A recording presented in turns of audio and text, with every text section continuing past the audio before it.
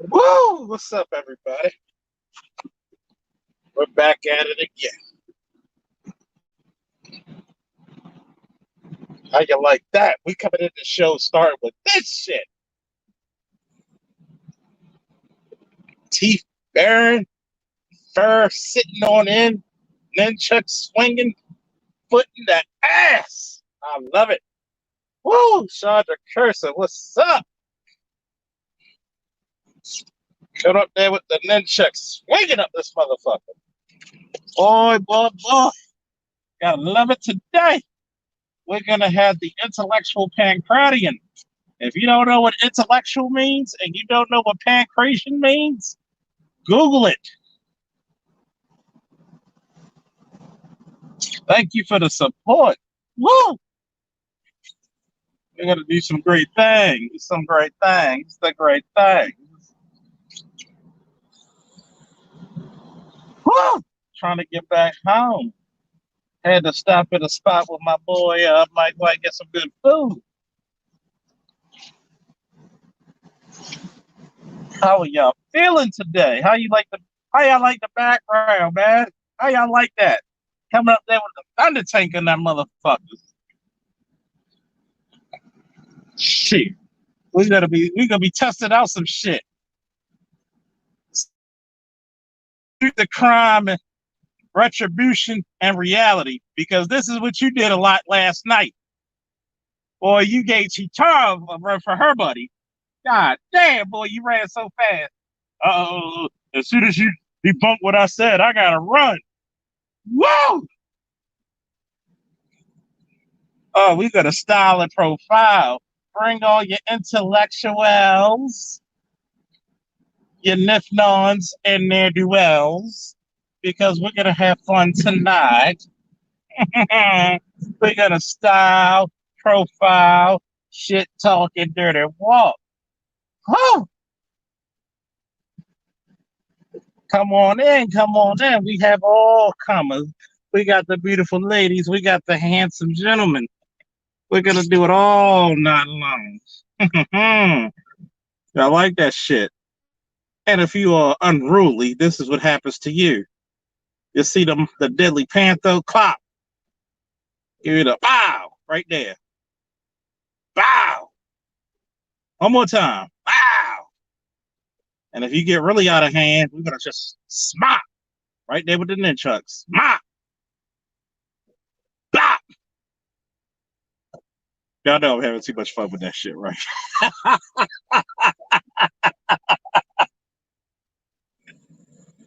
Oh man. Thank you for having so much love for Officer Faulkner. Because damn sure Officer Faulkner loves you all. Mm-mm-mm. I don't know who gives me so much love. My fans who support or the haters who wish me hell, even though I'm gonna still do well. Oh well, you fucking ne'er do well.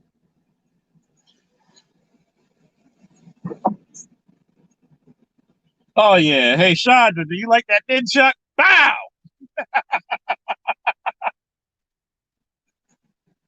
Like, share, subscribe, give a brother a like. If you feel inclined, cash app $1 or two or five. We don't ask for much. We're raising money for the better sound system so we can play some music, some sound effects.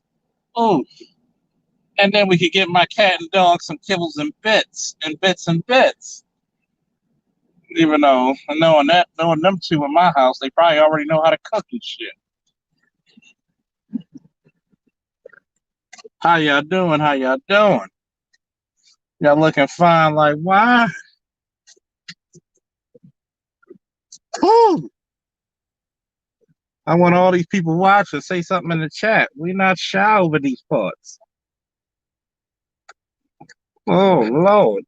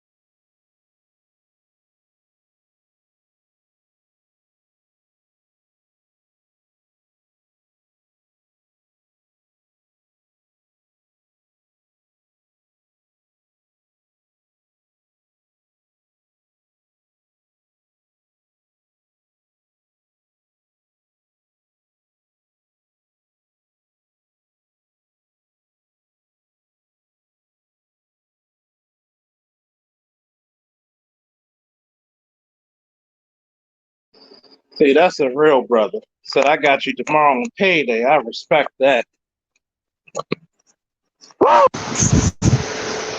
We're gonna get up in here fine.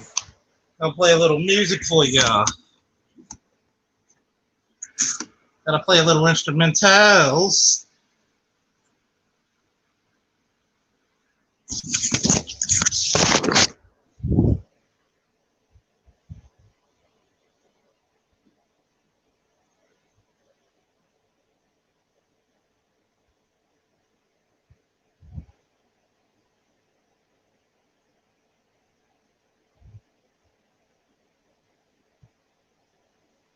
Gotta have a nice little lovely day, man.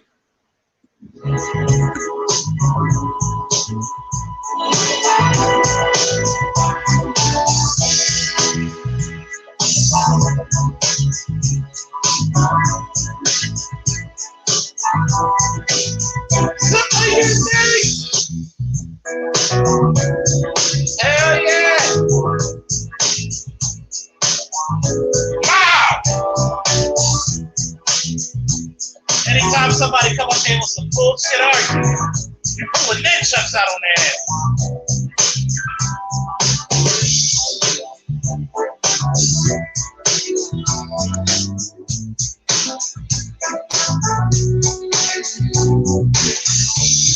Give me in the one in the chat if you can hear that clearly.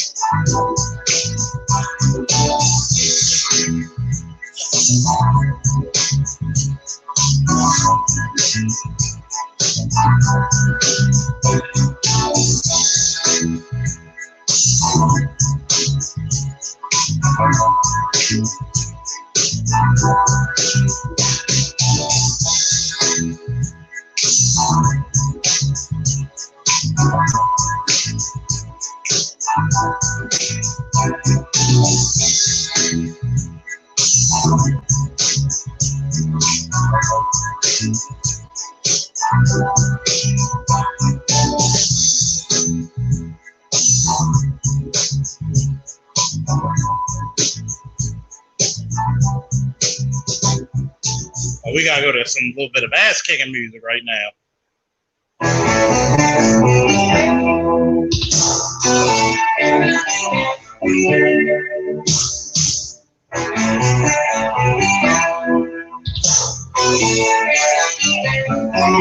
Give me a woo in the chat if you like those backgrounds I'm putting up.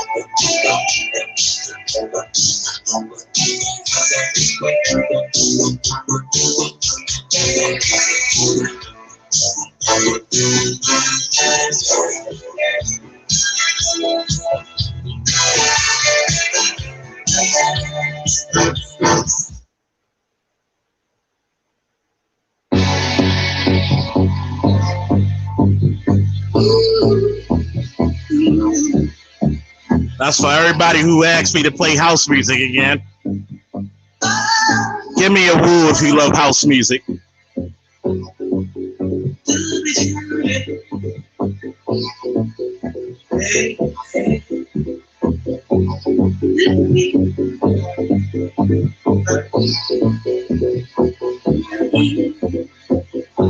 Lift me up when I'm done. Lift me up off the ground.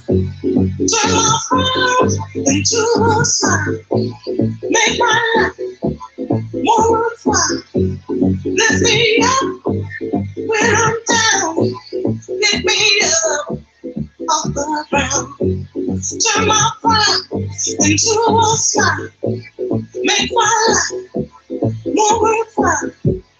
Brighter days, brighter days, brighter days, brighter days, brighter days, oh, brighter days, brighter days, oh, brighter days, brighter, brighter days, brighter days, brighter days.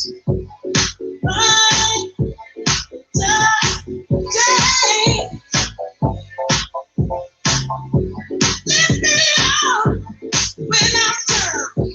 You pick me up off the ground. Take my crown into a sound. You make my life more worthwhile. You lift me up when I'm down. You pick me up off the ground. You take my crown into a sound. You make my life more worthwhile. Brighter days, brighter days, brighter days,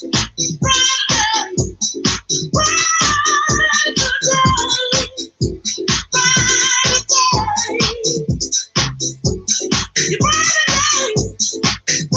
days, brighter days. You brighter days, brighter days, brighter days, brighter days, brighter days,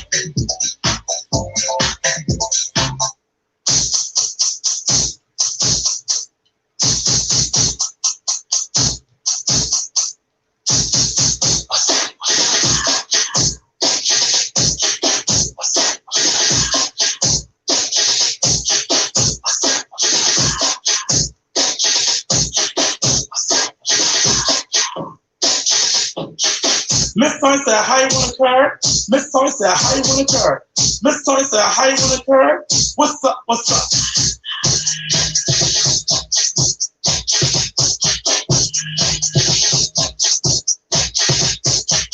LP said, how you wanna curve? LP said, how you wanna curve? LP said, how you wanna curve? What's up, what's up?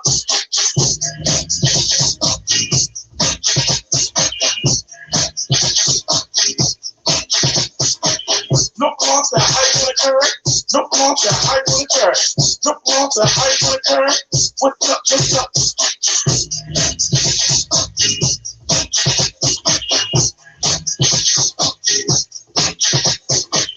No preach that how you wanna curve. No preach that how you wanna curve. No preach that how you wanna curve. What's up? What's up?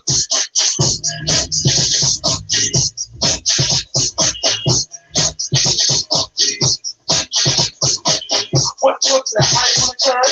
What's that how you wanna curve? What's that how you wanna curve? What's up?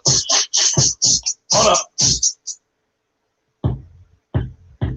Everybody in Baltimore, or from the Baltimore area, I'm gonna take you back a little bit.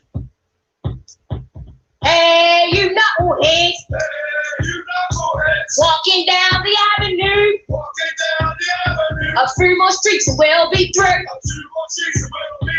Bangtown, North and P, Park Heights, RNG, White Lock, Terry Hill, North and Long and Donesville, Murphy, Holmes, EA, Greenmount, Barkley, Walbrook, JCT, Poplar Grove, and ED. Flag House, LT, 28, Tivoli, Alameda, Mount Street, Emerson and Pulaski, Saratoga, Garrison, North and Euclid, Westport, Sedonia, Parkside, Moravia, Sinclair, Wood Street, Middle Chase, and Biddle Street, York Road, Crescent Street, 24 Bernice Street, 21st, 20th, Bethel and Lafayette, North End, Catonsville, Warwick and Rosedale.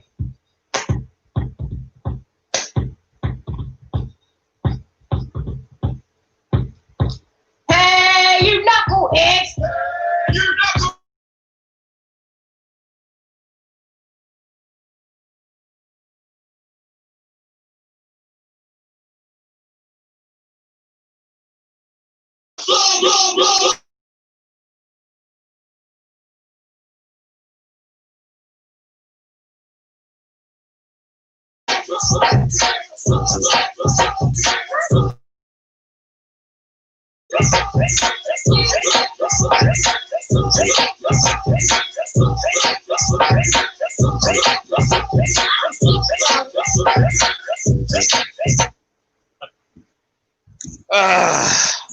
What's up, everybody? I don't want people to be like crashing, dancing, and shit.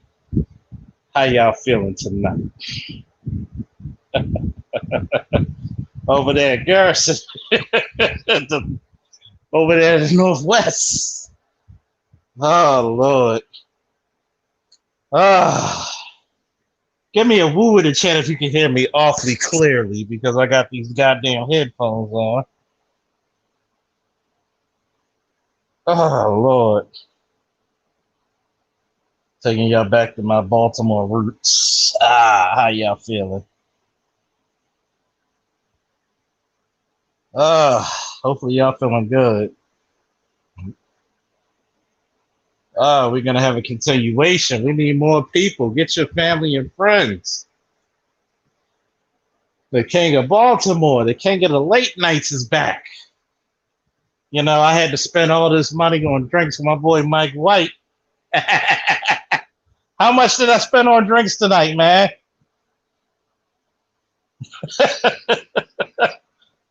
I just want to see his response because I know he's probably red in the motherfucker.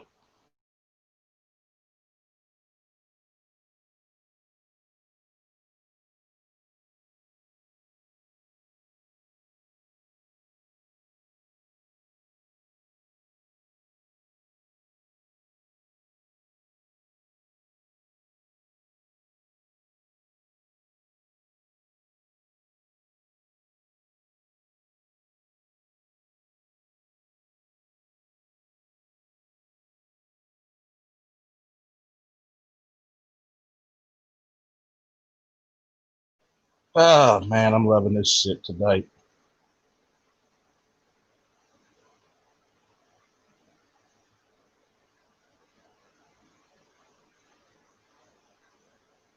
What's up? What's up? What's up? Ladies and gentlemen, Chief Engineer Chaos Fine, how you feeling? Yeah, I'm good. I'm good. I see the cheetah running. Oh, yeah. That Cheetah. The fastest. You know, they used to call her Cheetah the Swift. Woo! Let me put it to you this way. If my man Crime if my man Crime listed, this is who I was thinking of the whole night. That motherfucker ran so fast. Oh my goodness. Just in case people wonder where I'm from, I am from East Baltimore. I am from Orleans Street, Patterson Park, Eager Street. I am from Preston and Valley. I am still East Baltimore, okay? Shit, don't make me start playing out fucking songs and shit. And guess what, folks? We're going to have an intellectual pancratium. Okay. What does the word pancration mean, if you don't mind Googling that for me, Chief Engineer? Because a lot of people don't understand what the pancration is.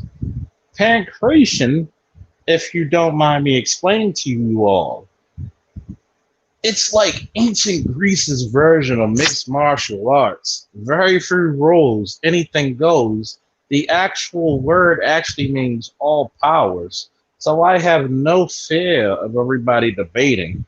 You better come right or I'm going to decapitate your ass.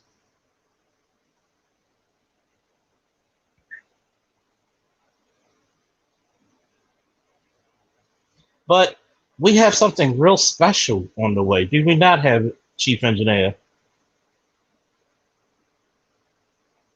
Oh, I had to add him back in. But we have something real special in the way, Mr. Chief Engineer, don't we? Yes, we do. Yes, you said something. Oh, okay, go ahead. Go ahead. May you say something? I'm just being an asshole, but please explain to the people. I'm gonna mute myself. Okay.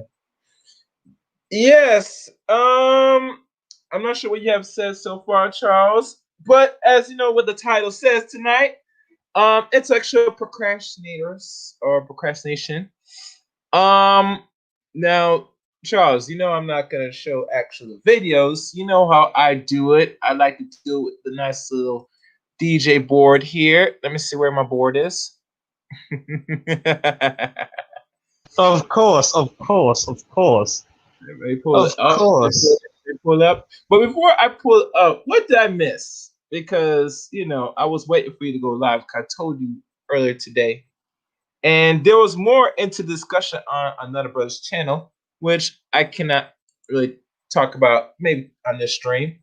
But I'll pull up what I've heard so far, and we could probably dissect it, or you give your own take on the matter. And what has been spreading rumor around, it seems to me we have certain people, or we call non-black people for those who don't know, in the so-called space where the black man acts very timid, very Oh, relaxed, oh, very we got quiet. all night to dissect this shit. And, And before and, you and- play it, yeah, go ahead. Go ahead. we're gonna rock off, shake off, rock off. Because Mhm. I'm gonna have to be in a happy place before I dissect some ugly shit. So, Yeah, all my fellow club, Baltimore clubhouse, and fellow patrons, fuck it, this is for you. You ready? yes, go ahead. Is to love me, ride me like a pony. Can I be behind you and rock you forevermore and more? Is to love me, ride me like a pony. Can I fall behind you and rock you forevermore?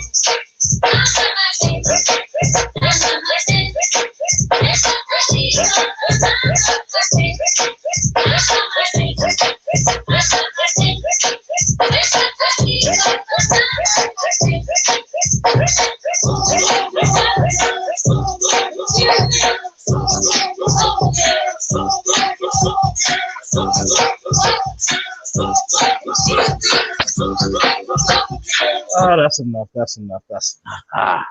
See, All right. I have to be in a happy place. You understand, Chief Engineer? I may be Captain Kirk, but you goddamn Yes. Scotty, okay? And guess what? Captain Kirk might have been a great captain, but he wasn't shit without Scotty, right?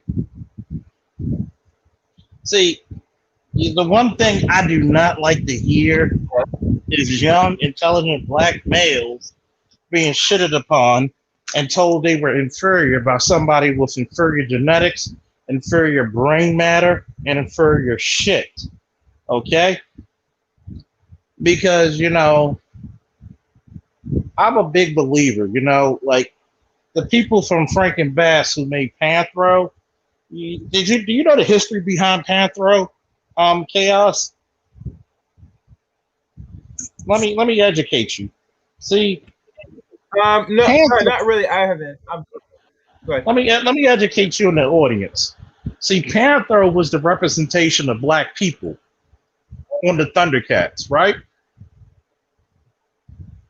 Because when Lionel put the sword of omens to his head, the eye of thunder was right there where the pineal gland was. And the pineal gland, throughout African history and spirituality, gave you foresight. And Lionel said, sword of omens, give me what? Sight beyond sight.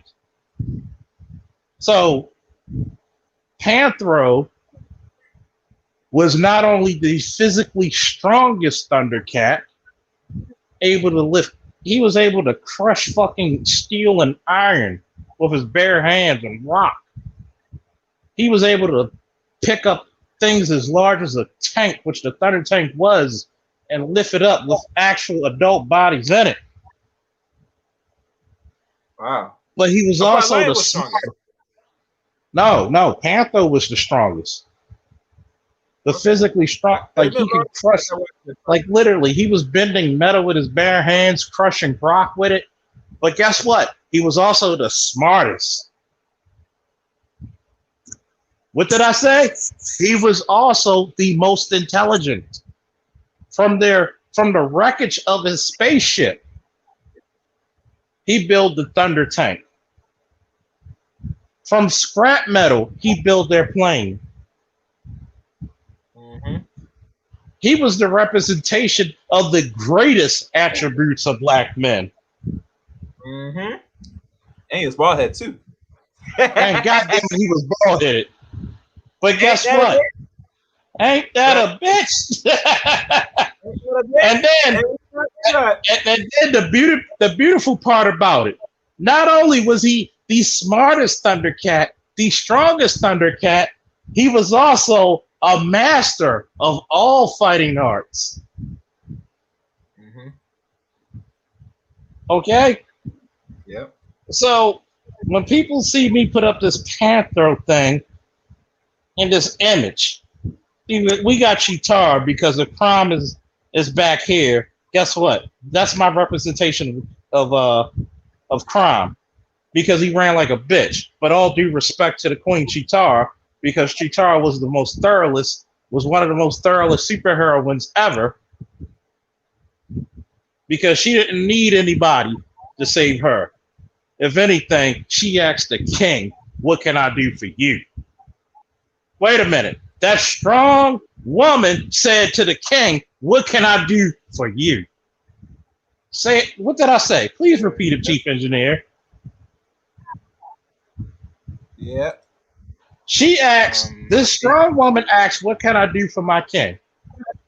But yet, you ran faster than her once somebody debunked your bullshit arguments. But we're not even going to worry about you anymore because you're insignificant. And we prove it over and over and over again. See? Yep. What's up, nephew? What's going on, Uncle Chuck? Just sitting there soaking up the game. You like these little images, right? That's all this shit, right? Hell, this reminds me of the old. Now I'm a young cat, but I remember some of these old cartoons. Oh yeah, that shit is beautifully drawn. See, I'm a soak up game because a lot of people don't understand about the 80s cartoons.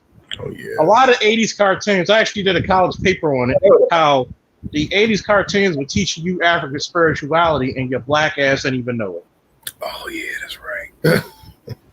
What was the moniker of He-Man, as a matter of fact? By the power of Grayskull. I have the power. Oh, see, he wasn't talking about Castle Grayskull. He was using African spirituality to invoke the power of his ancestor, King Grayskull, to grant him great strength. Not just great strength, because him and She-Ra, which is his twin sister, and by the way, She-Ra and the people who want the outtakes, that's why sometimes you got to buy the Blu-rays to get the outtakes and also the extra content. They even said, we got it from the Egyptian god Ra. Her name literally means female god. They were invoking the strength of their ancestors to get godlike strength and ability.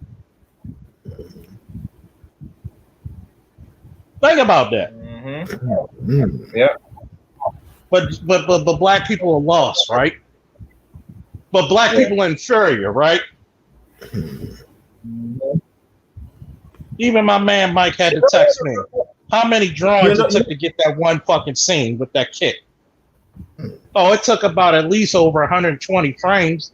And don't get me lying, because hopefully my boy Art Newstyle, who was actually a college professor in art and animation, who actually did the animation, will actually tell you how many frames it took for that beautiful piece of artwork. See, but this is the fucking reason why I tell you, out of fucking college papers and research and life learning and living, how the fuck can I be obsolete? How the fuck can I be inferior when you fucking copy me? Yeah. Mm-hmm. But think about this, bro. A lot of black men today, I don't give a fuck what they said that they don't believe that and they say it doesn't affect them. It does. And let me tell you why. Because being around them, you and your subconscious mind feel that you are inferior. You will believe everything Exactly. this pecker will tell you in front of your face, in front of your motherfucking pal. I don't give a fuck anybody here just say, and think you're inferior. Fuck what you feel, fuck what you know. Any person will tell you, say that no matter what is, I'm smarter than you. You gonna have to check that door and say, well, whoa, what you said? Fucker? How the fuck are you smarter than me? Exactly. Whatever you get at your existence still dictates from me. If black men today, or just say black people generally, just say we stop what the fuck we're doing today, the world will stop tomorrow.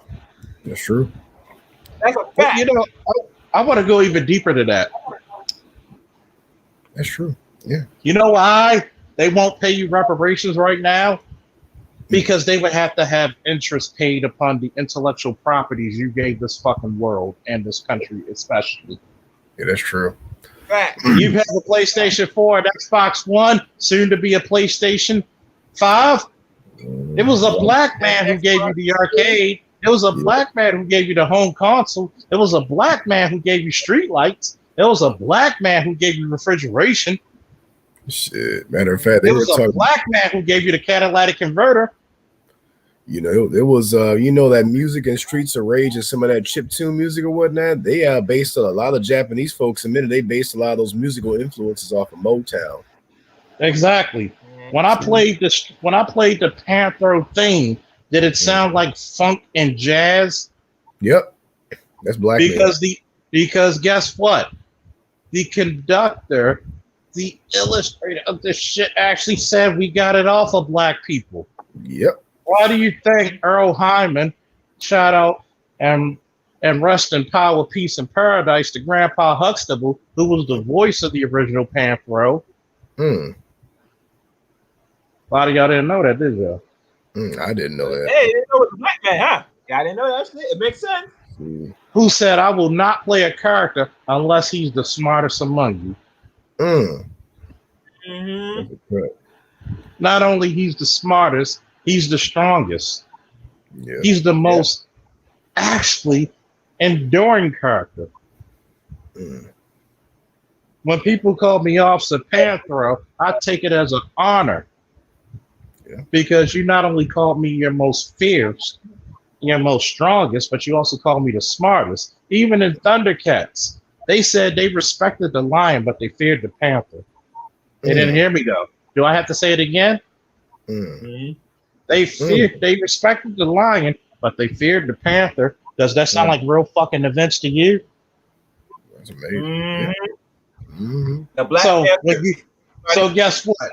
Think about this. When the government went into a fucking COINTELPRO program in the 70s, in the 80s, all those little white children praised and revered what? A Black Panther. Yeah. Think about that. That's some G shit. Wow. How many times when some of these parents and these people who participated in COINTELPRO, they had to buy their kids a goddamn Black Panther. Makes you think, doesn't it? No, yeah. Yeah. We don't deal with, if you haven't learned anything from yesterday, we don't deal with idiots. Yeah. And I'm sure as hell not one of them.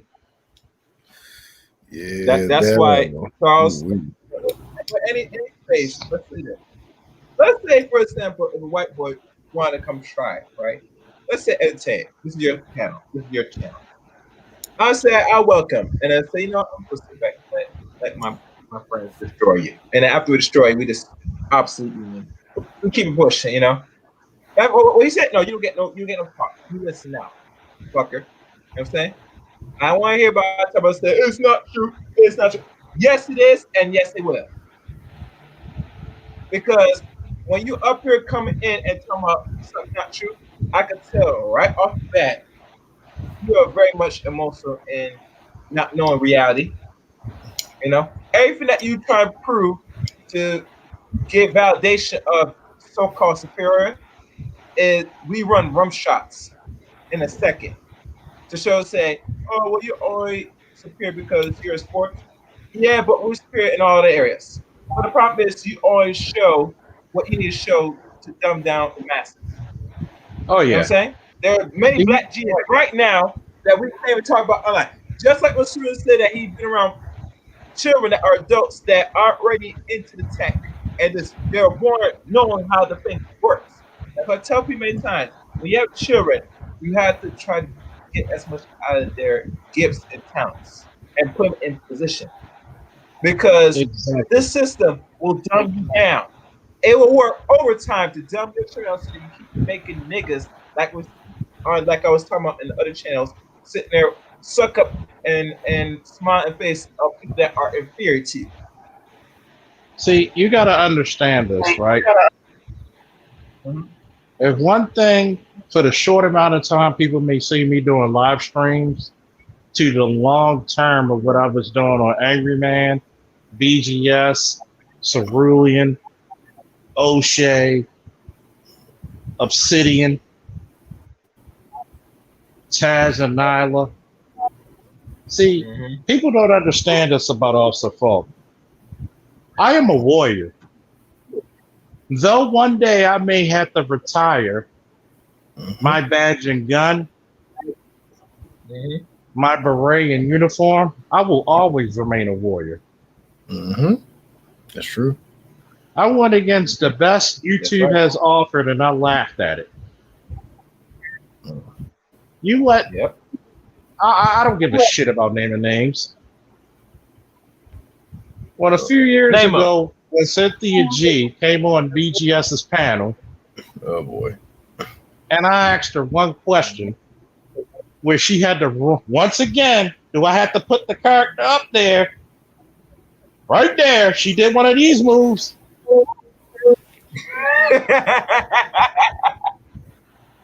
Y'all niggas should have never let me learn how to do this shit today. And I asked her one simple question. So, how you doing, love? My name's Officer Falk. Let me ask you a question. What's the opposite of a beta male coon? You thought she choked on a fucking Red Lobster biscuit with no water. Because remember when I teach you, nephew, when you wanna, you can go around the foxhole, you can dig the rabbit hole, but always be able to fucking know when to let loose that fucking knockout blow or that fucking Ken Shamrock ankle lock submission and break something.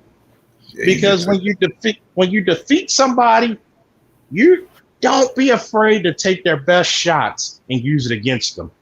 Yeah. I'm gonna use what the fuck you build a platform against, and I'm gonna cut you right at the foundation where you're strongest. Damn. Because I know you have nothing else left. Yeah. When I wrestle, people will be like, "Oh, Charles, look out! He got a good single leg, nigga. We'll test it today." Nobody had a better takedown than me. Yeah. When he came for a single leg and I pushed him off and I walked around in a circle, I was like, "What else you got?"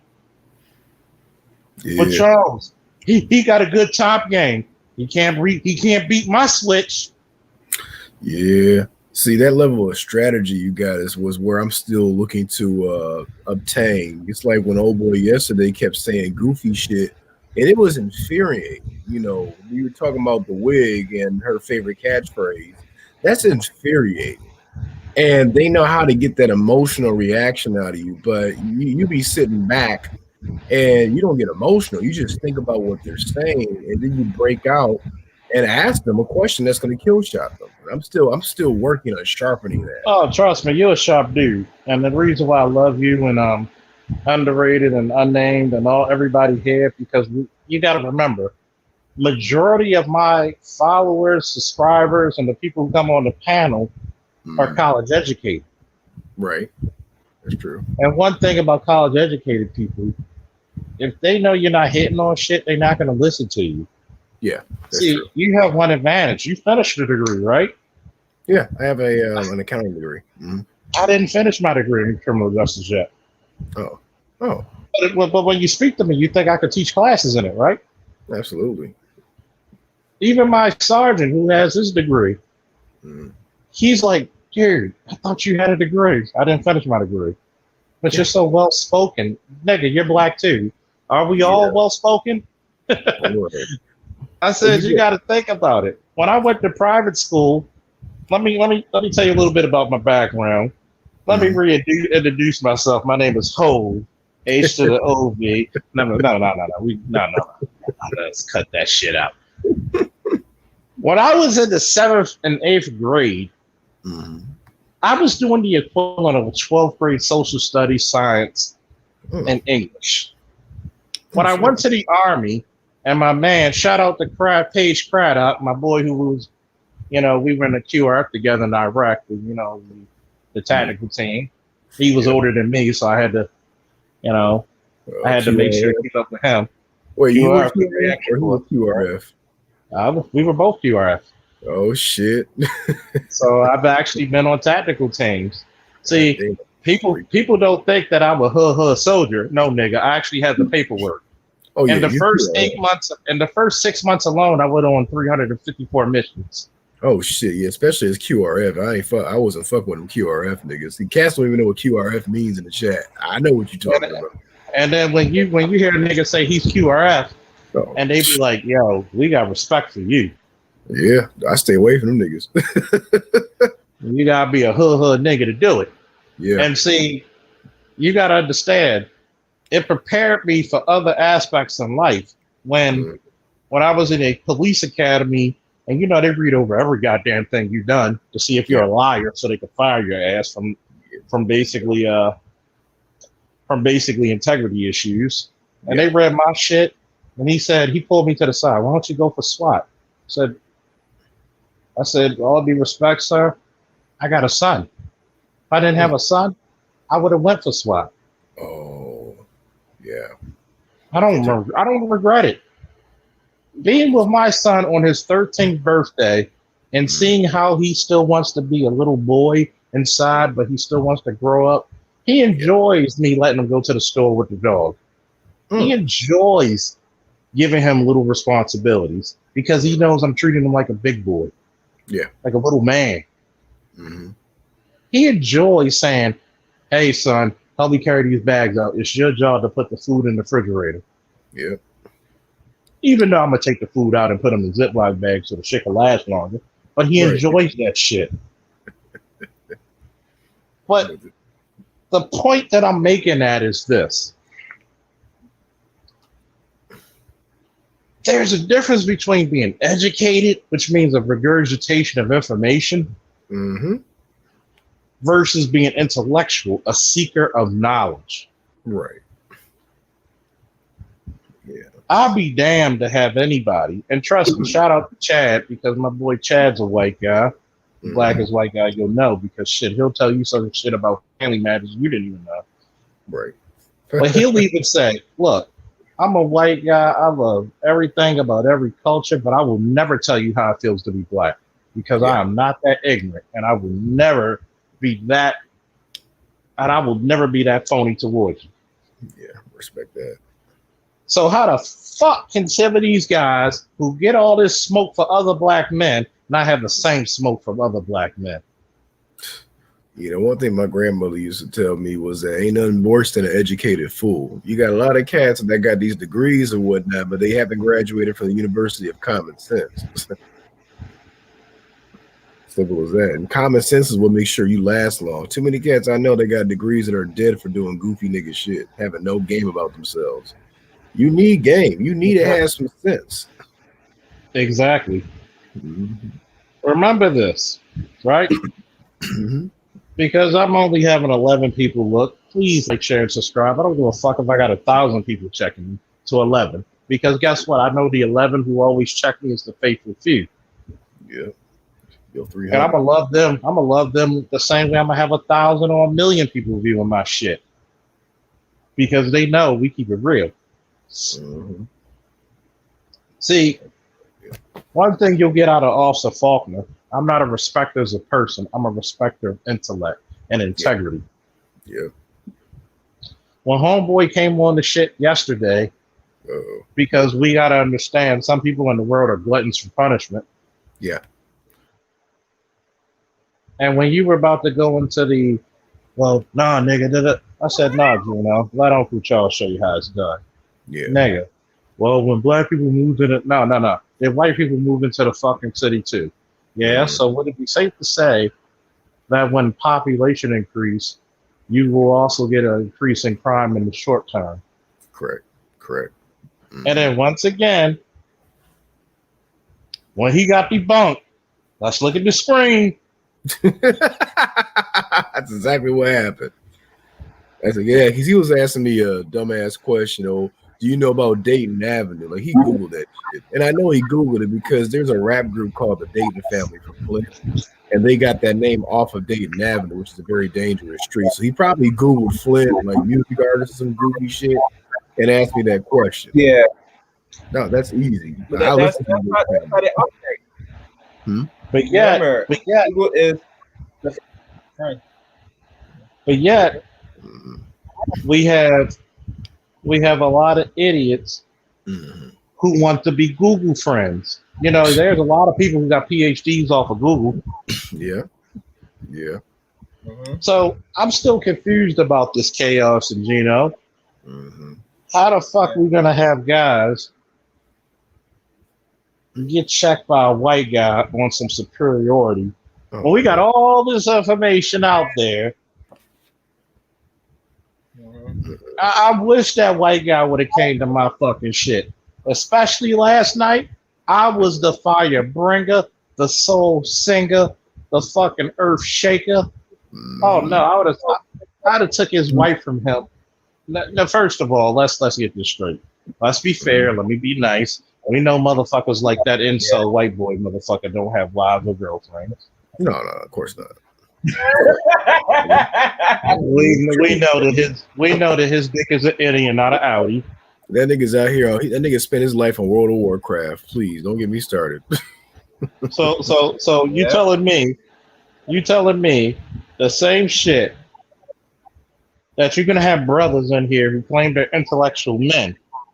See, when you're intellectual, by the nature of the name, you're not afraid of the challenge. If anything, you as the words of my man Panthro, when Slive asked him, I am unarmed, do you not prefer to be the same? And guess what Panthro replied to him? I prefer it. I prefer to go hands on your ass. See, I prefer. Like, why do you think I love this character Panthro? Well, he disarmed the dude had an axe. He chops it in half, swings his nunchucks, and said, "Would you?" And the guy's begging, "I'm unarmed. Can't you fight me the same?" Dude said, "Well, I prefer it so I can put hands on you." See, I was pissed when I heard about this. When I heard about this Caucasian in the space, but I was on Kendra's channel and she was talking about it. I was on her panel, and I was like, how come I didn't hear about this? And I realized the two Negroes that this Caucasian was hanging out were two dudes who were out here kiki and caw when a male porn star was in the space. That's why I don't fuck with them. So that's why I didn't know about this boy shit. Yeah, Mr. Fantastic. I should be naming names, but this is the same nigga that was like, "Hey, Mr. Pipes," when Wesley Pipes was on Hyena George's panel. So I don't hang around goofy ass niggas. I have trust me. I had my run-ins with that fake ass Reed Richards. See, I don't listen to the channels of hoe ass niggas. I'm sorry, I'm from Flint. I might be a nigga nerd and all this and all that, but I'm from Flint originally. So trust me, you can't. The toughest motherfuckers to fight a geek who's black. Yeah, you had to learn how to fight. Yeah, I'm a Superman and comic book fan. I had to break noses, man. Might even got my ass whooped, but guess what? They ain't fucked me no more. Yeah, I got my ass whooped a few times. I survived flip. That's why I tell cats up front, like, I'm strategic in the game, but I don't respect goofy dudes. Like, if you out here on some hey, Mr. Pipes to a male porn star, Mr. No, we not doing that. That's goofy ass shit. So that's If why anything, I'll be like, yo, I got so much ass off of you, my nigga. right. This nigga was talking about he could remember a scene where there was a certain painting in the back. I'm like, what the fuck? So you study this man's shit. No, I'm good. So Some no, that's motherfuckers actually do that.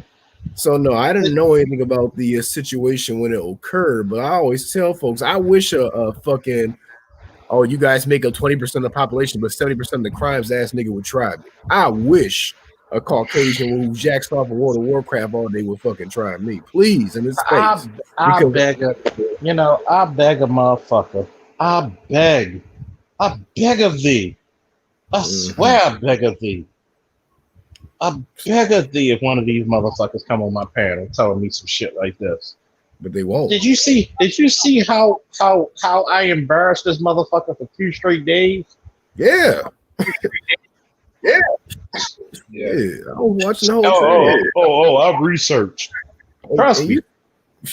You research and don't get it twisted. You see how I'm cut. Me and Cerulean, bless that brother, good brother. We were having a debate over that gynocracy shit, but you didn't see me running like a little bitch. And guess what? I loved it.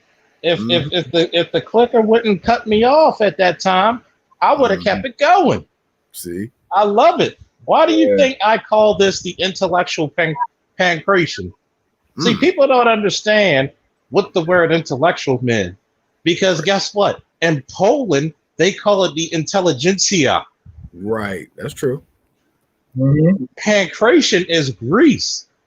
You ever heard of Pancrase, where Ken Shamrock was the first king of Pancrase? It was based off mixed martial arts in Greece. It means all power or all powerful. Of course. Meaning there's very few rules I have when niggas debate, because guess what? When grown men debate, eventually they're gonna come to a seeing eye point. Yeah. As long as niggas ain't doing no goofy shit like insulting people. That's one thing I don't do. I don't believe in the only time I insult people is when they insult me. And see, Cerulean didn't insult me. So we just went back and forth. But you and Cerulean looked at each other like equals. Yeah, men. We're both men. I'm not arguing with that little goofy young dude that was disrespecting me. So that's bitch. That's that welfare sucking mentality. So, Cerulean was an equal, and even if we weren't equals, there was a mutual respect. Yeah, because notice how y'all were coming to agreeing, and notice what I said when I had to referee a little bit. No matter how fucked up the women are in the community, that doesn't excuse you from being a man. Correct. Yeah, go ahead. See, me and Cerulean came up with the Gray Faulkner Initiative. Does that mean we agree on everything? No, but we respect each other's opinion and we come to a bottom line, and that's how black men ought to be. Yeah. I was telling the cat the other day, I was like, the brotherhood, the black brotherhood, the black male brotherhood is of course, the black male. The black brotherhood is important to me. It's important to me above all else. So, I don't give 2 fucks in the shit on what the feminists have to say. When the simps, which I really call them eunuchs, because they're modern day eunuchs, if you think about it. When they come in and try to buffer and act a fool, I ignore them. But I respect, the relationships between black men. I respect the brotherhood. The brotherhood is like a religion to me. So that's why I talk about respecting hierarchies. It's very important. Respecting the authority of other men in their spaces or whatnot. That's what these young cats need to learn. That's why when BGS and I were on that panel, that young dude called BGS a clown, it was funny. Kendrick called it out first, but I was like, hey, man, you just stop talking and apologize to BGS before we can proceed. Number one, BGS is old enough to be your father or grandfather. Amen. You would have got stomped out like niggas like that when I grew up would have been crippled like they had polio. They don't know. See, a lot of niggas think because you see the joking, cracking, jovial side of me that you don't see the ugly side of me. Okay, ask Mike. He's in the chat room. When we worked together when he was with Baltimore City, he's with the county now. Yeah. Oh shit. County. When it was me, him, and a female officer, you disrespect that female officer, you're gonna pick your fucking teeth off the fucking floor. Absolutely. Hey, and if she didn't hit you first. Side note, hey, y'all be at Dangerously Delicious Pies, man. I be going out there when I'm in Baltimore. I love that. Sometimes. My shit. It's so many places to go, and guess what? Shout out to Simply Unique. I will play the go. You know, put your one leg up and put your booty in the floor. Southeast. You know, shout out to all the people, and shout out to my girl Shawnee. It's her birthday. Well, it was her birthday yesterday. Now, you know, she turned 44, but you wouldn't look at it when you seen her. Oh wow. Okay. Yeah, she stays in the fucking gym. You wouldn't know she had 3 kids. Oh wow. She lives in a gym. Ain't no wrong with that. I need to get back to that shit. I've been on some stupid. Damn. God damn, she built so good. You make me want to lick her ass, bro. That's Uncle Chuck. Yep. Can't say I'm fake about it. No, but this app culture, it's not just the app culture, it's that single mother, you know, and the whole I can act a fool without consequences. That's why you got these young dudes that are 21 calling master teachers like BGS a clown over the internet because they don't have a sense of consequence. You know, you can hide behind that keyboard and say that goofy shit. Mm-hmm. See, you know, you hit it right on the head. Mm-hmm. Like, you know, brothers used to go and just in the lands unknown, worlds unseen, to make it better for the next generation coming after them. For example, in the 70s, how hard do you think it was for my father to get his 2nd and 3rd degree black belt in Shang-Ru karate in Okinawa? That's hard. That's hard as hell in the 70s. Like, he's a fucking legend.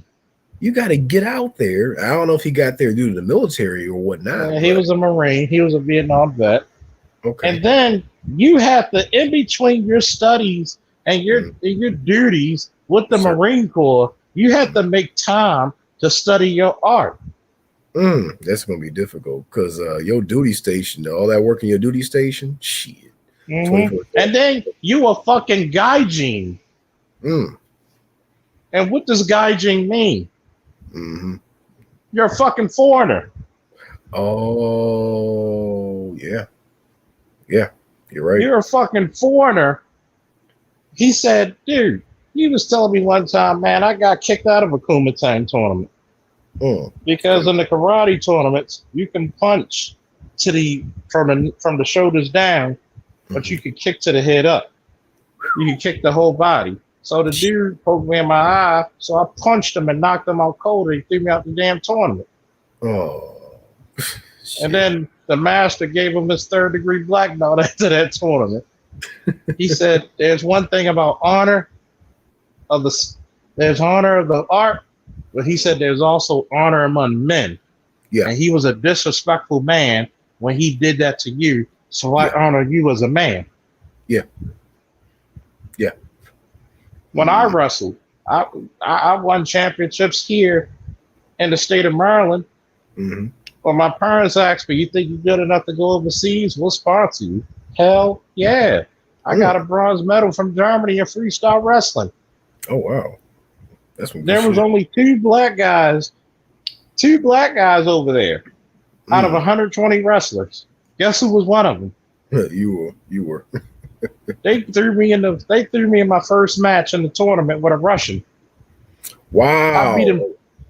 I beat him 12-4. Oh, and it just everybody's mouth was dropped. Yeah. We didn't know you were that damn good.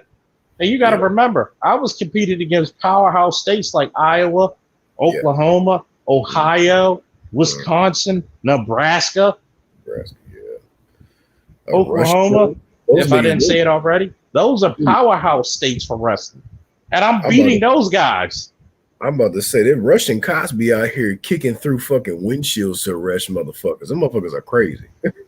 And guess what? They weren't crazier than me. And I'm still wondering, with all this fucking black ingenuity and greatness, how the fuck you gonna let some little pasty faced white boy? And shout out to my white brethren who understand shit. Yeah. Because you're not the same like that jackass. Yeah, right. But how you gonna let some little pasty faced Antifa motherfucker tell you about some fucking struggle? Now, do you want the BGS answer? Or you want my answer? I want your answer because BGS isn't here unless he's here. He can talk his answer. But we want the grown man answer from you because we're gonna treat you like one. I gotta reference him real quick though. But BGS is nice. He was like, "Look, man, you know they got some of these Negroes got a little white man inside them." My answer is the thing is each brothers they're used to seeing their mama throw their pussy around to white daddy for a welfare check at the damn welfare office. So they think they can throw their butt cheeks, crack them right wide open. So they hope the white boy will appreciate that. That's what them do. When I see Negroes allowing that and making excuses and caping for some little pasty ass World of Warcraft jacking off motherfucker, that's what I think. You want to crack your little butt cheeks open with that motherfucker, your little pussy. But you know, I like to clear this up. This isn't no fucking hate speech. I'm saying. Oh yeah, true. This isn't no. This isn't no. This is just the Aries in me saying, "Motherfucker, please try better." Yeah. You can say it's the Aries in me. Please try better. But you got to think about it though. You have an individual who's foreign. I mean, we already know about the race relations. I ain't got to get into that. But when you're sitting here and you're being submissive to a man outside of your culture that's coming in, because that's what that was. That was an act of submission to this pasty motherfucker, to your dominator. You're allowing yourself to be dominated by this dude when he walks in and disrespects you like that. So that's why I'm harsh, because I'm like, no, you don't sit here and try to act like a little hoe when this little Antifa little bastard walks in the fucking stream yard. I would have kicked his ass out because ain't nothing the fucking white boy can tell me. He can't tell me shit about my culture. Here's the fucked up thing about it. Mm-hmm. How can you say we're inferior to you, but you still use 85% of our invention? Right. Fuck. How can you say we're inferior to you, but over 50% of your men are genetically inferior to us? That's a cut. How can you say you're inferior, but you always got to make laws to keep fucking with us? Because you know within 5 years, 5 to 10 years, we will surpass you. Yeah, you got to suppress us, but we're inferior. Think about how many men like yourself still manage to get college degrees. Men like Chaos, who still can work his way around a computer like he's salsa dancing with a beautiful woman. Men like myself and Mike, who managed to deal with the Baltimore Police Department and other departments we work for. But how are you inferior? When you're barely coming up to equal, when you're given a fucking 400 year fucking head start, and you're barely coming up equal.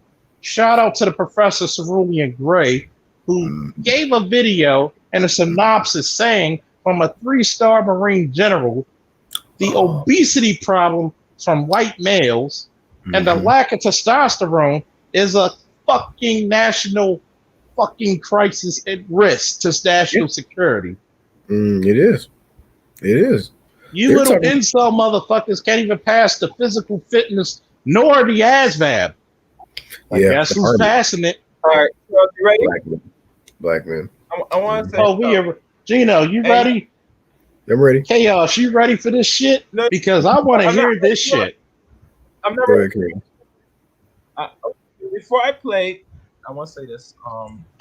You said even more than what these dudes don't have no understanding.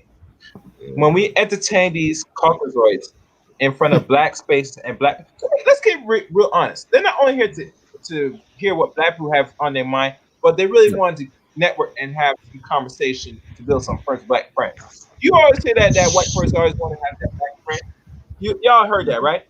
Yeah. Because when you sit here and you listen and say, it seems to me there are two things that the outcome I get from you. Either you try to look for black friends because you don't have no friends, or you hear this list what black people have in their mind, so you go back and tell your white friends. Yeah. Because last time I checked, black people are not in your fucking spaces. We're not in No. these Reddit spaces where these white people talk about all nonsense and fuckboy and incel, all this, or sex dolls, all this stupid shit. No, we're not in these fucking spaces. You get me? We're in our Okay. space where we have our own shit and fucking problems to deal with. So when I always suspicious, I'm suspicious when I find them come in our space to have conversations. Yeah.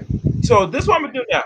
Since everybody's ready and we're in the top of the hour, over the hour in 6 minutes, I'm gonna put the cash one more time because I'm going to play this and we're going to deconstruct this Please nonsense. support the channel. Please support the chief engineer because he takes good damn work to give you this great recording and this great intellectual debate. So please support my Cash App. Please support my engineer's Cash App. Not much, even if you don't have much. I know some people said they will donate tomorrow because of payday. I support. And I love you all. Woo! Roll that goddamn bean footage. Ready. Yes. Let's get on second, mute while guys. we hear this shit. Yep. And you might have to share the screen a little bit because I'm going to open up the thing now. So let me put this up. Oh, wait, hold on. All right. Let me go to my screen share. And I might have to close some things so nothing this so-called Chrome don't kick me off. Hopefully it's cross our fingers. All right, good. The application is opening up. So let me go to Chrome one more. Where is my player? Give me a second, guys. It's a little bit tricky. I'm trying to find it. It's all good. All right. These animations are dope. I ain't gonna front. Let me close this. Yeah. Got me thinking. Animation dope. Yeah, guys can Animation talk dope as shit. Animation dope as shit, isn't it? Hell yeah. Yeah, your That's guys. the- Your guys got Man, because I think it's don't worry. Just let as us I know get when this you're on. situated. Just let us know when you're on. See, it's kind of funny how, a brother who's not the most computer savvy motherfucker, give me 5 minutes and I find out I can put this shit up there. Oh, we're going to be entertained. Why do you think I always said the intro of Thundercats is one of the most beautiful? There should be the Smithsonian for one of those beautiful intros ever. You got me thinking of something. I'm trying to get this video game program, and I kind of want some old school animation in there. I'm gonna tell you two places you go. Mm-hmm. Look up old school Gundam and Robotech, Thundercats, Silverhawks, and He-Man, especially the anatomically correctness of He-Man. Okay. Taking this down. Yeah, if you want to build female characters, look at the old She-Ra Princess of Power and just pause it and watch frame by frame, slow motion, frame by frame, how they can make cartoon women look almost realistic with the gestures. Go ahead. Yeah. I was thinking of like a Motown style for the theming, but that's kind of hard. I can't find any good Motown cartoons. So it is what it is. Probably the 80s vibe would be a better look though. Just The for 80s. The 80s usually you'll have your own. I'll swear to God. I know some people may disagree, but 80s had the best cartoons in the world. Yeah. There's a certain aesthetic to it. A very, very certain. You might have to share the screen. Oh yeah. Let me see if I can share it. There you go. Yeah, kind of like the old Hanna-Barbera. You have to take off that overlay, the animation overlay. Yeah, I got to take the animation thing. Yeah. Damn, I was loving that shit. Yeah, I'm just thinking. All right, it's whatever though. Moving on. All right. So all the people that's ready, I'm not sure if you're watching. How many watching right now? The numbers watching right now. We got about 9 to 11 people watching. I'm pretty sure we could get more. Like, share, and subscribe. Tell your friends, tell your cousins, tell your grandma. No way. Tell that drunk off the fucking thing to get a cell phone on and watch this motherfucking stream. Oh shit! I know what this is. Let me go make me a drink. All right. You're gonna need it. Yeah, some bullshit. All right. You want to drink and come back? No, kid, no, play it. Just go ahead and play it. Tell me you ready to sit down. I'll bring the laptop. I'll bring the laptop with me. Go ahead and do what you do. I'm not gonna hold this shit. All right, guys. Now for the hour that everybody's waiting for this nonsense, this bullshit. As I play the video. Oh god. No. Wait, you gotta use a technical term, brother. What do we call it? No. They're sex workers now. Respect them. How they keep the sex workers employed, brother. That's what tricking is. Yeah, I thought so because I had a GTA San Andreas, and you can do it in that game. Because you got a trick multiplier, trick bonus. Trick multiplier. Yeah. You would have drive The fuck? You know. You caught that That's what too. it is, man. Anyway, Sure. yeah, that's what it is, man. But anyway, other than that, what's up, man? What's your take on a whole bunch of black guys, talking about black guy stuff? I think it's hilarious. I always like channels like this. I actually had a weird question. It comes from like personal experience.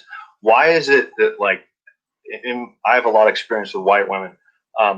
Now every time I've been involved with like a black woman, they like to be like, I don't know, like compared to the white chicks, they like you more if you talk to them like shit. I don't understand.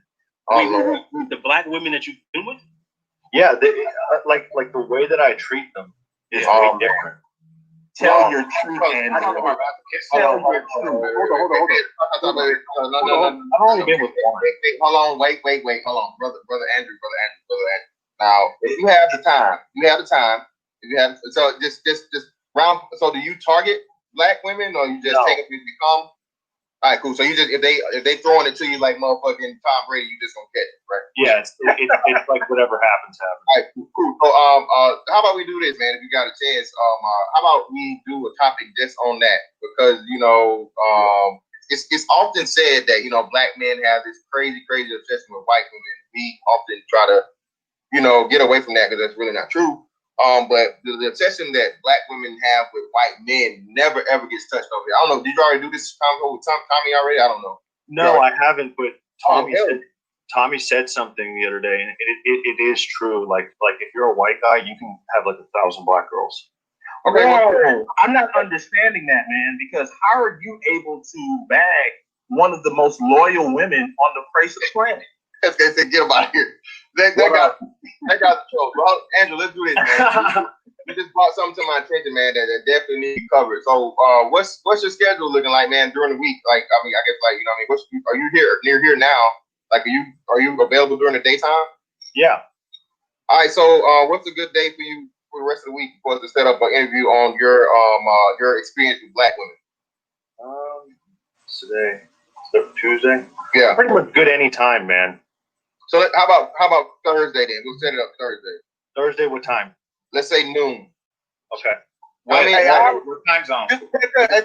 Yeah, I'm in Eastern time zone. Okay, so we good. We same thing, bro. And we how many black women we talking here? If you don't mind us asking.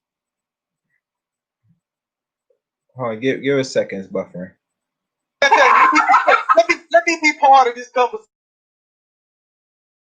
because Can't come. no, because there's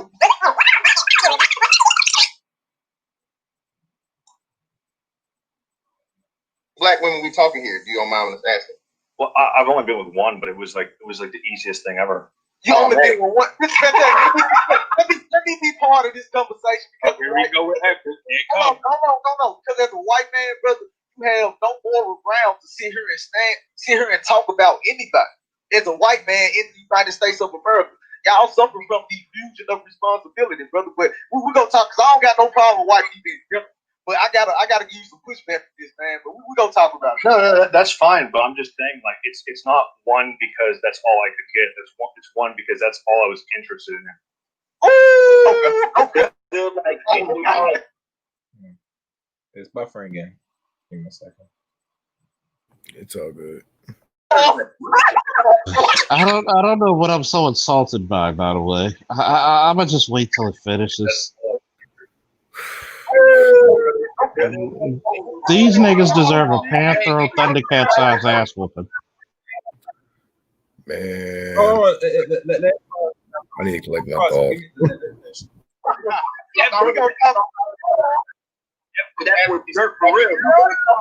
I mean, just the amount of book writing. Hey, Chaos, can I ask you a question? How many men were pregnant yes. because of this? I'm waiting till. All right, what you say? I said, how many of Go ahead. these niggas became Yes, pregnant after all the dick riding? Yeah, I was thinking the same shit. Like Something tells me it's gonna be worse. I mean, just to give my commentary before you continue, like how much do you have to? Yeah, like, go ahead. Because I wanted to. How much of a, go ahead. Sorry. Good. Give your commentary. This thing's buffering. I want to buffer it. I'm just saying, how much of a bitch do you sound like? Because the dude is disparaging. Don't get it twisted. I got my problems with sisters, but you don't do that goofy shit to an outsider. And then on top of that, you want some old, what time do you have so I can interview you? Like, you sound like a whole bitch. And this is what gets me upset. I'm gonna be bowing down and kissing the ass of a motherfucker that can't hold a fucking candle to me. Like, this nigga is not even equal to one of my falling pubic hairs. Right. Like, our problems with our situation is our business. I mean, I have nothing to discuss with the individual who's from the lineage that created the situation in the first place. Exactly. Do you think he goes to black channels talking about, well, you guys are fucking the shit out of our women? Oh, you long dick, your dick going to your knee, motherfucker. No, he wants to kill us. He's on Stormfront right now. Not even the fat whales up there. Listen, but yet, the fat whales of their own. Yeah. But yet, these are the same motherfuckers that will be giving up smoke on panels about all kinds of dumb shit. Yeah. I will actually admit there's a gynocracy, but guess what? You can overcome it very easily. Yeah, you can. Yeah. It's not a. I don't pay you bitches mind. That's it. It's not a matriarchy. I think that's one thing Cerulean and I were having a conflict because what he's describing is a matriarchy. A gynocracy is subservient to the overarching patriarchy. I would love to get him back on stream so we can have that conversation. But it's a tool. It's a tool. And it's a beautiful thing because at some point, you and Cerulean would see eye to eye. Oh, I can't see eye to eye to this jackass. No. I can't. If this guy came onto my screen right now, I'll be like, "Who the fuck are you trying to talk about? Oh, well, it's so easy to get this."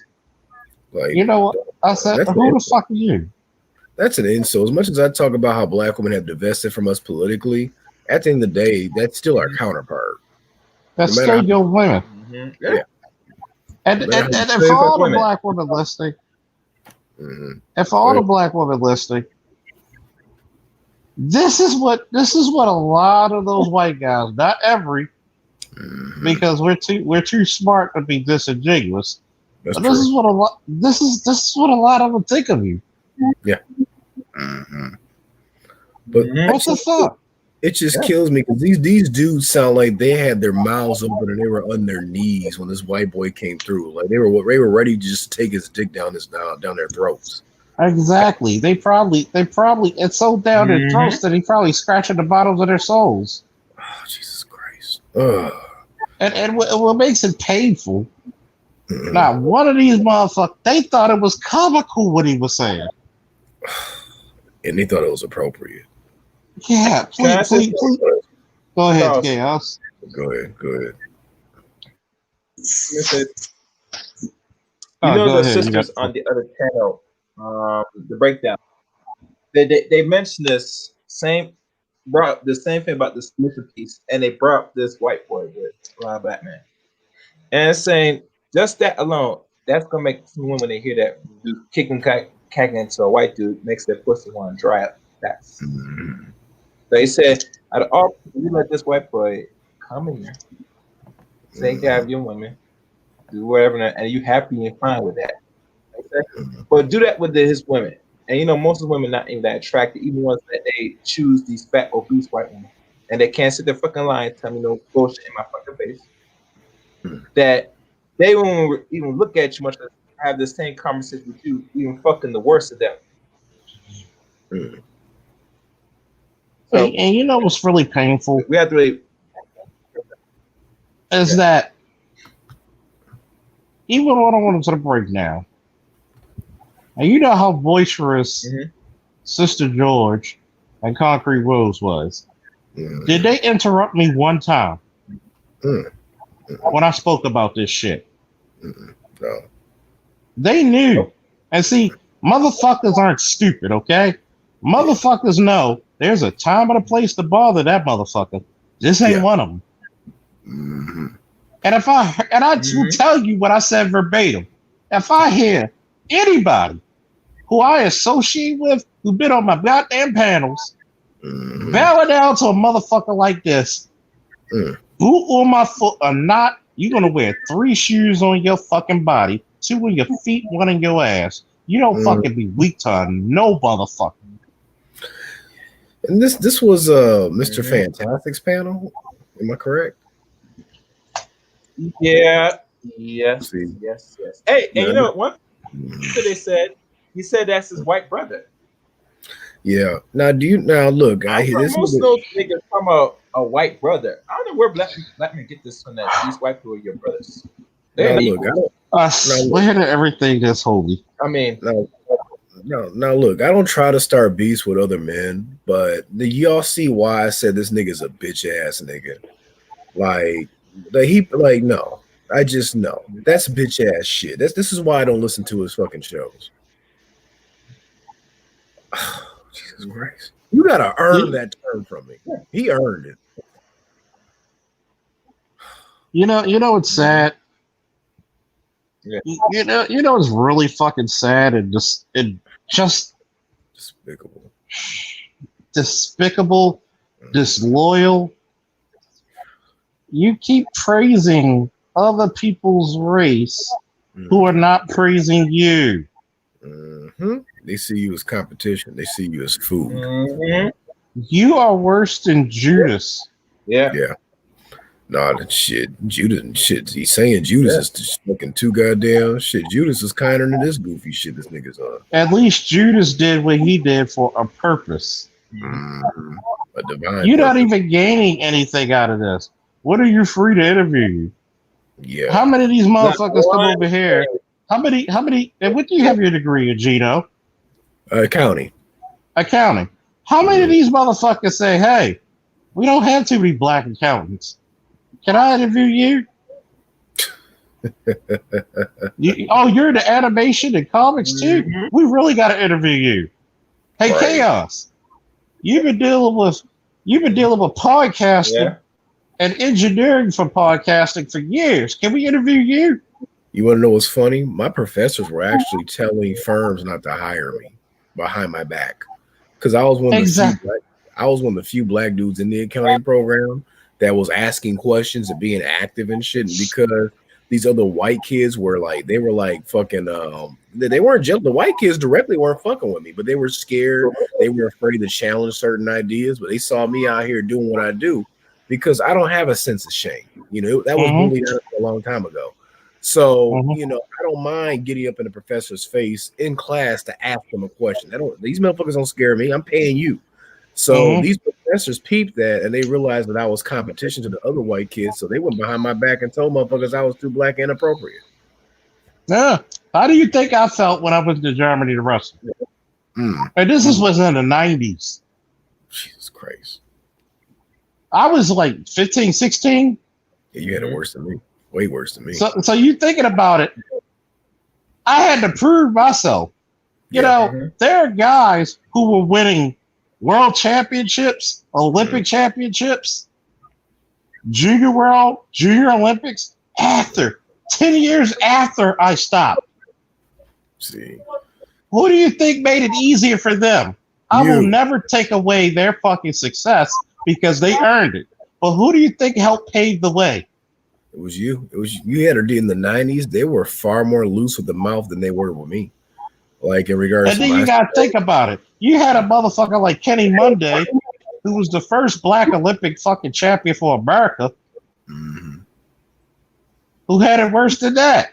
Yeah. Then you had guys before that who had it worse than that. Dude, there was. And I will never say that I'm that great compared to a Kenny Monday, but a lot of people, when you hear other black men's stories who are 1,000 times more worthy to be interviewed, like yourself, Chaos, and even people in my panel and chats. Hell, I would have gave Crime more time to fucking interview than this fucker. Yeah. You know, that's why it gets so hard on these young dudes. You know that one goofy dude, JoJo Sigma, he and Artisan got into it on a panel. I think it was Art of Edmore's panel. And like dude called Artisan. I know Artisan's in his 40s. He's got, I'm not gonna put his business on the streets, but y'all know about Artisan. And he was calling, fuck you, dude, and all this and all that. And I'm like, dude, shut the fuck up. Like, do you not realize what this man has done and has paved the way? I'm always getting on these young goofy dudes about that. Like when you come after an Artisan or a BGS or an Angry Man, or even you, Officer Faulkner, y'all paved the way for us. That's why I kind of come in as a 30-year-old millennial. I'm like a big brother to these cats. And that's why I show y'all the respect that's due, because y'all came before me. And you have to respect the hierarchy. These are the same young black men that complain about not having no authority, but I always tell them you got to respect authority before you can really earn it. But see, this is the fucking brilliance of the gynocracy. Yeah. And this is the reason why when you look at white supremacy and you look at the brilliance of it, they knew if you took one Lego out, if you took one podium out, that bill is faulty. Yeah. Poison the whole tree. The fruit's gonna be fucked up. And then what happens is you have a generation, maybe even two, who never understood male authority. Nope. Probably and three. Then you wonder why some of these guys who I gotta go to calls to, who get their brains blown out when they cussing out an OG. Yeah. Hard consequences. Do you know how many motherfuckers die because of lack of respect? Oh yeah. You see it all the time. People don't understand this in the military. Do you know what insubordination is actually punishable by? Death. Death. Yeah, death. By death? Yeah. You disrespect the colonel, and the colonel's giving out an order. You fucking that order up could lead to the deaths of men. Yeah, that's punishable by fucking death. They death. can legally shoot you right then and there. Yeah. Especially in a war type, and during a fucking theater of war, you can compromise the whole fucking mission. Yeah, because you want to be in some goofy shit. No, punishment by death. That's why treason. That's why treason is a punishment by death too, because you can inspire a mutiny. I wouldn't say a mutiny. We're not on ships, but you can inspire like a whole. You can inspire a route. That's the proper term. Yeah, a route. You start running or being treasonous or whatnot, you can fuck the whole goddamn character and discipline. That's why discipline is so important in the military. Because why do you think? Go ahead, finish. I'm sorry. Go ahead. No, I'm done. Go ahead. Why do you think the Gray Faulkner Initiative? I'm gonna say this last part to play it. Why do you think in the Gray Faulkner Initiative, discipline is one of the greatest attributes a black boy can have? Yeah. You're not afforded what other races of men are given. You're not given an adolescent point to get your shit together. No. But yet, oh my God, just go ahead, Chaos, play this shit because I'm going to mute up and I'm going to hear this shit. All right, guys. We're going to continue to take. brother. Yeah, I will. On Thursday at noon, I'll put that in. All right. No problem, bro. So appreciate you, brother. Thank you. Andrew, this ain't gonna be no beef, man. This ain't gonna be no beef. This is a conversation, bro. All right, good, man. Andrew, pull up in blackface for extra credit, Andrew. Pull up in blackface. Y'all ain't finna get my nigga card. Wow. Shout to Zero in the building, man. Zero, what you got, bro? My man Dirk back. He's African name now. What you got for Dirk? Well, I heard Game Changer say something, and instead of doing it on Thursday, we might as well just do a little bit of it right now. Game Changer said it's easy for people with triple-digit IQs to get women. Okay, he said that. He said it's a lot easier. Does anyone here know how many black men have an IQ over 100? Oh my God, this shit. Yeah. 16. Are you fucking? I'm sorry. Are you fucking serious?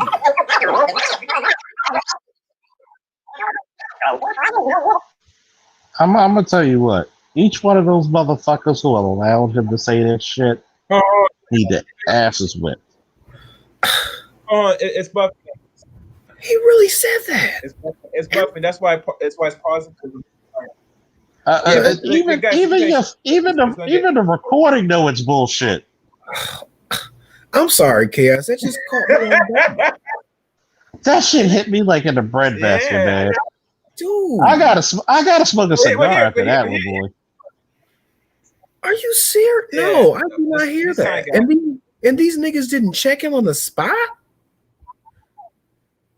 See, those are the type. So I'm sorry. I'm sorry. Those are the type of niggas that deserve to get shot. You know, I'm sorry. Let me stop. Let me.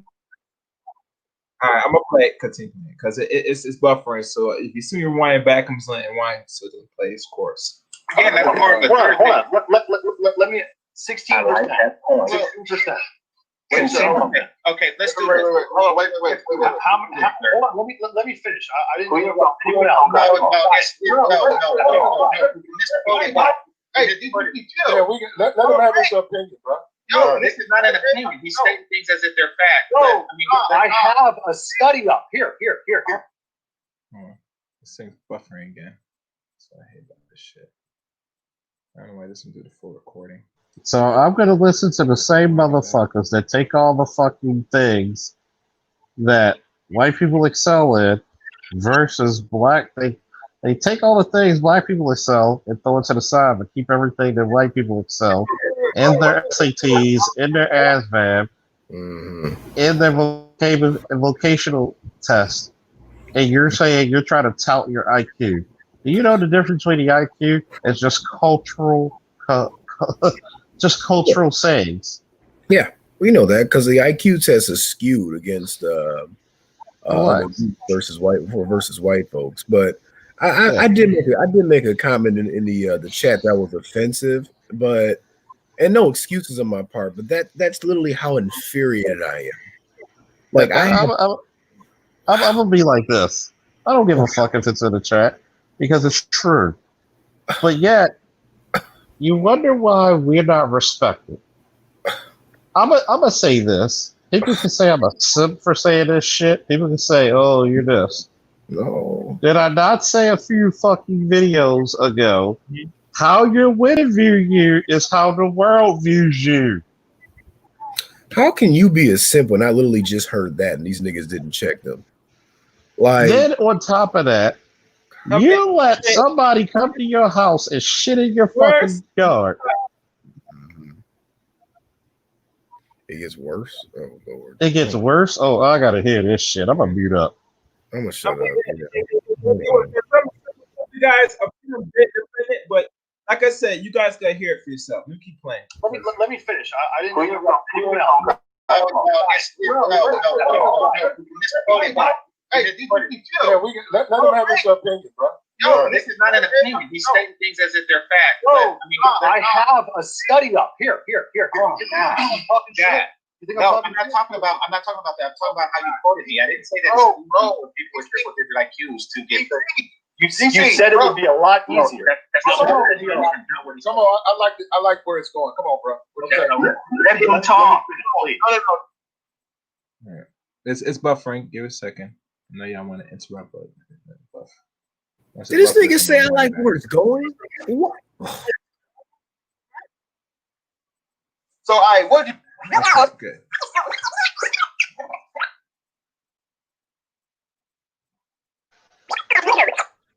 I swear to God, fuck these motherfuckers for life. Chaos, you were the fucking man for recording this. Yeah.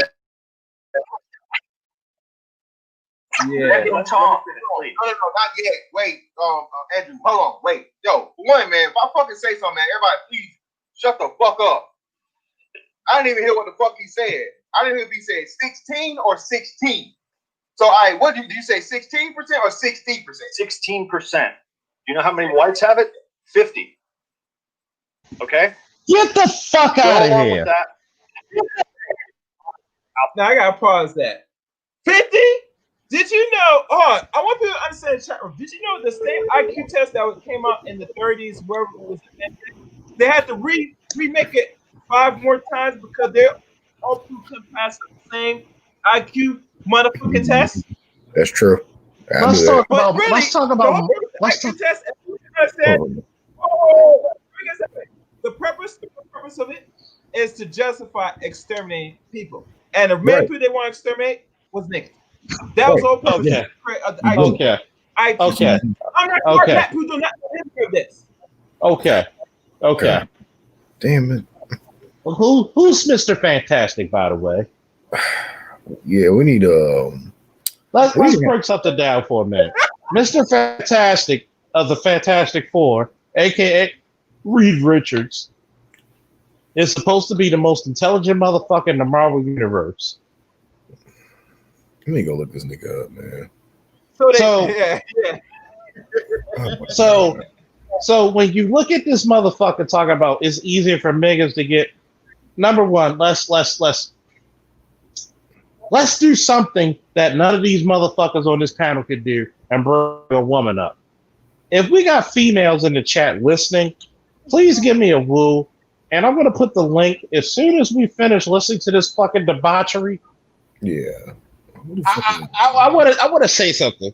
First of all, this is a panel that you're listening to of a bunch of spoiled great motherfuckers who were too lazy to get themselves in shape, who were too uninteresting to even captivate a woman's attention, who were too lame and too narcissistic, living in their own fucking psychosis while wallowing in their obsolescence,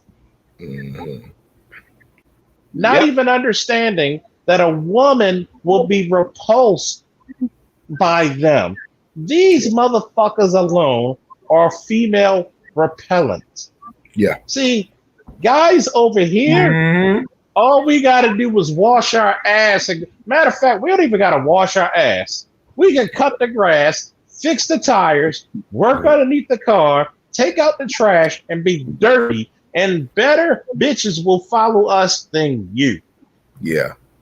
You know why? Because without a shadow of a doubt, we prove that we're useful, we're resourceful, and we're not resentful. We're blunt, and that's the way it is. You know, it was funny. Somebody tried to roast me. This young kid, I ain't gonna mention his name, for what happened to me when I got cucked. When I put how I got cucked on the internet. And it's funny. I got chicks trying to holler at me off of that. Time, man. You got no problem with that. Man, this ain't gonna be the name now. What you got? No, not yet. Wait. Can y'all hear that? Yeah. Okay. Finish your thought. I'm trying to fix the audio so it doesn't buffer no more. After this shit plays, we're gonna have women on the panel. Yeah. And please, if the ladies got extra friends that are up, please get them on my panel. Yeah, because we're gonna decipher this shit today.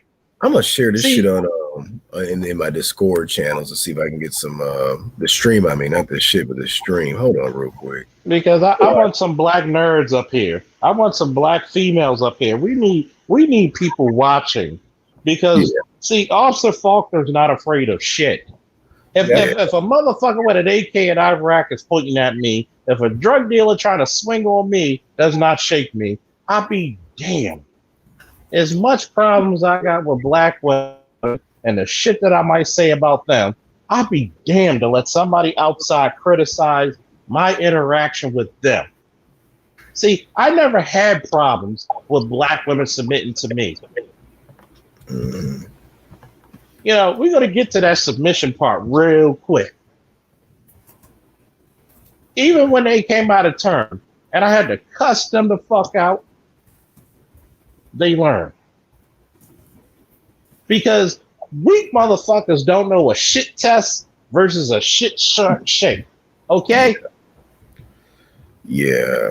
Jesus When Christ. a woman shit tests you, she's trying to make sure you still the man she met. All right. Yeah. You fix it. Yo, get this man Chaos a medal for sitting through this goofy shit. Yeah, this will. Somebody So donate it to the still chief looks like- engineer. but- Oh yeah.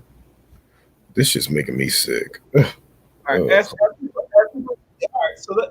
I found the exact time. This is 20 minutes, and we're almost halfway into it. So we're gonna play, and y'all can have me pause, and we can discuss it. So let me keep playing.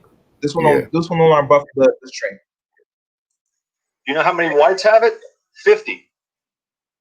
Okay? You go along with that. I'm just saying it's not out of this realm. And whenever I said 1,000, that's obviously hyperbole. You know, like I'm not up in here like Genghis Khan and whatnot.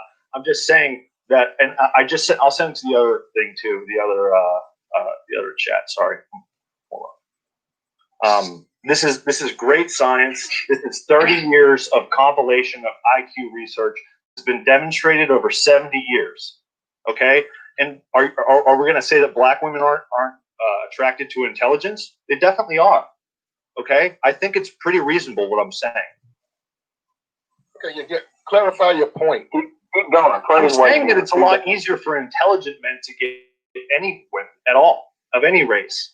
You said it's easier or it's not easier? It is easier. Oh, it is? Okay. That's all I'm saying. I agree with you. So, Andrew, just to be clear, you're saying that white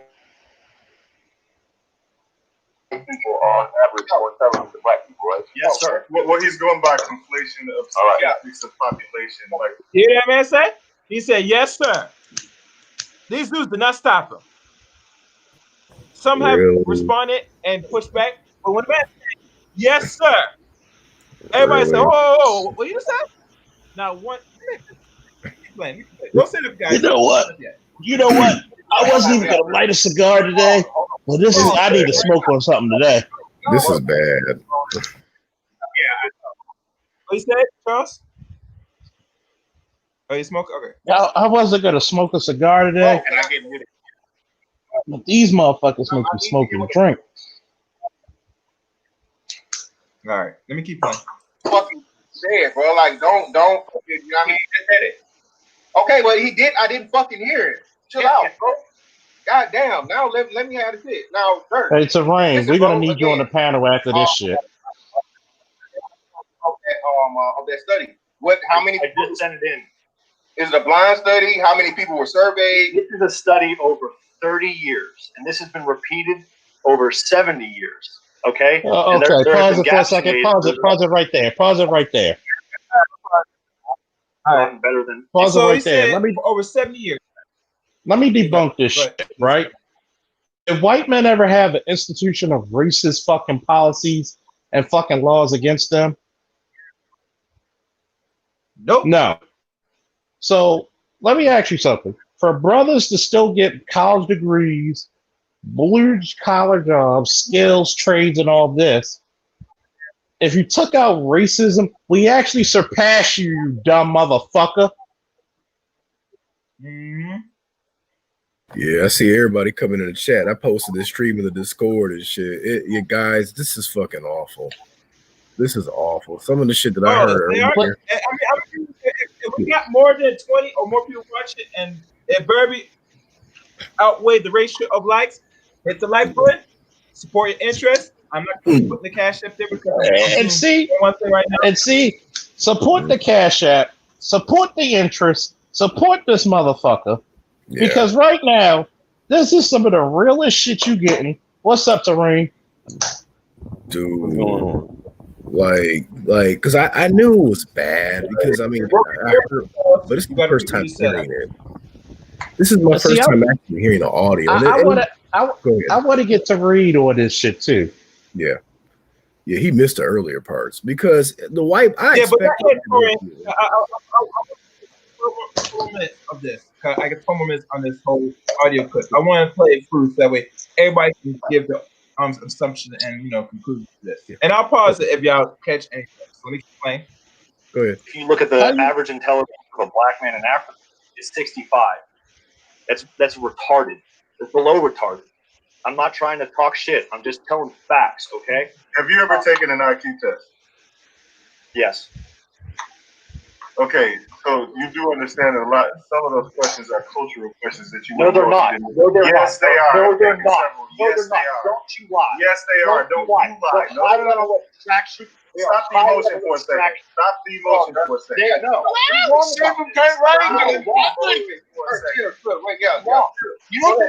on. You're doing the same shit that everybody else doing. I say something that triggers you, and you lose your fucking mind. So, when I say some of the questions are cultural, let's just talk about like language portion. Like when you have to rearrange letters in words to form different words that aren't even part of your fucking culture. Those are cultural questions. No, they're not.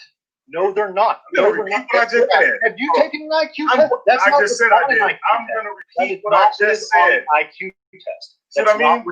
People get triggered. That's not what's on one. What did I say earlier? When people get triggered, they can't talk about shit. Language. It has. You hear what he's saying, right? He's triggered. Say something that people, when you say some shit that's objective and it confronts them, they fucking snap. You can't even have a conversation now, bro. He's not wrong. I'm not wrong. He's not wrong.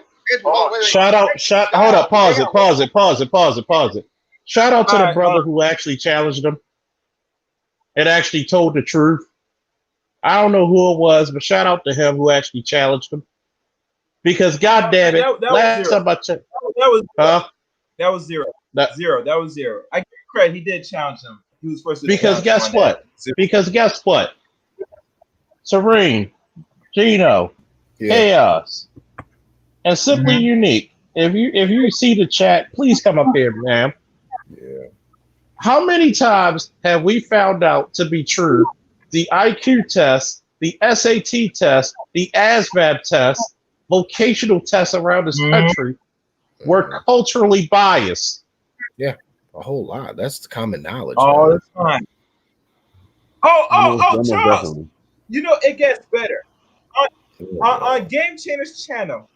Oh no. They went and talked, and you know who came in and talked about that? The general. To the same white boy about that. Mm-mm. Did you know that does not? Did you know that if I say the word fucking elated and happy, and I put it in a test, because guess what? With the ASVAB and the SATs, and I'm pretty sure all of us took the SAT. Yep. They'll actually have something. What is the word elated close to? Glad, happy, sad, emotional. Mm-hmm. But does the average black kid say that I'm elated or happy? Happy. Does that mean he's less intelligent? No. Nope. Or is that just he just has a different way of expressing himself? Different way. Subjective way. It's a different way. This is the reason why. This is the reason why this shit is dangerous. Yeah. I mean, just the amount. I mean, I have to give Zero props because up until Zero started giving them pushback, guys who just joined the chat, these Negroes and Mr. Fantastic were literally gargling this white boy's nuts. Like some of the goofy shit that I heard earlier. That's why I made that comment earlier and was like, Trayvon Martin got killed, but not these niggas. Yeah, that was harsh. That was inappropriate. Y'all can roast me on that. But that's the shit that I heard earlier is infuriating. You know what's inappropriate? Mm-hmm.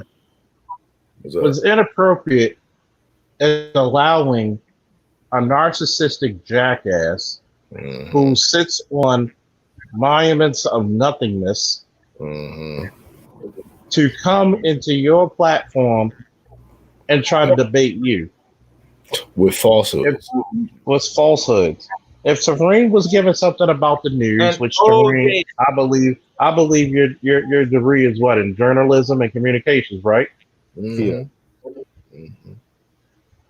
I'm not going to debate you on something that you pretty much spent 4 years of your life training in. I'm not going to go to Gino and say I'm a better financial analyst than he is, or an accountant. Art New Style, shout out to the art man. I'm not going to say I'm a better artist than him, especially when I was on his panel asking tips on how to draw natural hair. Right. Yeah, I do not lean to my own knowledge. This motherfucker sat up here and said women love men with. I've seen the dumbest motherfuckers get badder bitches than you can believe. But what kills me is these niggas who are so pro black man, this and that, are begging him for an interview. Oh, you're right. Oh, Tommy said this. Oh, hey. Here's the insult. Here's the real insult. 90% of the black manosphere is actually more educated than 90% of the white one. That's correct. That's true. It's true as hell. Yeah. This is probably the first time you're going to hear this, folks. That's true. Look at Better Bachelor's comments. Like, go to Better Bachelor. Look at his average comments. I mean, I listen. He's one of the few white boys I listen to, but his comments are a cesspool, a cesspit of Reddit trolls and shit. Let me put it to you this way. I'm not equal to a lot of people like an Angry Man, a Cerulean, a BGS, or a Kevin Samuels. Majority of my fucking subscribers have at least a bachelor's. Yeah, at least. Yeah, at least. I've taken military tests where they thought I had a master's degree or more. Yeah. We're not dealing with idiots over here. No. This is the reason why motherfuckers know where to go. Yeah. Everything was strategic, okay? Yep. Jesus Christ. I'm pretty sure if they went to a Terrain's panel saying the same shit, Terrain would fucking put an enema in their ass. Do it while smiling too. Yeah. And in the words of Brother Serene, he would do it while feeling nothing. Yeah. Here's the difference between them and me, Charles. I wouldn't have allowed them to get that far. Right. Exactly. Believe it or not, Terrain, I don't know if you heard the other few days. We had a jackass trying to talk to me about crime and criminology for the last 2 days. How stupid do you think a motherfucker could be to talk to me about criminology? You know what? I study forensic accounting, and even I don't even talk to you on investigations and shit. Do you know how fucking quick I can do an investigation? Do you know how good I'm at investigations? You have like what, 13, 14 years of doing them? Yeah. I was so good at investigating for a shooting, right? Before my sergeant came onto the scene, it's my scene. I had everybody, hey, you follow the medic, you canvass, you do the knock and talks, you look for shell casings. By the time the detectives and sergeants came on the scene, they didn't have shit to do. Yeah. Yeah. They focus here. Oh, this is an easy day. And you wonder why I'm the only black male in my district to pass the goddamn sergeant's test. See. Oh, you did. You did pass it. You did. Yeah, I'm just waiting. Oh, okay, because I never knew what the results was. Yeah. I'm waiting. I'm going to take it again just for shits and giggles, but I'm waiting. But yet, you wonder why I go through the hell I go through trying to be a successful black man in a fucking department, and they want to give me hell from every little thing. But you got bitch niggas out here gargling the nuts of a white boy, and then they have the audacity to come challenge you. And see, the thing is, like like I said yesterday on, well, now 2 days ago on Kendra's panel, when I said the minute he mentioned that IQ test, I already knew where he was headed. Yeah. Thank you. But see, Yeah. the thing is, you have so many Yeah, that you know where they had it. already And got remember, one. Yep. Even I knew that. That's why I was sitting here like, why are these niggas kiki calling in the back? Because I knew exactly where he was going with that. You know what it is? Is because these are the new niggas. But you know They what? don't want Them. these are the ones that don't know their history at Well, all. well, the They don't problem know is, a wristwatch All right. from a wristlock. well, the problem. Wait, Let me say something. wait. Real quick. Go ahead. It's good. Go ahead. Wait, hold on. Go ahead. Like this. And I'm glad you're up here, Tori. The other rain. Mhm. How me and the Great Liver been emphasized with a lot of Negroes said the importance of understanding history. Not just our history, but just actual world history and our place in it. That you are doomed to repeat it. I Yeah. don't give a fuck. Even with Bernard's channel, and Amir gave me the tape of that, and it was chopped Mhm. up on his channel. How these same dudes were arguing down the store about the importance of certain things about history and certain things that took place not only in the past but affects you now in the present. These dudes Yeah. giggle and laugh, and they say it's stupid. They don't want to hear about it, all that stuff. But come find you come around here, you have this white boy tell you about the IQ test, which most of either know or don't know that it was designed deliberately for your own demise. You know what I'm saying? Eugenics. We had Franz Cress debated. We had Franz Cress debated a man that sit there proposed that same bullshit IQ test, Dr. Shockey, almost years ago, and she debunked him on that. Do you know? Do you know And where then, the IQ test what started? this guy got an award on that. Yeah. Do you know where the IQ test started? Was it Germany? No. It started in fucking Nazi Germany. It was Germany. Yeah. Okay, it was Germany. It started in Nazi Germany. Oh yeah, because they would try to take the skull of black people and Jews and try to say because they had the skull shape and they were given fucking shit. That's like if you give me a test in German, am I gonna fail? I am. I don't know German. So, but then the Neo Sapien Superior, like Cerulean said the other day, they found out you were not only genetically superior, you were emotionally, mentally, and spiritually superior to them. That's why you have good game. That's why black men in America naturally have good game. One thing I want to say real quick, what I really want to say is when I was on Kendra's panel, I didn't hear this. So I was kind of understanding the situation from what other folks were telling me. If I had known and heard all this, I probably would have been a lot harsher than I was with Jessica X, because I understand that she's the reason why this white boy, she was the initial gatekeeper. I probably would have been a lot harder because this type of goofy shit, and I'm surprised the panel weren't really as hard on the dudes because I expect a white boy to be racist. But the amount of dick juggling that I'm hearing in these damn recordings, like Mr. Fantastic and his crew should be excommunicated from the manosphere. This is unacceptable, completely and utterly unacceptable. I mean, but it's not gonna happen. It's not gonna happen because remember, and most times when you look at the white master and the black master, you can't really separate the two. That's why you see, if let's say that dude was from the white master, right? And he comes here, right? And he brings that rhetoric, that bullshit racist rhetoric over here. Some dudes, just like we heard on the tape, will sit there accept every word without no pushback. Maybe a few Negroes will push back, but the majority will sit there, yeah, we agree with you, Mr. Charlie. I'm separate from these Negroes.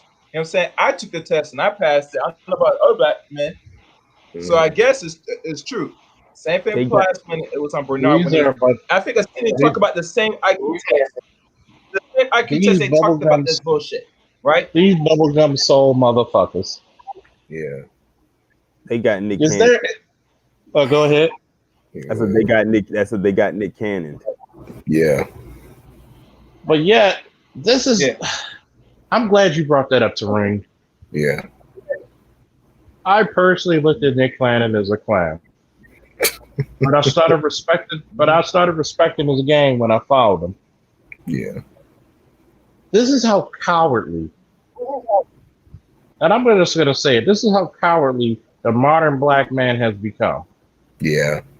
Yeah. As soon as that shit happened to Nick Cannon, every black man in America said, "What the fuck? You gonna fire who?" Yeah. I may not agree with everything he does, but he's one of the few black men in Hollywood that will hire black people. Yeah. Yeah.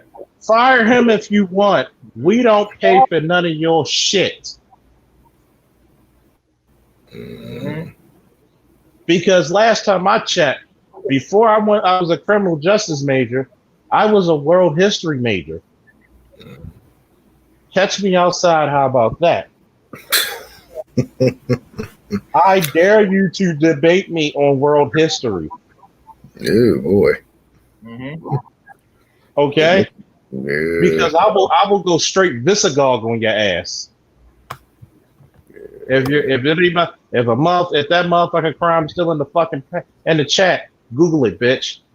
No, he's not. He's too busy. He's too busy sucking off of some white dude's balls right now. Shout out to the teacher, to the art teacher extraordinaire, Art New Style TV. What's going on, people? What's the word? Art, do you hear this bullshit? Guys, Art? I got 11 minutes. What's up? Okay.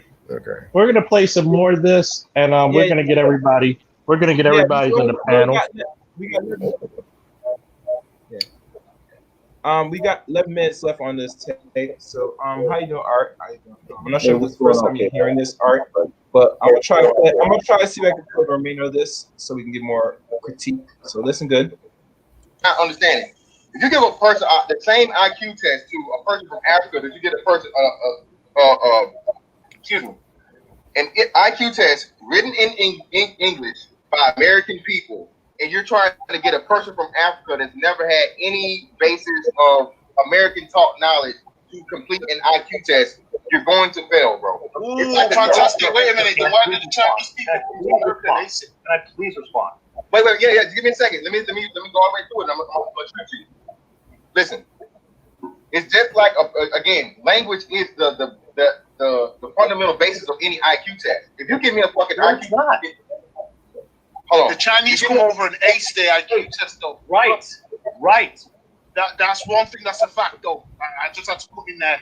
Hold on, but this is still what I'm saying. Those are people that still been taught on the American aspect. No, they haven't. No, they've come over. That's why. Listen, let me just lay this out really quick, please. Okay, what happens in IQ tests?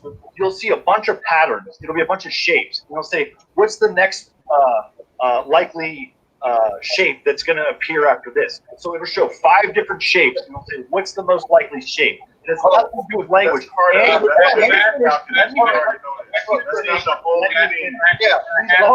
That's bullshit because everybody's equal until it's cultural. Can you pause that right quick, KR? You know what I would ask him about that IQ test? What's the shape of an opioid pill? If he said I didn't know, I would be like, you should know because y'all chuck them like every single day like they can. Hey Tariq, you know what I would ask him? I would ask him, are your parents related? Yo, Corey clips be killing me, man. His cuts be killing me, man. They should call this nigga a butcher and shit because he knows how to cut a motherfucker. It is not hard to do, especially when it comes to them. When you know your history and you know their history, it's very, very, very easy to do. That, and after spending so many years watching Professor Black Truth and Jason Black, you learn a few things along the way. Okay. I was debating this one racist Puerto Rican in person. See, I'm sorry, Uncle Chuck. He was talking about these welfare checks and whatnot and how black folks were on welfare. So he used to be a Marine, right? So he was giving my young cousin, a hard time. So I stepped in and was like, dog, you want to talk about welfare? This is back around Thanksgiving. So when you were sitting here collecting allowances and shit with tax return, like you were collecting welfare. Oh, that's not true. And I was like, I used to be a tax accountant. In the tax code, it says that allowances and tax credits are gifts from the government. It legally says that. That's welfare. Like, so I was going I was just doing my intellectual cuts on that end. Like, but You wonder why. You wonder why Trump and the rest of the government cut off a lot of funding from Puerto Rico. Why? Who Actually, I do, don't. who do you think received a lot of this fucking welfare shit? When they were getting money from tourism, guess who wasn't paying their bills and taxes? Oh. And another thing, what do y'all think? With the stimulus check and a weekly 600 that just got stopped. What do you think that was? That was nothing more than a handout. If you really, really want to be technical, it was a necessary one, but that's what it was. They can mask it and say whatever it is, because when it comes to white people, they don't call it a handout. They'll call it a, what do they call it? Assistance. A benefit. Or some kind of a subsidy. Yeah, subsidy, assistance, and by benefit. the way, when it comes to the IQ test, here's one thing about it. Everything except the fourth one, which deals with cultural colloquialisms and verbiage. Mm-hmm. Guess where black and white people. Guess where black men. What you said? Guess where? No, I thought somebody was saying something. But guess where black people and white people for all the other ones meet? They're equal. So how can you talk about superiority when you're equal in all three of the most important ones? The last one where you do better is when it comes to vocabulary. When guess what? You go to schools because remember, in Baltimore, imagine, I wish Aqua Dragon was up here. For the longest time, they used to have citywide schools where you had to test. Yeah. Where it was another form of discrimination. Remember, all these tests like the SATs, the ADVAT are forms of discrimination, by the way. That's true. Yep, that's correct. So when you realize something, and when I was on Cerulean's panel about a year ago, there was a video of a 3-star general from the Marine Corps who said the white males can't even pass the ASVAB nor the physical fitness. So I piss on your intellectual superiority. But let's hear the rest of this bullshit. Yeah, that's it. And I'm only gonna play like 9 more minutes, but after it starts to fall down. So let's be patient and hear the remainder of this. Oh, so I get to run my mouth some more? Oh, lovely. So, how are we gonna do John Coffee right now? Yeah. So, how did we get on the topic of intelligence between races? You're the one that brought that up. You said it was easy for triple-digit people to get. I most certainly did not. Do you want me to find it? Yes, please. Okay. While you're doing that, we can continue with the conversation we're having. Okay. So, Platinum, when you make up the blanket argument about Pookie and Ray Ray and then say educated lames are complaining, you need a reference because no one is complaining. That's actually bringing up a topic that didn't even exist. You're making a counter argument, an argument. DC, let me holler at you, bro. Hey, how about you want this, bro? Because I got to get ready to go to work anyway. You want this? Not really, but yeah, I'll take it. Zero. If you don't want it, somebody zero. I'll take it. No, I'm not gonna talk to a stupid motherfucker about IQ tests. I tell you, I have to take away my job. Yeah, hold on, and Dirk, you do understand that like that's one type of IQ test, right? No, you're talking about an area of the IQ test. There's several areas of the IQ test, especially for Mensa, and what they include is the visual calculus that you're talking about. It includes regular calculus for patterns. It includes language. It is a basic IQ test. Mensa is for high IQ people. They're trying to find people in the Sure. There are other IQ tests. strata. Mensa for people over 135. Yeah, I understand that. But most of the IQ tests include areas. When you explain, that's just visual calculus when you recognize patterns. Yeah, we understand that. But there are other areas, including language. And a lot of those is where like I'll let you know, I need to fight you have to go a point in the sense of the Chinese code that shit completely. Because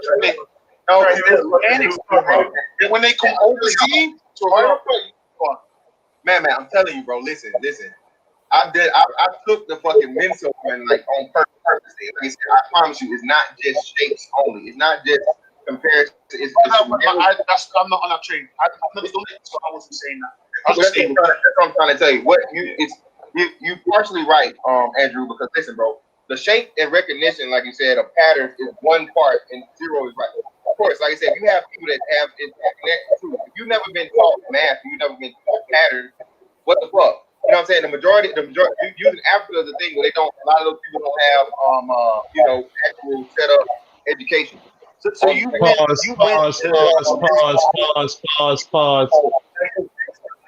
How the fuck are you talking about Africa?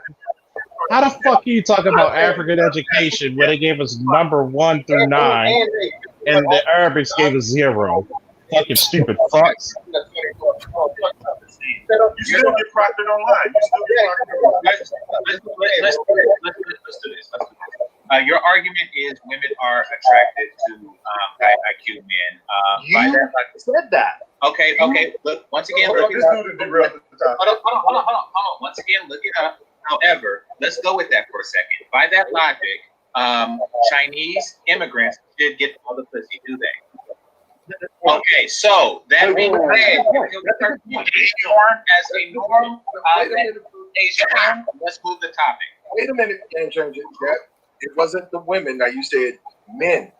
You said we said triple digit. The fact that when you get the term Asian or you think of women, then we know that the Asian men aren't getting them. So we don't have okay.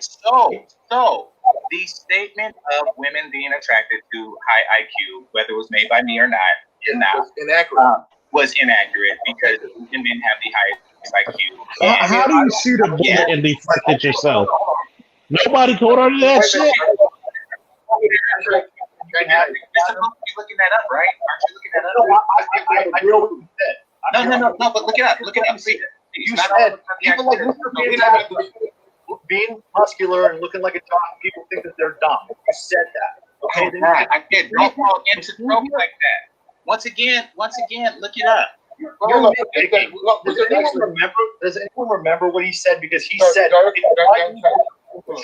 triple IQ to pussy. That's what he said. That's what you said. That's what he said. I heard what he said, and just to move the conversation forward. That's what he wished.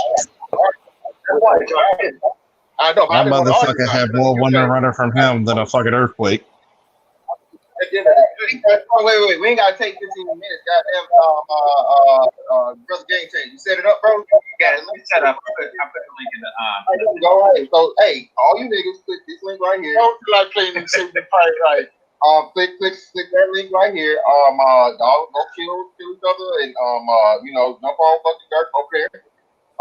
And I'll pull up on you niggas shortly. And thanks. Oh shit, hold on, wait. I gotta fucking do. Somebody give me money. Hold on, who's that?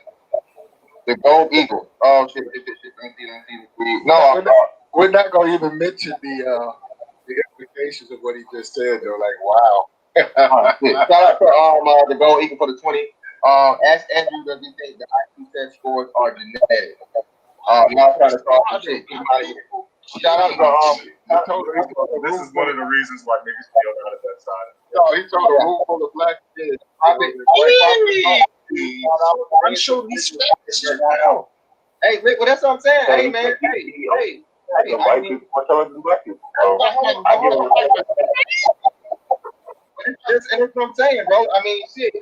Hey, y'all, Zero stood tall. Game Changers stood tall. Did anybody get scared? I didn't get scared. I know my shit on 3 digits, so I mean, I'm not in the figure. I'm ready to fucking have an argument because Zero was right. I know this for a fact. He's right. His shit is on -3 digits. The matching fucking shape shit is one portion of the fucking test, bro. Is he off the panel now and they just talking amongst each other? Fucking take for I don't even know, but it's not. Hey, Chaos, is that guy still up there? Hold on. Fucking No, it's give me 2 more minutes. It's almost done. Just be patient. 2 more minutes. It's like finished. Measure of complete and total intelligence of anything other than measuring shapes. You can connecting patterns is a part of intelligence, but speech and interpretation and a whole lot of other things, parts of it too, man. But like I said, Game Changer got their fucking shit in the chat, man. I put 3 films up of what that white man was in. Psycho, and Madman, you ain't shit. You agreeing with me? No, hold on. I really agree with it because after the shit with the IQ test, I don't know what about. But what I do know is you turned around and said, "Oh, when he said black people from Africa when they come over, they're going to struggle with it. That's why they fail." So I said, if that's the case, why do Asian people come over to America and this part of Western society and ace it? I was only going on that specific situation there. Because hold on, wait. If it's a country thing, again, another big part. Certain countries share curriculum, bro. Asians is pretty much like the standard. I think Asia and what country is like the Netherlands or Sweden or something. Yeah, you can go teach English in China. Yeah, I mean, in Africa too. But that's why I feel like that was a great argument to keep you saying that because they're in Africa, because they're in Hong Kong, they're in. No, his argument was to derail the topic. The thing is, it's the same shit that the white dudes be talking about over on that side of the space, where they try to organize people by IQ, organize race by IQ, and it doesn't mean anything. Well, actually, it actually was an attack on women saying that they like dumb dads, but it was an attack on niggas. Yeah, that too, and that was wild coming from a white guy. But my point, which would always kills them guys when they tried it, that's not like, okay, it's good that you're smart or whatever. We talk about racism, before we talk about adaptability, what's more important to be smart people being able to change, adapt and change. That's where you survive. So ultimately, those are the people who continue. It's not about just mating, just living. The ability to adapt, and they really have no scale to judge that other than how you continue to live. No. Well, hey, hold on. We can hey, let the white man in the panel. Okay. All right, bro. Get out your yard. You gotta go home and get the hell up out of here, man. Holla at y'all, bro. All right. White man in the panel. I can't hear no more of this bullshit. I'm going to show you a picture, a video of what needs to happen. I'm going to show you a video of what needs to happen to motherfuckers like them. You see this? Yeah. Mow. You see that? Mow. You see that? Mow. Yeah. You see that? Mow. Oh, You see that? Mow. doing great. Cerulean is here. Get the link. Get the goddamn link, Cerulean. We're going to decipher this. Mow. Once again, each one of them, just take a bow. Just motherfuck you. Hey, I'm gonna say it again, man. Like, people can get mad at me, but if niggas want to talk about road cops and George Zimmermans and shit, let me tell you something, man. Those are the type of niggas, those goofy ass cracking their butt cheeks open for a white boy. Those are the type of niggas they should be taking out the game. I don't give a fuck who gets mad about that. Fuck them niggas. You know what's funny? When they try to use Africa. No, Lord. I know where this is going. I'm literally rolling my eyes right now. Do you know how many Africans know 3 to 4 languages? Actually, I know quite a few. Which is actually a very good indicator of intellect. Yeah, I know quite a few Africans like that, actually, personally. Do you actually know that if you put a motherfucker in survival situations, it's a very good indicator of intellect? That's correct. Because have you ever noticed how the SATs change every couple of years? Because everything where blacks do well, they take out, and everything where the whites do well, they keep in. Yeah. Let's look at Asians. The only fucking difference between blacks, Asians, and whites is that Asians study more. Yeah, that's all. It's just like that fucking idiot last night who tried to say when black people move into a city, the crime goes up. So that's what I had to stop you, Gino. It wasn't because I thought you weren't thinking. It's because I wanted to stop him in his tracks because he said something that was intellectually disingenuous. No, you also could sense that I was seeing red too, because one thing about I'm a Taurus. So as soon as he said, when you say something really stupid, you heard me in the stream earlier because he was saying other things and I was getting infuriated because the shit he was saying was disingenuous and it was angering me. So when you stopped me, you notice how I was about to breathe venom, but you stopped me and I stopped. You told me to stop and I stopped. Okay. And it was like, okay, so did white people move into Indianapolis? Yes. So it's safe to say that when the population period goes up, crime goes up, period. Yeah. Well, yeah. And then what happened when he got debunked? I'll show you what happened. This would happen. This would happen. See? God damn it, y'all niggas is killing me today, man. You see? Can I ask you a question? Yeah. Because it's been a long time since I remember the SAT test, and those who took it multiple times, they probably experienced it differently. But you mentioned something very important. They do change this test every year. And I always want to say, are they really changing this test for just to fuck up, or are they changing this test because certain group of people are not showing actual results? That's supposed to be for exclusion. They changed the how can I prove it to you? They changed the fucking sergeant test in my department. Yeah. Yeah, I can tell you that. So it makes me want when they talk about the superior and inferior, because first of all, if black people can't pass the test, bro, why waste time keep changing? Right. Well, you got to keep in mind this. There had to be a reason why they had to pay those universities to just bring those people in without even applying for anything. You remember at USC and all these other Ivy League schools. Yeah. So if they're doing it like that, they're trying to make the test fit towards their benefit rather than the people that really face at the face of the population of test. And if their IQ was so high, why was it mainly them that got caught up in that college admission scandal last year? Right. Right. Exactly. Let's go even one deeper to read. Notice they completely swept that under the rug. Like they literally tried their hardest to bury that. And notice those are the top 1% of white people at that.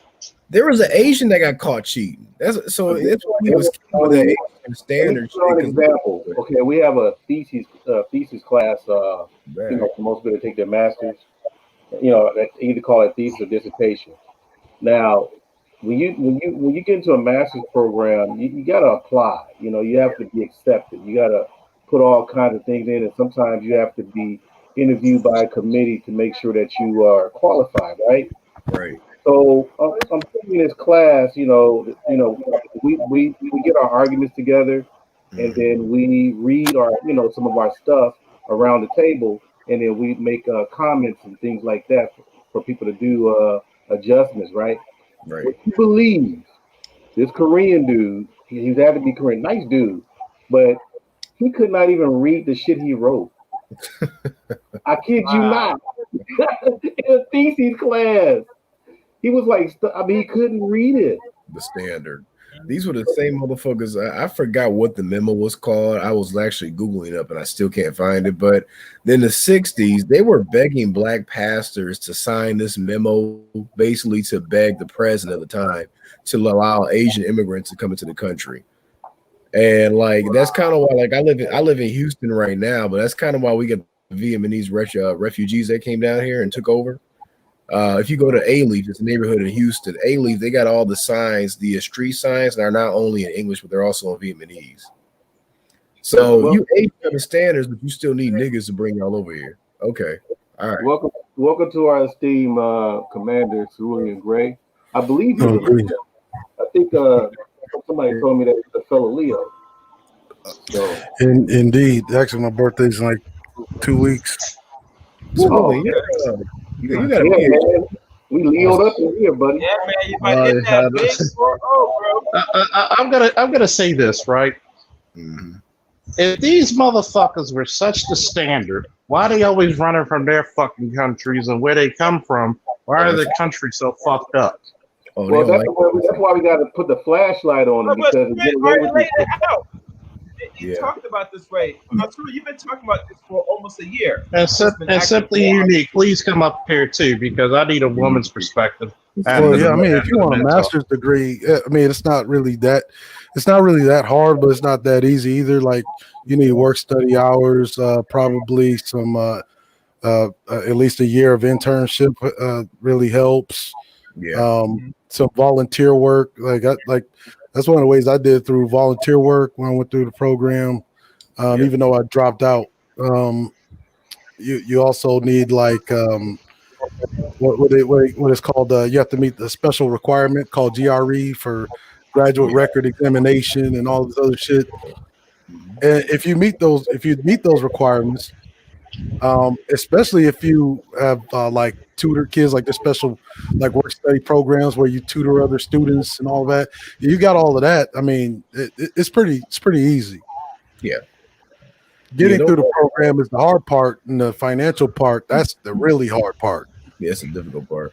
Now I tell you, don't bring up the topic immigration to me because I'm notorious in my own family for breaking down immigration. My eldest sister and I go back and forth because she used to live in Mexico, so she's on this whole immigration wave and all this, and I'm like, no.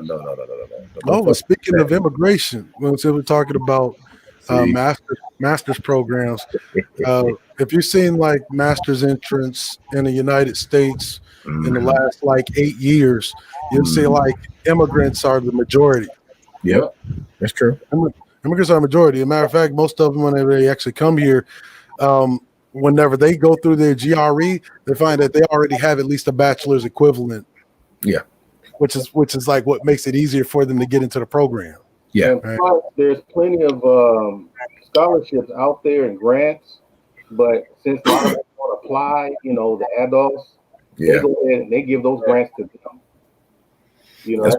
They would to find ways to try to say that they're black or African. Yep. Like, hey, this shit is legal, man. Yep, sure. Like, you find Indian immigrants, Indian immigrants, they actually come under like Title IX, which is a part of like anti-discrimination clause and affirmative action and all of that. So there is no such thing as an immigrant that comes here with nothing whatsoever. It's never happened in the history of this country. I mean, even the Irish didn't come over here with nothing. Irish came over here with the promise of being able to claim 160 acres of land under the Homestead Act. Even though they weren't even considered white at the time. I was nailing that damn Puerto Rican Marine off that Homestead Act shit because he was talking about how blacks suck up welfare, and I was like, motherfucker, white immigrants came here back when. Actually, none of that shit is true. When you look at people don't even understand the dynamics of welfare. Welfare is a program that you paid for. It's mislabeled welfare, but it's not actually welfare. No program that you pay for that you get a benefit from in the case that you're jobless or homeless, none of that can be considered welfare if you're an American citizen because you're a taxpayer. Now, if you get it and you're an immigrant, that would be considered welfare because it's not a project that you paid into. It's not a project that you earn. It's not a project that you work for. It's not a provision that you work for. It's literally Go ahead. And let's also talk about this this habitual dick riding.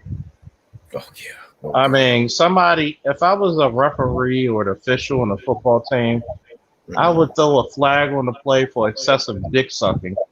15-yard penalty, loss of down. I mean, if you're talking about the white dude that was on that panel, I mean, the white dude could have pulled his cock out, and all those derelict Negro males would have took a turn trying to nibble at it. You're nice to me. This nigga's from derelict Negro males. You're nicer than me, dude. What channel was this, you guys? Way nicer. What panel? Hey, Chaos, what panel I don't was want to say I don't want to say the name, but I'll just say it was a half caste British or whose father was a SYSBN, not SYSBN, but SYSBN, black Nigerian, who migrated to the UK, got pregnant, the first white bitch he saw, and thus this half caste was born. And Wait, hold on. This nigga Fantastic's half Nigerian? He's Nigerian? Oh no. I'm not talking about that guy. That bastard. Yeah. I'm talking about where it actually all started was a half caste British female. Oh, I know you're talking about. Yeah, we were. Yeah, I know you're talking about. Yeah. See, this is the reason why. This is the reason why these passive aggressive motherfuckers are dangerous. Yeah, and you allow this motherfucker to come over here. Yeah. And do the equivalent of piss on your floors and shit on your toilet. Basically. And nobody gave him grief with the exception of Zero, where he wanted to pull. Oh, let's pull out the intelligence quota. Well, females are always attracted to guys with a 3-digit IQ. That's I heard plenty of women out there that says, "Oh, look at the size of his IQ." Yeah, the fuck out of here, you fucking geeky Let's bitch. do a little urban translation. When women say they're attracted to smart men, they mean men with big dicks and big muscles. Women are inherently sapiosexual for the most part.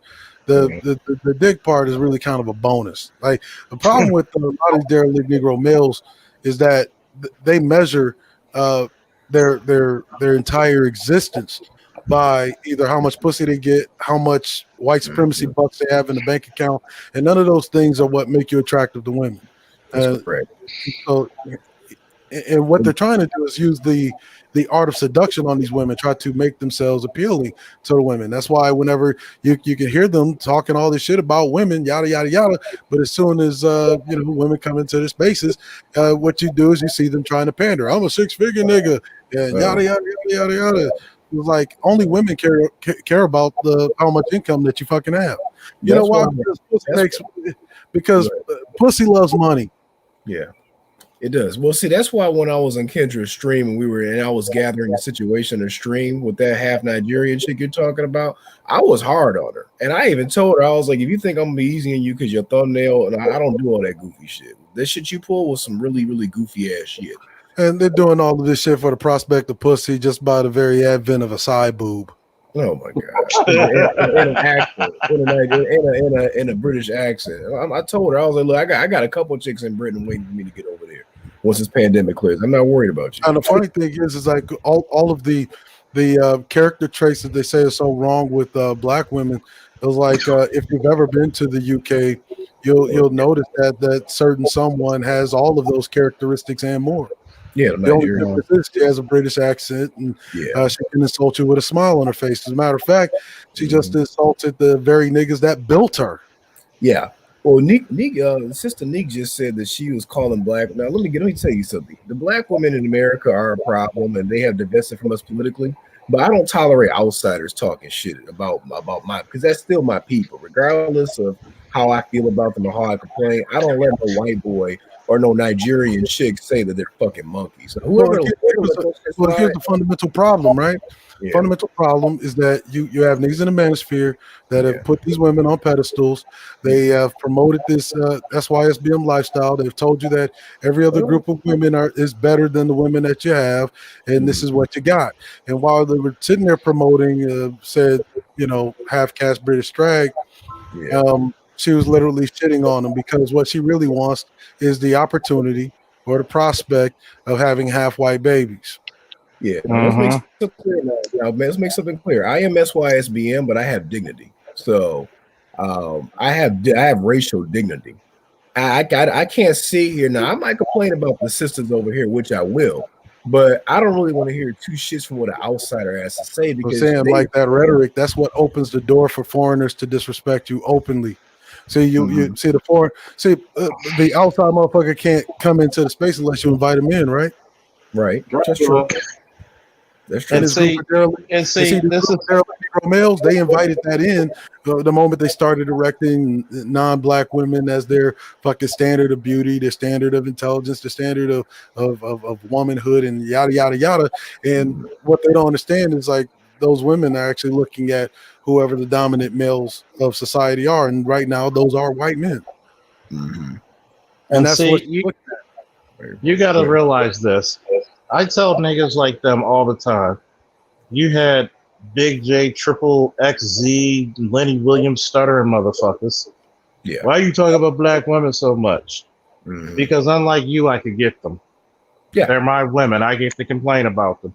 If I'm willing to put my life on the line for them, if I'm willing to kill for them, then you best believe I'm gonna fucking complain when you're not doing what you're supposed to do, which is right.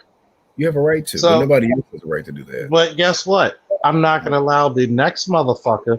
You damn sure think I'm gonna let some fucking pasty white motherfucker Yeah. who doesn't know a wristwatch from a wrist lock, Yeah. who doesn't even know the fucking infactual shit that he was spewing about some intelligent test that women like this. No, women are physical creatures just like us too. Yeah. Guess what? Women, see, people like him, he already told his story. He wished women would like him for intellect. But because he's a smug, bitch-made motherfucker, women avoid him like they avoid Corona. No, if you really break down what the white guy is saying, he's basically saying the same thing that those Negroes are saying. Yeah. Which means that he suffers from the same pathology that those Negroes suffer from. And that is a lack of female validation. They want he wants to be noticed. And so because there's no self-respecting white woman that is willing to take on that mess of whatever you thought a man was, he comes over and tries to pilfer off the lower class side of our society, which are these desperate, these desperate, especially wannabe black females. Yeah. Yeah. And so he knows that desperation exists because it exists in this derelict Negro male. Yeah. That's true. And what the derelict Negro male doesn't understand is that the women are just as desperate as they are. Yeah. The problem is that they're not going to admit it while they pour it out all in their feelings and all of that shit all on YouTube. Yeah. And what that does for someone who, like the white guy, it signals in his brain that this is an easy crop to pick off of. Yeah. Goes back to dignity. That's why I said I identify as SYSBM, but I have dignity. No white boy could talk to me like that. I wouldn't even allow him on my panel. But I don't associate with niggas that gonna sit here and just suck some damn dick and they gonna fuck the movement up with that goofy ass shit. Exactly. See, the difference between him, I would have invited him up here. Exactly. Once again, it would have happened the same way as you heard when Homeboy pulled this move here. I'm sorry, I got to do it again. That shit kills me every time. Well, it's like what Angry Man was saying on his masculine mercenary stream. He was talking about the MGTOW niggas. He was talking about relationships, and he was like, the MGTOW philosophy is really supposed to have an end game. When you're talking about MGTOW and stuff like that, the reason why you have these movements is because there's something deficient going on with the society. Functional societies are supposed to have functional relationships, so that way they can create the next generation. But when your women are not acting right, that's when you have a MGTOW movement. But it's supposed to have an end game. Same thing with SYSBM. Okay, so if let's say hypothetically, right? Let's say SYSBM. What group of women are you going to find yourself with that is somehow better or is going to produce a better end result than your own women? Because if you haven't recognized, most of the world is westernized, other than 3 nations right now. And you know what those nations are? What? North Korea, Iran, and Russia. So, if you're trying to go to live there, you're not going to live there. No, Russia. First of all 3 of them countries gonna throw your ass out, or you might get executed. So no. You notice any country that literally has its own like economic system that's wholly independent from, say, Bretton Woods or our American cash system, right? That benefits from the American concept of exorbitant privilege, right? Anytime you see a country that is living in a society where it does not produce its own currency, sanctions. That means that it's westernized. I get what you're saying. So what you're saying, North Korea is not westernized. Right. And they get sanctioned, they get punished for that. if sanctions can affect you, you're westernized. Right. That's true. That's true. Okay, I get you saying. And I'm gonna say this because we got the good sister, Simply Unique up here. What's up, girl? Woo. Yeah, we got a little talk. Hey, what's going on, everybody? What's going on, sister? I had to get a female perspective. Mm-hmm. When you heard that, as Cerulean would call it rhetoric, as I would call it bullshit, and then Cerulean would say it's disingenuous and dishonest and not intelligent bullshit, and then I will be like, I so agree. So I want to get a black female's perspective on what you heard and what it made you feel and what you're thinking about. Go ahead. You got the floor. Right. Well, when I heard the white dude up there saying shit that white people say all the time, I wasn't surprised by him. And in all honesty, I wasn't surprised by the dudes on the panel either, because they've been saying the same exact thing that he's saying. It's just coming out of their black faces. Yeah. So, Fantastic is the dude that sits up on panels saying black people don't deserve shit. Black people don't deserve reparations. They need to stop crying about stuff and just get out here and compete. The whole pull yourself up by the bootstraps bullshit. He's one of those. And so is Game Changer. So, Game Changer stoves for bitches a quarter way around the world. I mean, you really look at it. We already know he didn't buy that stove for a female. He bought that stove for a whole dude. Because we're not going to pretend like we don't notice the fucking zest in his voice. But Serena, here's the bad thing. He bought a stove for a baby mama. And you know it's bad. You bought a stove for a woman, no child. That's different. You bought a stove for a baby mama? Are you serious, nigga? And it's not even your baby mama. Ooh, who said that? Ooh, no, he bought a stove. He bought a stove. No, he bought a stove for a Dominican prostitute. I guess he didn't have cash on hand, so he went and got a stove instead. No, I mean, he bought a Western amenity, right? For a chick that is regularly used as a Dutch wife. Okay. Say it ain't so, Jay. Say it ain't so. Unless, how the fuck can you become? Let's break this down. Unique. How can a man call himself Game Changer and he doesn't have any game? He's an anti-game. He's an anti-game person. He said, game is bullshit, and men says don't the need nigga. game. Says the nigga. The last time he seen a pussy is when he came out of one. But go ahead. I'm sorry. No, he saw one the last time he bought a stove for one.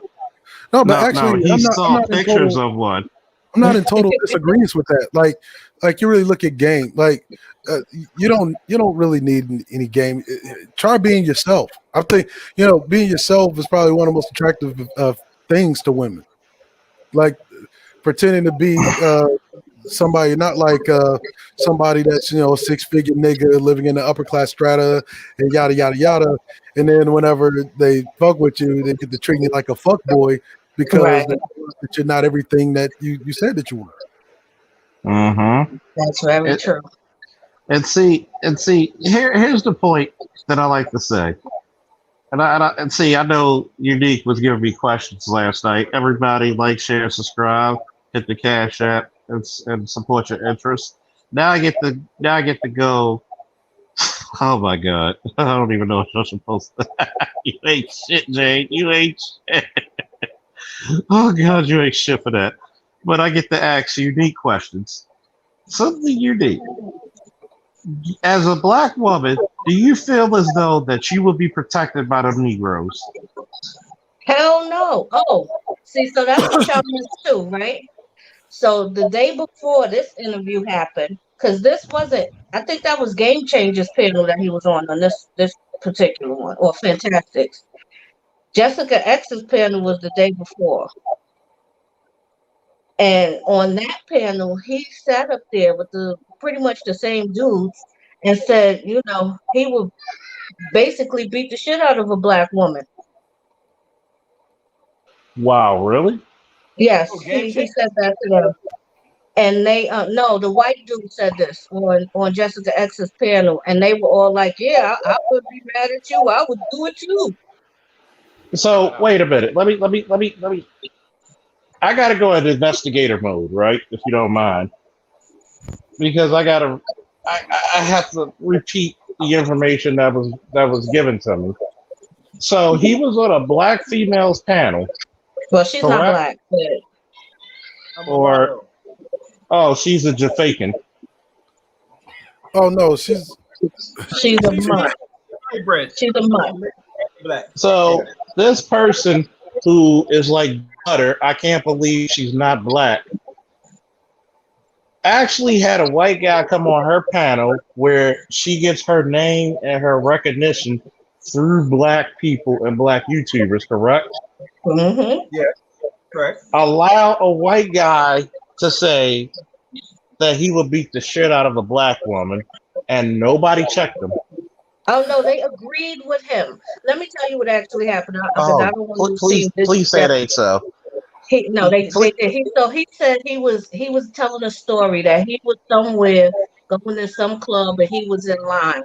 He said he was in line and some people cut in front of him. He said so after the people cut in front of him, a group of black women walked up and was like, "Hey, you mind if we get in front of you too?" So they asked him, could they cut in line? And he said, and then some things happened. So he got very vague as to what occurred after they asked him.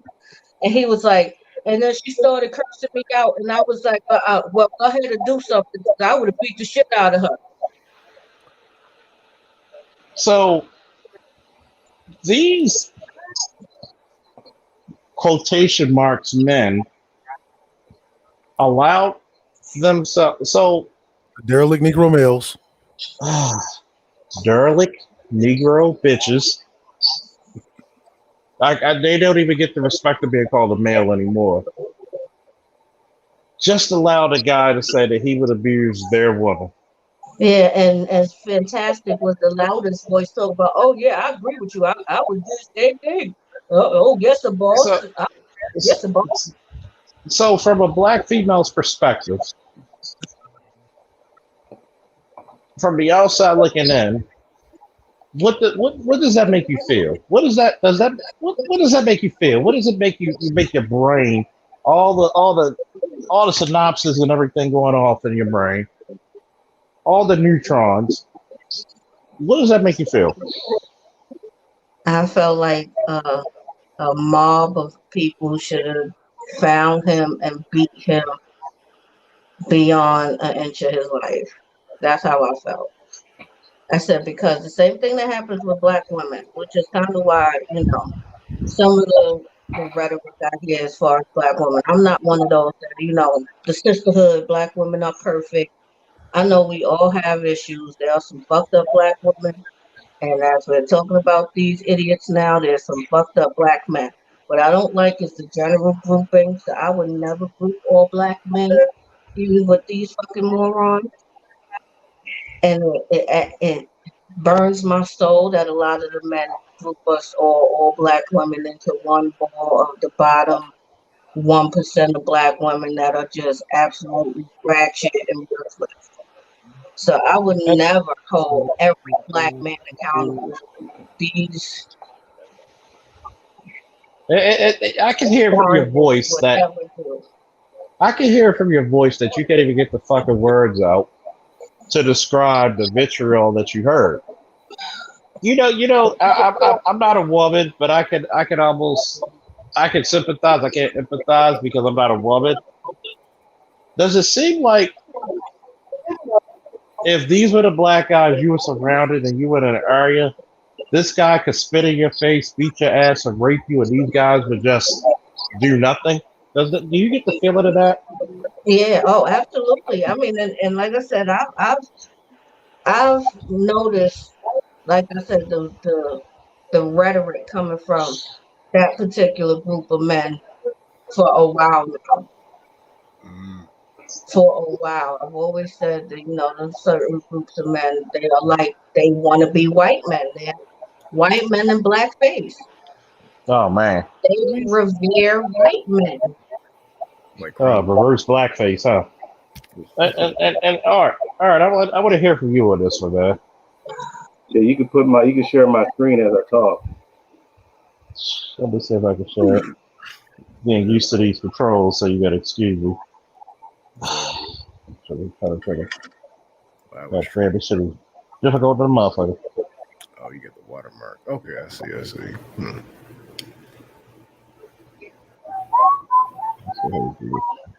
Anyhow, that was a pussy. That's funny.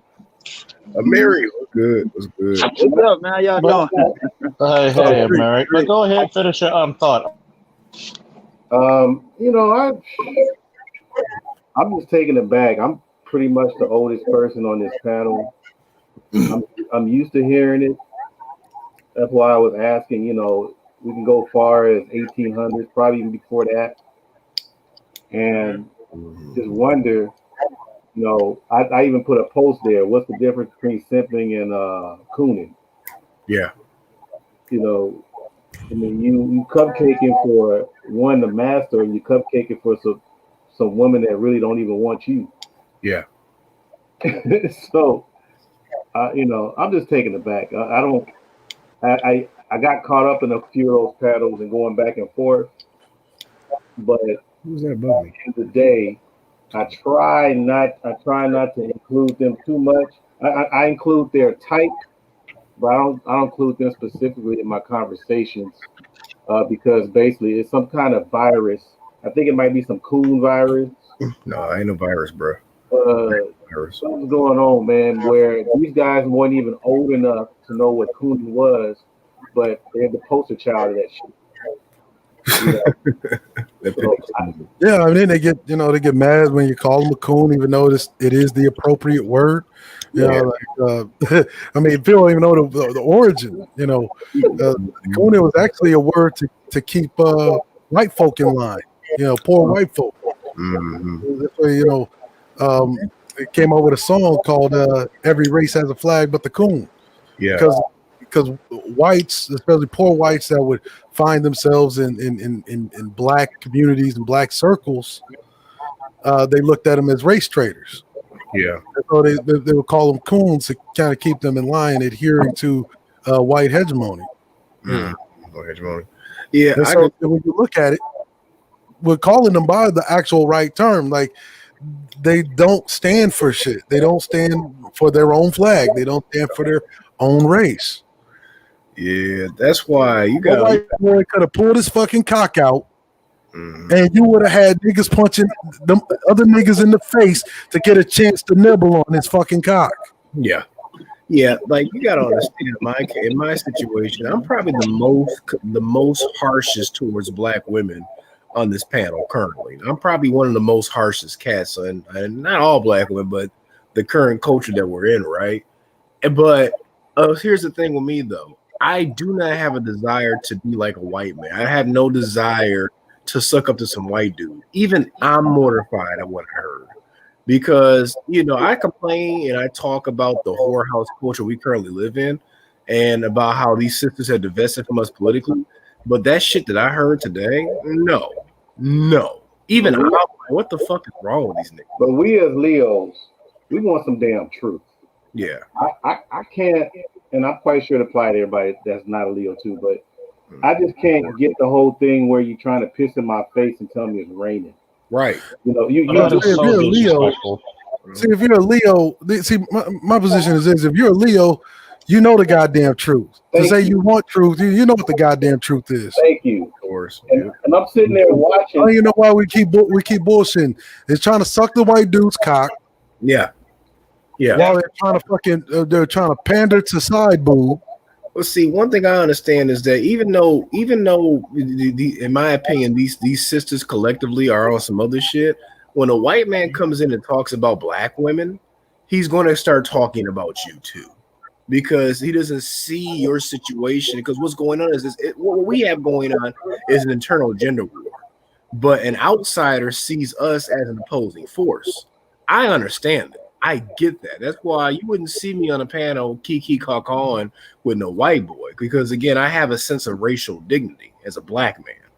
But some of these other cats waving the flag SYSBM, no, I don't play no niggas. No, don't wave that flag. You know what this makes me want to do to a motherfucker? Go ahead. Just look. Oh shit. This dumb mother. You stupid. And here's what you do to game. Here's what you do to Game Changer and Mr. Fantastic. You see this? Bow! Right there. That nigga ain't got no game to change, man. What kind of goofy ass Look shit is at that? it. See, you got to understand that episode right there, if you don't mind me. Somebody, them motherfucking lizards, came to the kingdom of Thunder, right? Mm-hmm. And they wanted to take over. What did you think old Pathro did? I can kind of tell. Broke foot into ass. He gave Did he try to negotiate with motherfuckers? Did he try to understand motherfuckers? Or did he say, you're trying to threaten the women, the men, and the children of my kingdom, of my people, and I'm going to knock you the fuck out or kill you? That's why I said see, you got to break down what the white boy was telling them, right? Right. Why would I keep like in a sly kind of way, he just told all them niggas that they weak as fuck. He did. He did. Anytime you in a space with non-black people, right? And the male of this non-black group say, man, I would have beat that black bitch up. I know what that means. See, what he's really saying is I'll beat that black bitch up because I know that you a weak ass nigga. Yeah. Yeah, that's what I heard. All right, well, shut up and sign away. Woo! And see, that's the disgusting thing about it. Hey, China White. Now that's an AV I'll thirst over. Hey, baby. That's a disgusting thing that sure you allow somebody to do some shit that they would fucking lynch your ass if you try to do it to their people. You can't allow that. Regardless of how I feel about, the current whorehouse culture that we live in. Remember, I'm not going to kiki and call with the motherfucker that created this shit in the first place. What do you mean? This is the second time I heard you say that whorehouse culture. What is that? Whorehouse culture. This whole culture of the whole Megan Thee Stallion, pop your ass cheeks on Instagram and shit. That type of culture. I'm pretty sure you're talking about American culture. The sisterhood of failure culture. Well, it was propagated I would argue it was propagated first with the it was emphasized within black society first, and eventually took over. I'm sorry. Can I jump in here? I'm sorry. Go ahead. Because I would have to vehemently. I can't get it out. I have to completely disagree with that. I mean, because if we go back to the culture of white people who have been indulging in porn and debauchery since this country has been created. Mm-hmm.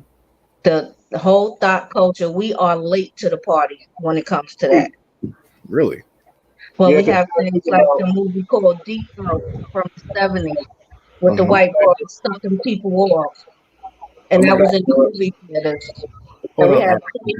I can't hear her. Go ahead. I'm sorry. I was saying I was jumping in. I couldn't hear you. Go ahead. Oh, I'm sorry. Can you hear me?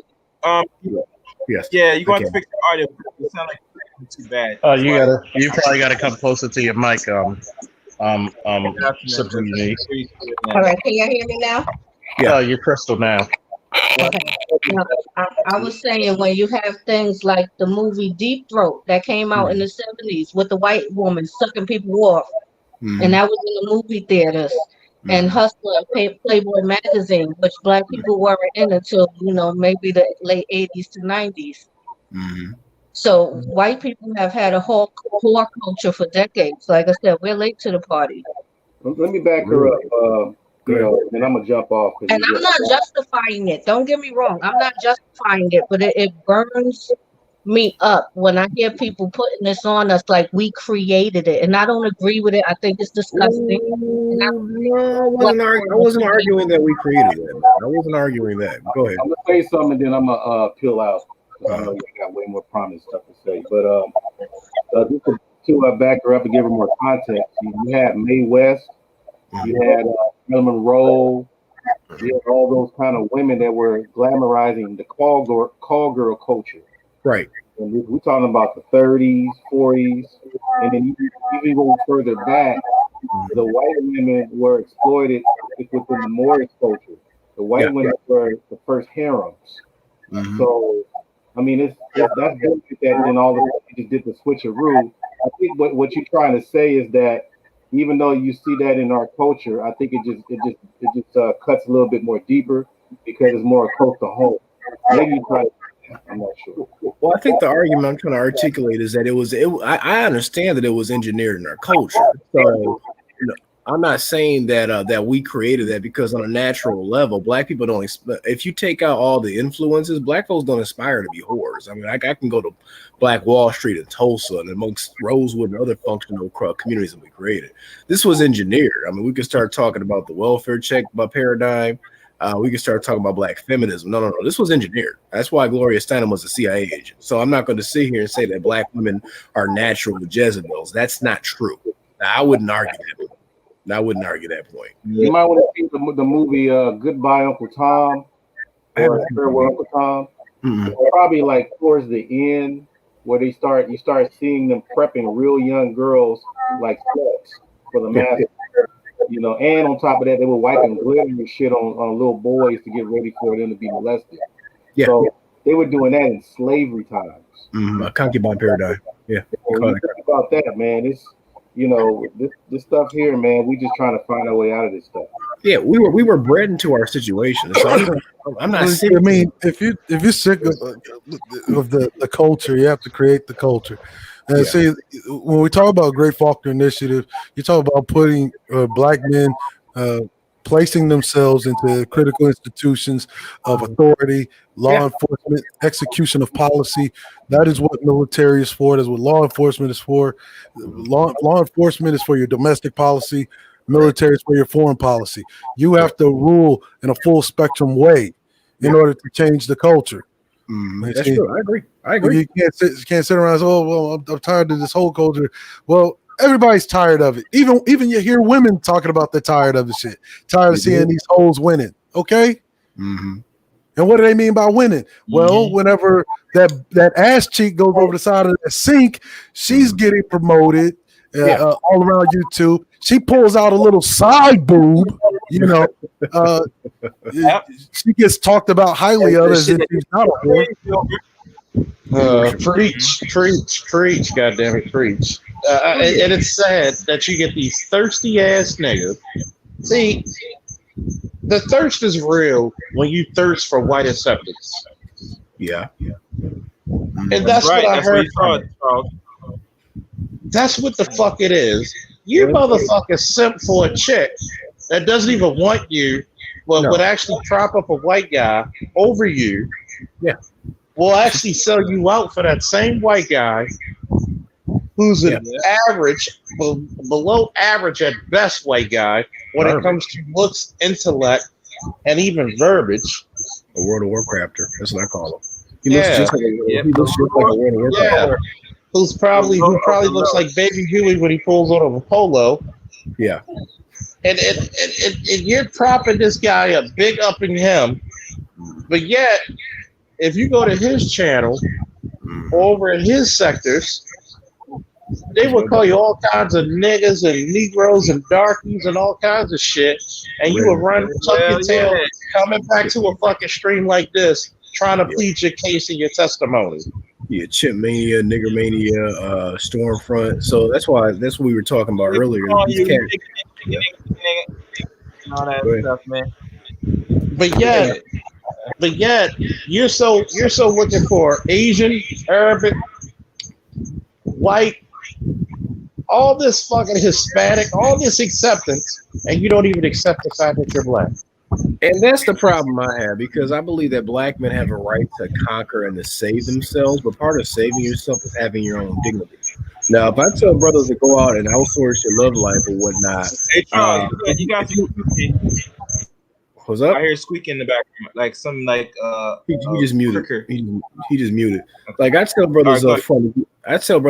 If you can't get femininity and submission out of your own women, which is what SYSBM is about, then feel free to outsource your love life. But when you lay down with that non-black woman, when you wake up, you're still a black man. I mean, you can't walk in the game thinking you could sleep with another chick and become a part of another person's culture. So that racial dignity component is very, very, very fucking important. Let me keep it 100. Let me keep it 100 with you. Go ahead. There is no group of women that is naturally submissive. If that was the case, why do you think in the Middle East right now there is some Middle Eastern woman who's having her head going up the side of? That's not true, brother. Oh, it's very true. Why do you think there was a women's rights movement that's been going on for the last 7 years? Yeah, but there's still a component of women. Oh, no. See, they're not natural. There's no group of women that is naturally submissive. That's called the Arab. It takes 6 things: food, clothing, shelter, education, employment, and security. Right. You know the same thing, and I know this is gonna fucking pain a lot of your ears. You know the same thing that white men offer white women, whether they're fucking them or not, whether they're married to them or not. Go ahead.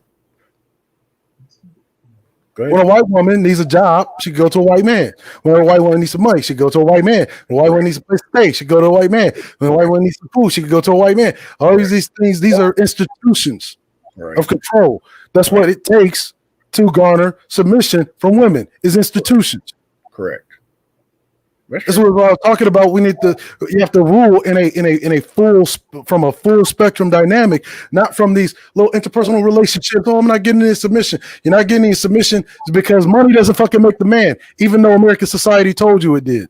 Wait a minute, you just sat here and told me that that it requires institutions across. Yes, institutions. Right. That's all, institutions. Food, clothes, education, employment, security. So you're saying that women are not naturally submissive, or no? What was your okay? That was your argument. Okay. If that were the case, daughters of great renowned fathers would not rebel, would they? Yeah, well, that's true because I mean that's feminine. Okay, then that's feminine chaos. But man, you have when you talk about outsourcing, we talk about outsourcing your love life. Now you talk about basically you might as well be outsourcing the race, then, right? Anybody can be black as long as you have a black child with them, right? Well, race is an arbitrary concept to begin with, though. Race is an arbitrary concept. The only thing. No, race is not an arbitrary concept. Arbitrary means that you have the choice of living by it or not. And in fact, because you live in American society and you are an American, and American society goes by a racial classification system, which deems that you are black, that is not arbitrary. Okay, it's no. So it exists. Hold on. Let me finish. A race exists politically, but in science it does not, because race has only been in existence for 400 or 500 years. So at the end of the day, race at the beginning of the moment when it was created was based off of an agenda. Your men drive your agenda. So if black men over here were to come up with their own agenda, we can continue. Here's the thing: you've been placed into a game, right? You've been placed into a game where it has been predetermined for you to be the black side of the board. You don't play the black side of the board from the white side. You don't play the black side of the board from the red side. You play the black side of the board from the black side. The problem is that you got too many Negroes that just keep trying to move as if they were on the white side of the board, and it doesn't work. It's called rugged individualism. Isn't it funny how rugged individualism, cooning, and simping are all related? It's almost like entertainment, religion, and sex for the Great Faulkner Initiative. Mm-hmm. Yeah. These are the 3 pillars of social stagnation, social and economic stagnation. Mm-hmm. And yet, we're talking about these things: rugged individualism, simping, and cooning. They are all effects of the same goddamn thing. See, you keep trying to play the game as if you are outside of a black paradigm. The problem is that American society has deemed that you're black whether you like it or not. So you have to start playing the game by those rules. And the object of the game is to either flip the fucking board over or win the goddamn game. Mm-hmm. We keep playing these little micro games, like mini games inside of games, right? We keep trying to play these little micro games where we keep trying to focus on interpersonal relationships to escape the overall more all-encompassing thing that we have to do. Okay, so let me ask you. The goal of the black man, this is what the number one goal of the black man should be. Mm-hmm. Is to become the dominant group of men in American society or in the world. I agree with that. I agree with that. I do agree with that. But let me ask you a question though. Let me ask you this: Is chasing around trying to seek submission from a woman, is that going to get you full spectrum dominance of America or the globe? Because if that were the case, you wouldn't have what you have going on in, say, the Middle East. You wouldn't have what you have going on in places like the Caribbean or in Africa right now. You gonna let me answer the question or no? So you're gonna ask me a question and predetermine the answer for me? Go ahead. Because I wanted to ask you. So if a black man wants to get with a woman that's going to cooperate with his agenda, so what is your solution? What would be your solution to tell this brother? Here's how things typically work. Women are naturally submissive to men they deem as submissive worthy. I mean, that's just correct. how it is. That's correct. That's true. So and if you're not getting submission from a woman, for your natural group of women, yeah, you're not getting submission from a woman that you want. I say, you find another. Correct. Find another. See, the thing is that these are all lessons that you were supposed to learn when you're like between 12 and 16 years old. Right. That's where we'll be learning these lessons, as a 30-something, 40-something year old man. Go ahead. You see what I'm saying? Yeah, I'm 30, but I'm saying these are only tools that only a father was literally supposed to give you and prepare you for by the time you were an adult. So that way you didn't go off and ruin your fucking life with some random woman that you thought you were fucking in love with simply because she had a fat ass. Well, you see the fat ass. I mean, in my case, I've given race loyalty to black women for 15 years. I've dated nothing but black women for 15 years, black American women, let me specify, for 15 years. So after, I don't know if you're familiar with my situation that I put on YouTube initially with the strag that I had living in my house, but long story. As a matter of fact, no, I'm not. And what I advised to all black men that exist in these spaces is that you stop using your fucking personal experience as the the marker or even the benchmark for any kind of rhetoric or media. Stop using your personal life for that. And the reason why is because whenever it's thrown back in your face, right? That's what drives a lot of the anger that exists. Is that men came onto this platform espousing their stories, right? Of course. And, women did it first. Black women they did it. They espoused some of their stories, and it's like, oh, it's getting a little out of hand. The women have, for the most part, have stopped, and now you got the men doing it, and the men don't even know when to fucking say, you know what, enough is enough, and start focusing on the building part, character development, young male development, so that you can expand the population of so-called good black men, if that's what your intent is. But it makes my point that I was making yesterday, is that niggas don't really give a fuck enough about black boys to even want to make that, a reality. Which I don't agree with, which you and I didn't agree with, because black men do care about black. There's too many organizations I know right now started by black men. I'll put it like this: you have all these organizations out here, and mind you, I helped create one here in the Twin Cities that actually focuses on the development of young black men. We even have a rites of passage program, right? Right.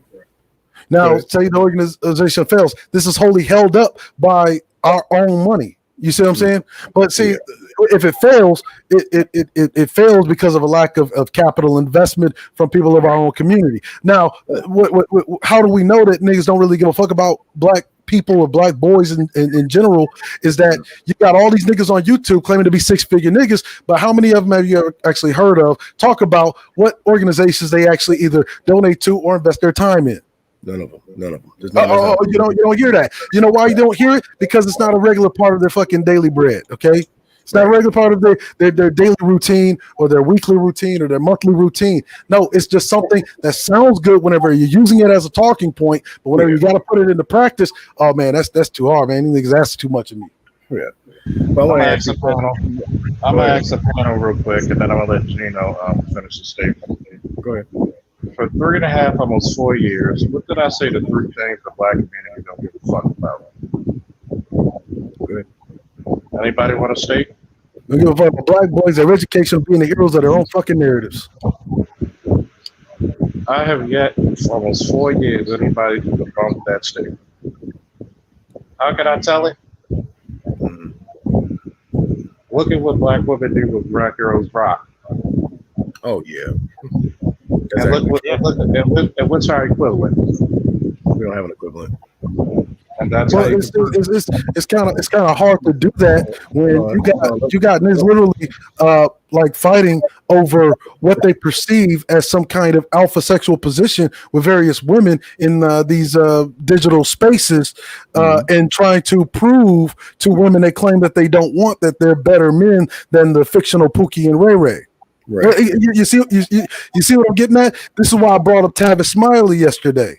It's because Tavis Smiley, instead of surrounding himself with men from his own alma mater whose lives he could have been enriching, and in turn have his life enriched, hell, he'd be a fucking paragon of black male society.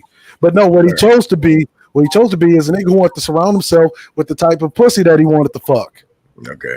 Let me ask you two and questions. As a result, he got what he got.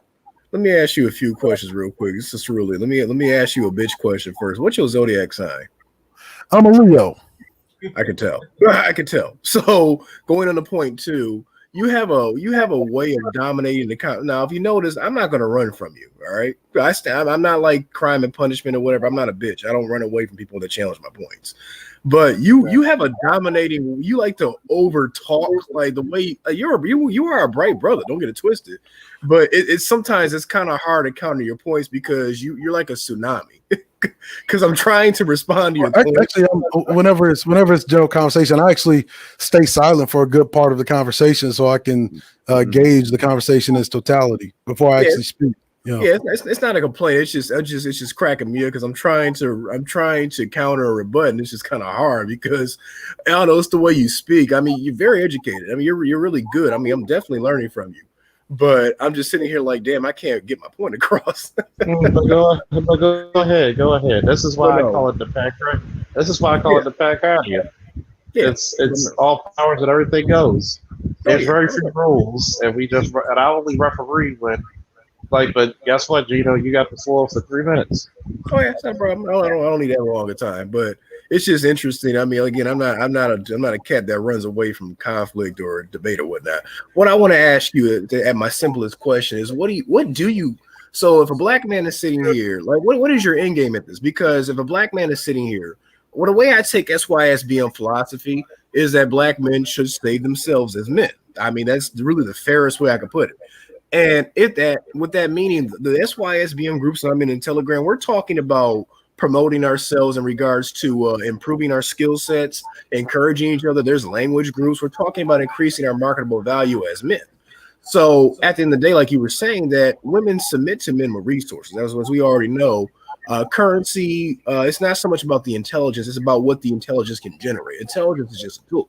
So if a chick is seeing a man he might be super smart, but she's not really going to respect him until she sees the tangible effects of what his intelligence brings. So if he's driving the Cadillac, I'm a Michigander, the Cadillac Escalades, and he's got the big house and he has the influence, political influence or whatnot, of course she's gonna consider that in her overall assessment. But I think to take all that bullshit aside, I mean, what do you want to see black American men, and I got to be specific with the lineage, pair up with black American women, even though black American women have divested themselves politically from black American men for 60 years? Well, it depends on what you're looking at when you look at society. I mean, when I walk around in society, in general society, I still mostly see black men and women together. Yeah. Seldomly do I see black men or black women with white men or non-black men. Very seldomly do I see black men with white women. And then, mind you, I live in a state that has a high probability of mixed race children. Right. You in California? No, I'm in Minnesota. Okay. Oh wow. Okay, that's news to me. Shit. Okay. On the other hand, like say for instance, you want to outsource to say the Somali community. I do quite often see Somalian women walking around with white men. So Somalian women are not very what you would consider race loyal. They don't consider themselves black. They go by their nationality and ethnicity more than they do so by race. Correct. It's a newer concept for them. It's a newer concept for them. No, you talk about end game. The Great Faulkner Initiative does not have an end game. Okay. The reason why it doesn't have an end game because it's more like steps to accumulating power and then the maintaining of power once you have it. Whoa, and the first step in that is the expansion of a black middle class. So that would be the end game. I mean, every plan has to have that. That is just one goal. That is just one goal for a foreseeable future. In between time, you don't have the ability to mount an all-out offensive and take power. See, there's a couple of ways you can take power: through persuasion, as you know, through force, which is the most effective, but it has the more long-term damaging effects because you have to deal with rebellions and uprisings, yada yada yada. Which is why you see America always in the middle of one of these things every fucking 30 years or so. And then there is through subversion, but you don't have control of the media. And then the shit that most of that's coming out of black media is like celebrity gossip and who's fucking who, and black women ain't shit, black men ain't shit, and I get more pussy than you. I'm a six-figure. You get most of the braggadocio shit with none of the actual after effects. Think about it. How many niggas have you heard in this space talk about their six-figure nigga, but then whenever you look at what we have as a collective group of people, you're like, okay, well, where are your organizations for grooming black boys into fine young men? Oh, do you even donate to any of these groups or organizations? Right. Oh, you don't. Oh no, but you can sit on here and you can tell me that you're a six-figure nigga. You can tell me that you all this, that, and the third. You can tell me, you can show me your fucking Dragon Ball Z Jordans. I mean, you can show me everything else but the shit that you actually that I need to see. Right. You see. Okay. And then don't even have any practical vocabulary or rhetoric that espouses that you have intent to create a better next generation. Because I mean, listen to the rhetoric. Let the community burn, fuck black women and their children. Don't you know that the mental state of women is what affects the children, which is why you've had black men going their own way. You've had black men SYS BMing. I've actually showed the evidence of that you've been doing this shit since the post-civil rights era. As soon as the anti-miscegenation laws came down, that niggas thought that was freedom. As a matter of fact, there was a very popular guy, his name was Quincy Jones. He actually said just that in a fucking interview when he was asked about the civil rights era. Yeah, that's he true. Thought the end all to civil rights, to winning civil rights, was the end of anti-miscegenation laws. Yeah, well, I mean, we've been living in a black gynocracy for 150 years. So of course, niggas finally got frustrated. You never lived in a black gynocracy. You've always lived in a white patriarchy. So that other separation, that other separation that we keep trying to ignore, which is a white plutocratic class, which is what created this artificial thing that you call gynocracy. See, there's two types of gynocracy. There's artificial and there's very real. I explained what the real gynocracy was. A real gynocracy, it is women that determine where you live, where you sleep, where you can buy property, where you can fucking where you can group together, who you can marry, who you cannot. It determines what your socioeconomic class's strata is. Women would be able to choose all of that. They choose what you're going to pay on taxes. They choose what you're going to pay for state taxes. They're going to choose what luxuries you have access to. Black women don't fucking choose any of those things in the black community. No, it's okay. Now they don't choose that. They don't choose any of that shit anywhere in the world. It was amazing. But you know what's funny? You know what's funny? White women actually do choose those things. Redlining. Redlining was actually created to keep the black male away from the white woman. Well, not really. It was really to impoverish the black community while enriching the white community that was adjacent to said black community that was redlined. That was white men that did that. That wasn't black women. So it didn't matter if they were fucking single mothers or not. If the person that controls the reins on what is valuated as a valuable property is controlled by another group of men. So while you're going out and buying your property, you're finding yourself quickly impoverished by state tax, by property tax, by federal tax, which is wholly controlled by another group of men. This is the very thing that black men have been asleep on for the last fucking 150 fucking years. We've been sleeping at the fucking wheel for 150 years. Whenever we had black men fighting in World War II, we had niggas back here saying you shouldn't join the white man's military. No, they wanted the white man to have a complete monopoly over the military. Oh, we tell niggas to this day you shouldn't join the police force. No, because you want white men to patrol your streets. You want white men to be the the sole patrollers over you. You don't want the black men to join the goddamn fire department or EMT. No, you want white society to have a full monopoly over those institutions that not only create middle class, but they're the things that sustain society. I'm telling you, tsunami wall. I can't even get through. Hold on, Guys, Jada. Go ahead. Bro. And then when you talk about the artificial gynocracy, you're talking about something that was intentionally created by Plutarchs, and that exists in upper academia. That is wholly controlled by white women, and all they do is get paid to keep to keep the women indoctrinated with this idea that they could do things by themselves, which they can't. They clearly cannot. First of all, that is meant to temper down boys to prevent them from being the next generation of Plutarchs. Hold on, let Gino speak. Let Chaos speak first. No, you go ahead, Gino, because I'm sorry, but go ahead, Gino. What I've been trying to say and what Nameless has said yesterday is what you're referring to as a matriarchy. That's a government. You're talking about an overarching governance system. We both acknowledge that the gynocracy is an artificial construct. The gynocracy is a tool. It wouldn't even be a matriarchy, and I'm gonna tell you why. One, matriarchy is not the opposite of patriarchy. What is it? The reason why you have a patriarchy is because of matriarchs. That's true. Actually, if you go back in ancient times, that's the reason why, even to this day, in American society and in all Western societies, when you get married in matrimony, not patrimony. That's true. Because the matriarch controls the culture, the internal culture, the family culture, actually, the family unit. How it's supposed to work is even if you take a patriarchal, quote unquote, ancient African system, or whatever, the men are still required to protect. They're still required to go to war. That's actually true. Whereas the gynocracy is nothing but a hollow shell because it was always intended to be a tool. It was always artificially introduced. That's why you've always had Big Mama ruling the roost for back on the plantations 150 years ago. Like the guy. Go ahead, Uncle Chuck. I'm gonna let you finish because you get your time. No, that's fine. No, I mean, go ahead, finish. No, Nameless and I were both saying that the gynocracy is artificial. Like, it's artificial. There is no overarching. No, black women can't control where you want to move to and all this and all that because the gynocracy has to submit to white supremacy, to white patriarchy. That's why a lot of these black feminists, they cape for white daddy. That's why Tarana Burke was out here making excuses for fucking Joe Biden, who was out here getting his rape.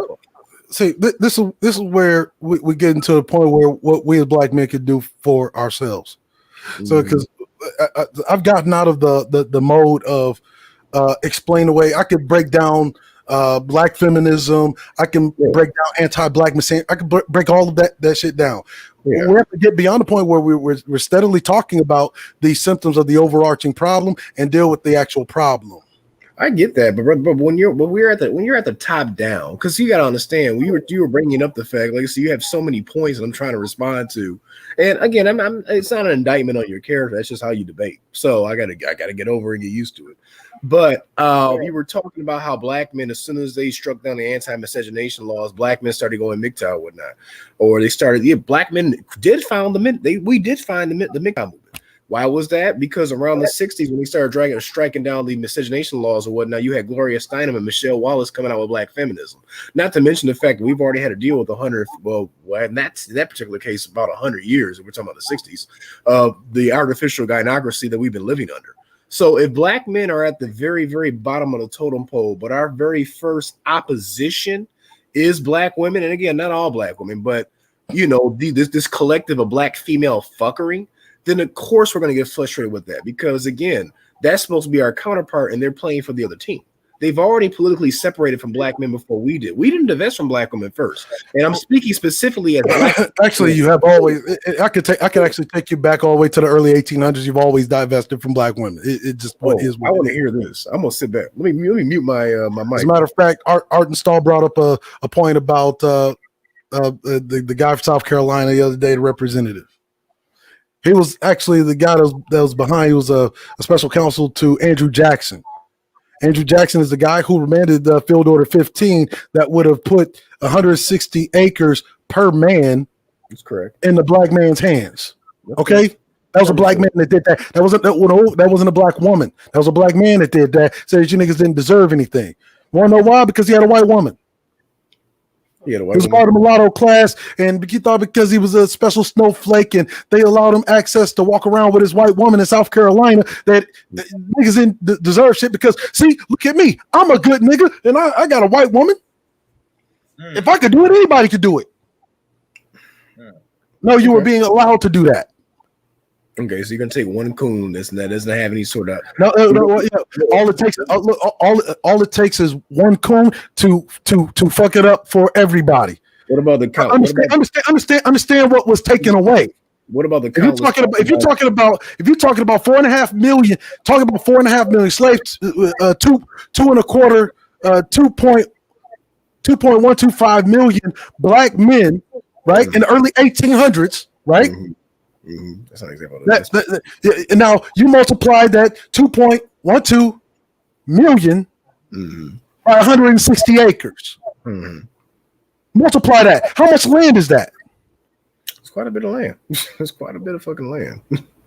Yeah, over 320 million acres worth of land. As a matter of fact, let's do an area conversion real quick.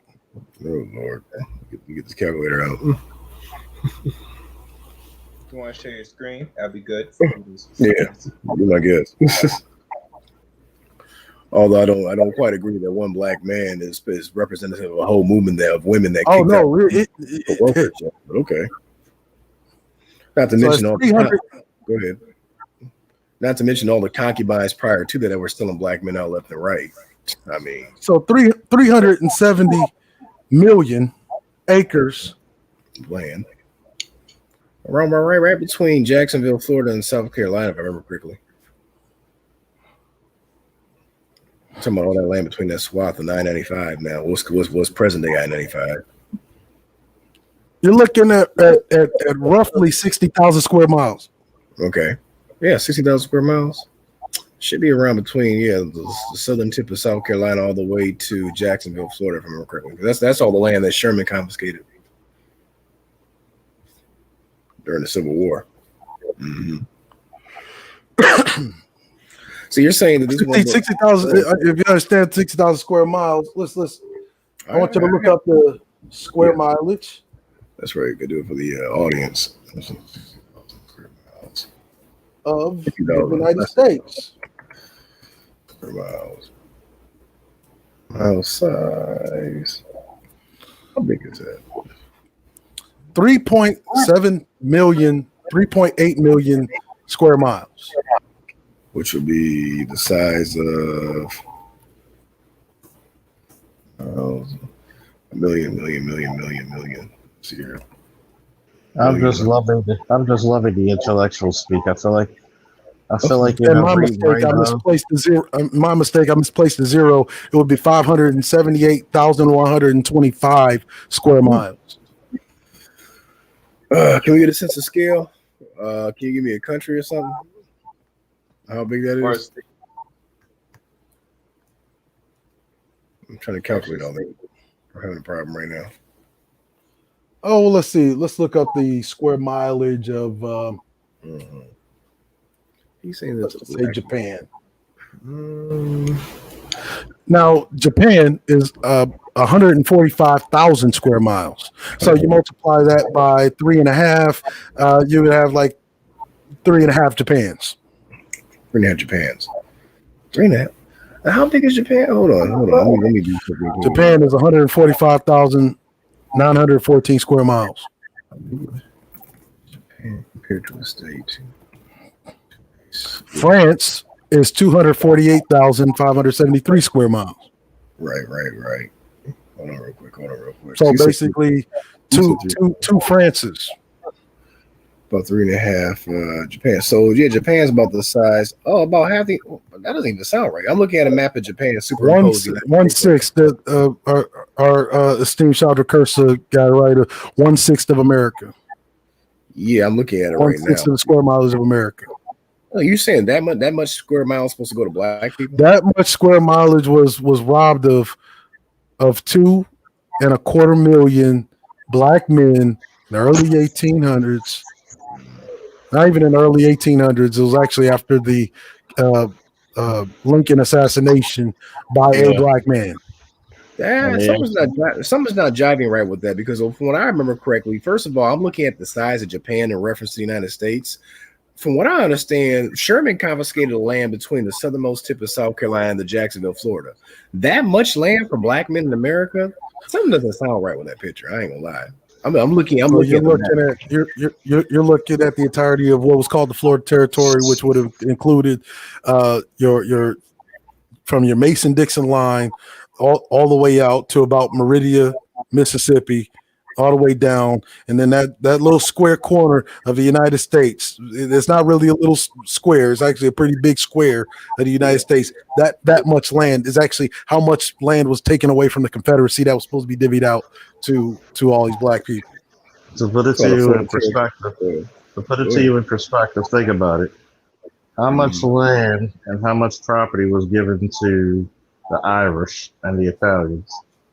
Oh shit! Yeah, I already know what time it is with that. They took up. So you gotta imagine they took away. Have you ever noticed every goddamn thing in America we fought for? Yeah. They turn around and give it to somebody fucking else. Yes, that's correct. That's correct. And all it took was one coon to sell it. To sell it to niggas, you don't need no reparations. They turn around and give your white folk reparations for having lost the slaves to legislation. Like so before we get to saying that, you have to understand what the fuck was robbed from you. Yeah, well, I already knew about the. I already knew about the Sherman order. I didn't know there was a black man that sold us into it. But even then, that one black man that's not the same example as your entire women selling you out.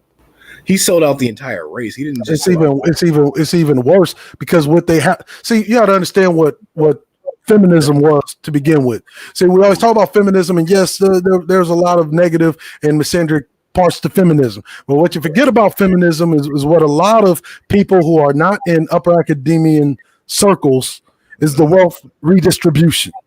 Yeah. That's what it was. It was a massive wealth redistribution program. That's true. That's what feminism was. Yeah, I know that because that's we were talking about how white feminism is about taking power, basically taking power from. And while the men were sitting there getting their ass whooped, and they was taking it, yes, boss, I won't do it again, boss. While you're bowing their heads, you're telling me that the women are supposed to remain race loyal to some punks. I'm gonna just be real. So I'm gonna just be real. I'm gonna take the blinders all the way off. Black men were fucking punks back in the day, for the most part. There were very few of them. Chaos. I want you to chime in on this one. How many slave revolts were there that were failures wholly because of being sold out by a black man? It's over like 300. Chaos, you there? You there, Chaos? Yeah, I'm here. Jiro? How many slave revolts failed because they were sold out by one motherfucker? He's asking you a question, and to be honest with you, Dino, I did a whole series in my book club, African American Negro slave revolts, so I'm not going to give too much answer to that. Well, he's asking you. He didn't ask me that. Let's put it like this: it was over 300 of them. Yeah. Yeah. As a matter of fact, you don't actually start becoming head of household until after World War II. Why is that? Because World War II gave the black man something. He fought for land ownership in the form of what was known as the Montgomery GI Bill and the VA home loan. Yeah, we still got shafted out of those benefits, though. Got shafted out of a lot of those benefits, but still, the amount of black male home ownership increased by over 3,000%. On the GI Bill, okay. Just through the GI Bill, right? But I fail to see. I mean, I get your point. So but I fail to see how But if you're sitting there failing and you're bossing, yep, boss, I won't do it again. I won't mix no troubles. Mm-hmm. And you told me that you weren't supposed to remain race loyal to motherfucker she keeps seeing getting punked out. And then not only that, you won't even fucking fight. And even today, you got the same goddamn pathology where you won't fight. You're sitting on panels, not you per se, but I'm just saying that there's this derelict Negro male spirit that's just sitting on panels with these white boys. Yes, a boss. I won't make any troubles, boss. You sure should have hit a boss. Yeah, I wouldn't do no shit like that. I wouldn't do no shit like that. But hey, what is so we have to ask, what kind of man is you're asking the black woman, and I would say unreasonably, to be loyal to? Unreasonably, dog. Brother, to say that black men back in the day were punks, and I get all these examples of different race traders and coons you're bringing up, but these are the same black men that are out here. Black men have fought in every single war. I mean, to sit here and say that black men back in the day, the same black men that went and built Black Wall Street, that went and built Rosewood. Those were the same men. Look, while we making all these distinctions, we make these distinctions between Pookie and Ray Ray. We make a distinction between the good brother, the bad brother. No, there's really only two types of black men. There's warriors, and then there's pussies. That's it. You're always going to have You're going to have traitors in every single race, though. I mean, to sit here and say that black men, were weak back in the day, brother. You and I are not going to fucking march. Even MLK and the civil rights movement.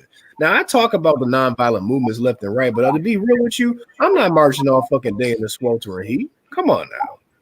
I'm not going to say that it's an unreasonable thing. But look, what? Like, go ahead. Warriors always get the fucking the benefits and the spoils of war. They're supposed to. Right? They're supposed to. Yeah. They're supposed to. Right? So it's supposed to. So what do you see from all these niggas sitting up here crying about women not being submissive? What I don't sense any warrior spirit coming out of these niggas. Darren Seals was a warrior, and the black feminists killed him. Darren Seals and Ferguson was a warrior, and the black feminists killed him. Black feminists have created their own political entity and have separated themselves. They've attacked every single sort of black man, not just okay. You're still telling me about what they're doing instead of what we could be doing. So if they got all that, what does that tell you that we need to be doing? You asked me a question, brother. I'm giving you an answer. Hold up. One at a time. I don't mind a debate, but people can't hear you both where the playback comes on. All right, go ahead, Gino. No, I'm just saying you can't sit here and ask me all these questions, and then when I respond, you try to you can't move the goalposts around, brother. I mean, I'm calling tit for tat. Black women were the first ones to politically divest from us first. Just because you got you're always going to have coons. Clarence Thomas is an open coon. So, but I can't say, I mean, you even got sisters who don't associate with black women. So let me ask you, so are we supposed to play monkeys? So are we supposed to play monkey see, monkey do with what black women are doing? So, because they divested in the 70s. Now, mind you, none of these women, unless they're in their fucking 70s, even participated in that shit. No, but they're following their footsteps. It doesn't fucking matter because it's a situation they inherited, and now because of policy, the shit is set in stone. Now the ball is in your court. What are you gonna do? Well, you have to come up with a correction mechanism. That's why I say black men should save themselves. Correction mechanism. Wait. Correction mechanism implies that you have power. You have to accumulate power first in order to impose any kind of correction. You don't have the ability to do that. Otherwise, if you had the ability to do that, you wouldn't see any Negroes on YouTube crying about what sisters are doing. You ain't got to cry, though. You want to know why? Because it would look something like the Middle East, Sharia law. In effect, you'd be going upside their fucking head, but you won't do that. You can't do that. You can't do that. But there are two things that what you can do is you can develop more black men like yourself and try to work out an organization that is developed specifically for grooming, rearing, and developing young black males. I can tell you two facts right now. I can tell you up front, black women as a whole, I'm not doing the all black women thing. As a whole, if you look at, there's too many studies that came out that show this. They are the least desired on the dating market amongst all races. So black men being silent and minding their own business actually does do some damage, because that's why they're crying about not being protected right now. Because black men have heard all that propaganda. Okay, then before we get to the issue of black women, where the fuck is the goddamn smoke for the white women that created the fucking feminist movement that actually convinced your women to jump on board with their feminist agenda? We've been talking about this shit for the past 60 years. No, because when you look at what is happening today, the white woman is not only still down with the fucking program, but she is following the former feminist agenda to the fucking letter, and to such extent to where she's calling in false fucking rapes and false false danger, making false police reports for your black ass. See, where the fuck is the smoke for all of that? See, before you get to this black woman, like, I'm going through that right now by a black woman. She's making false claims that she's a victim of domestic violence, even though I have a recording of her own words where she admits that I did not fucking touch her. Black women do that shit too. They do it more than white women do. Come on now, bro. Do they do it more than white? Do they do it more than white women? Go ahead. Do they do it more than white women? Because I can show you an article from fucking 1973 that shows you that women were the number one abusers of children, and yet, whenever we look at the 70s black family and we compare and contrast into who suffers more domestic abuse, childhood domestic abuse, you'll find that white children were suffering more childhood domestic abuse than black children. So when the fuck did this changeover all of a sudden happen? If it's just so prevalent in the black community like we claim it is. Hold on. Go ahead. Wait. What are you arguing? Hold on. We're not See, that's what I'm saying. Like we keep trying to sidestep the actual issue with this issue of interpersonal relationships between individual black men and women. It starts with somewhere. And the reality is there's nothing that you could do right now that can correct their fucking behavior other than the fucking Gray Faulkner Initiative. Absence. Well, I mean, go ahead. The only thing that can fix a woman's behavior is the actions of men. And that means that you have to be the dominant group of men in order to do that. I'm gonna ask you a question. I'm gonna ask the panel a question, right? Go ahead. Go ahead, Mercy. Go ahead. I'm just gonna unless unless you want to make a rebuttal real quick. No. Go ahead.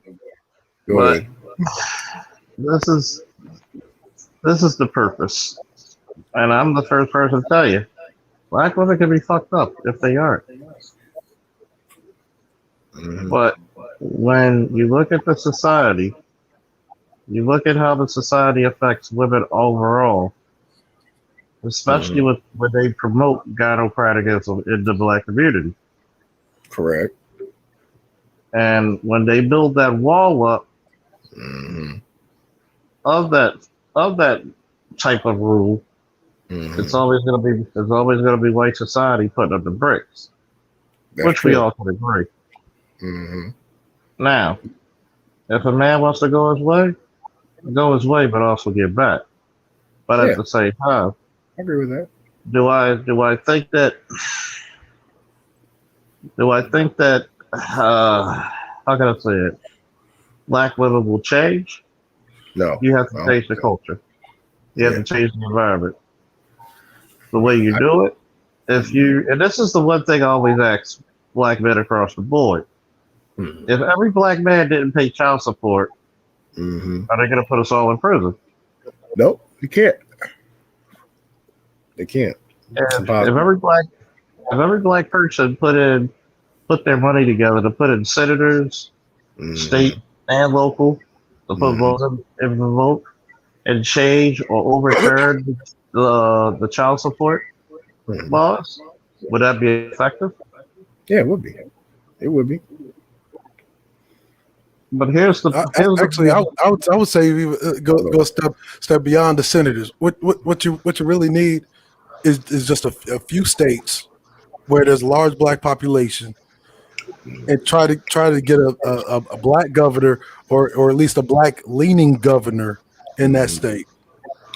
And see, the governor is going to be able to do more than a senator or a congressman. Is going to be able to do more. Senators and congressmen are only for your federal representation. Oh, I missed these comments. My bad. I mean, that's all senators and congressmen are. They are just your federal representation. When you're talking about dealing with these interpersonal relationships, now you're talking about state issues. These are solved by state policy that you can actually change. But we got all these 6-figure niggas. We don't have a black governor yet. That's true. And it's funny because a guy in your position and your degree, Gino. I'm here. And it's funny. And this is the shit that kind of pisses me off. Not with you, but when we heard the recording earlier. Go ahead. Now, one person bothered to bring you on there and say, hey, I gotta bring my credit score up. Right. Hey, how can I pay off these back child supports? How can I pay off these back taxes quickly? How can I not end up in this shit? Snowball method. And see how lowbrow some of these motherfuckers can be? Yeah. Well, we got intelligent brothers like yourself, Cerulean, Chaos, Art, and we're learning from each other. I'm telling you, man. Actually, I actually did a video on child support on the Great American Trick Bag series, where I actually go through the actual numbers and actually show that of all the races of women, black women are the least likely to put you on child support than white women, Asian women, Native American women are some of the biggest offenders of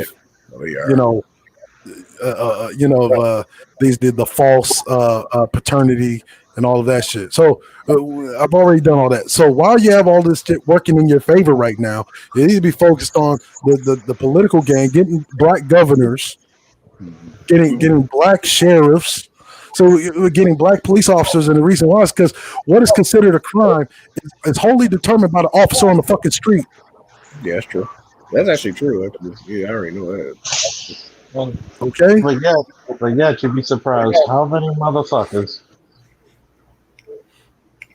will be the first people to say, we don't need any black cops. No. And guess who were the first motherfuckers to say this? Who would say that goofy shit? Oh, I know you're talking about. I guess who were the same motherfuckers who were opposed to the Great Faulkner Initiative? The Folks, same nigga. Yeah. The same motherfuckers who were on that fucking recording. Yeah. You see the correlation to this shit? It doesn't take a motherfucker who investigate crime to see the correlation. Not saying that I do. And it's funny because we have Cerulean who does, sociology and also politics. Sociology. We have you who do accounting. Yeah. Accounting. Hey, we have up here. What's up? And we have so many. Go ahead. Just think about this. Okay. What's going on, Chaos? Yeah. Are you good? I was saying, what's she running for again? Yeah, I'm good. Hear me? My volume good? Yeah. Hello? Angela, what's she for again? She went for governor in Georgia or something? Yeah. You talking about the black chick who ran for governor? My Stacey Abrams, the lesbian big chick. I know you're talking about.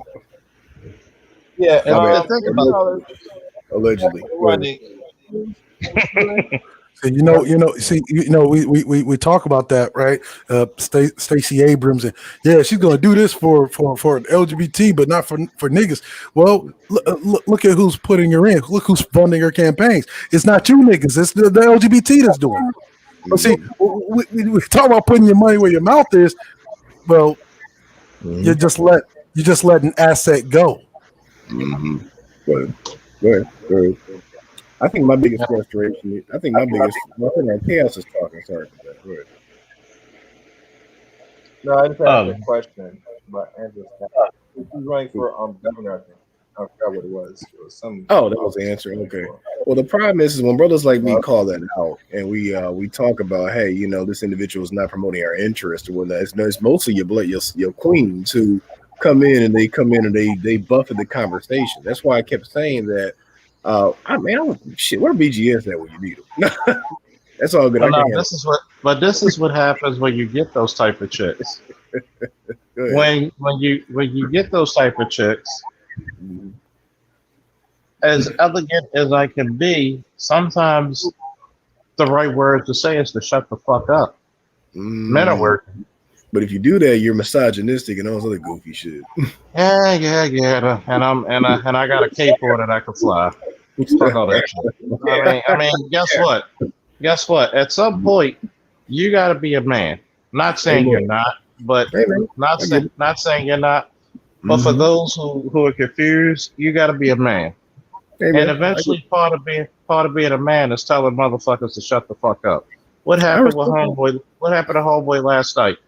What did you tell him? Shut the fuck up. Fuck up. Yeah. God Because damn, there was a nigga on what was it? I think it was Art of Immore's panel where he was talking. It was a young nigga talking some goofy shit, and I was like, "Do you know what the fuck you're talking about?" I just flat out said it.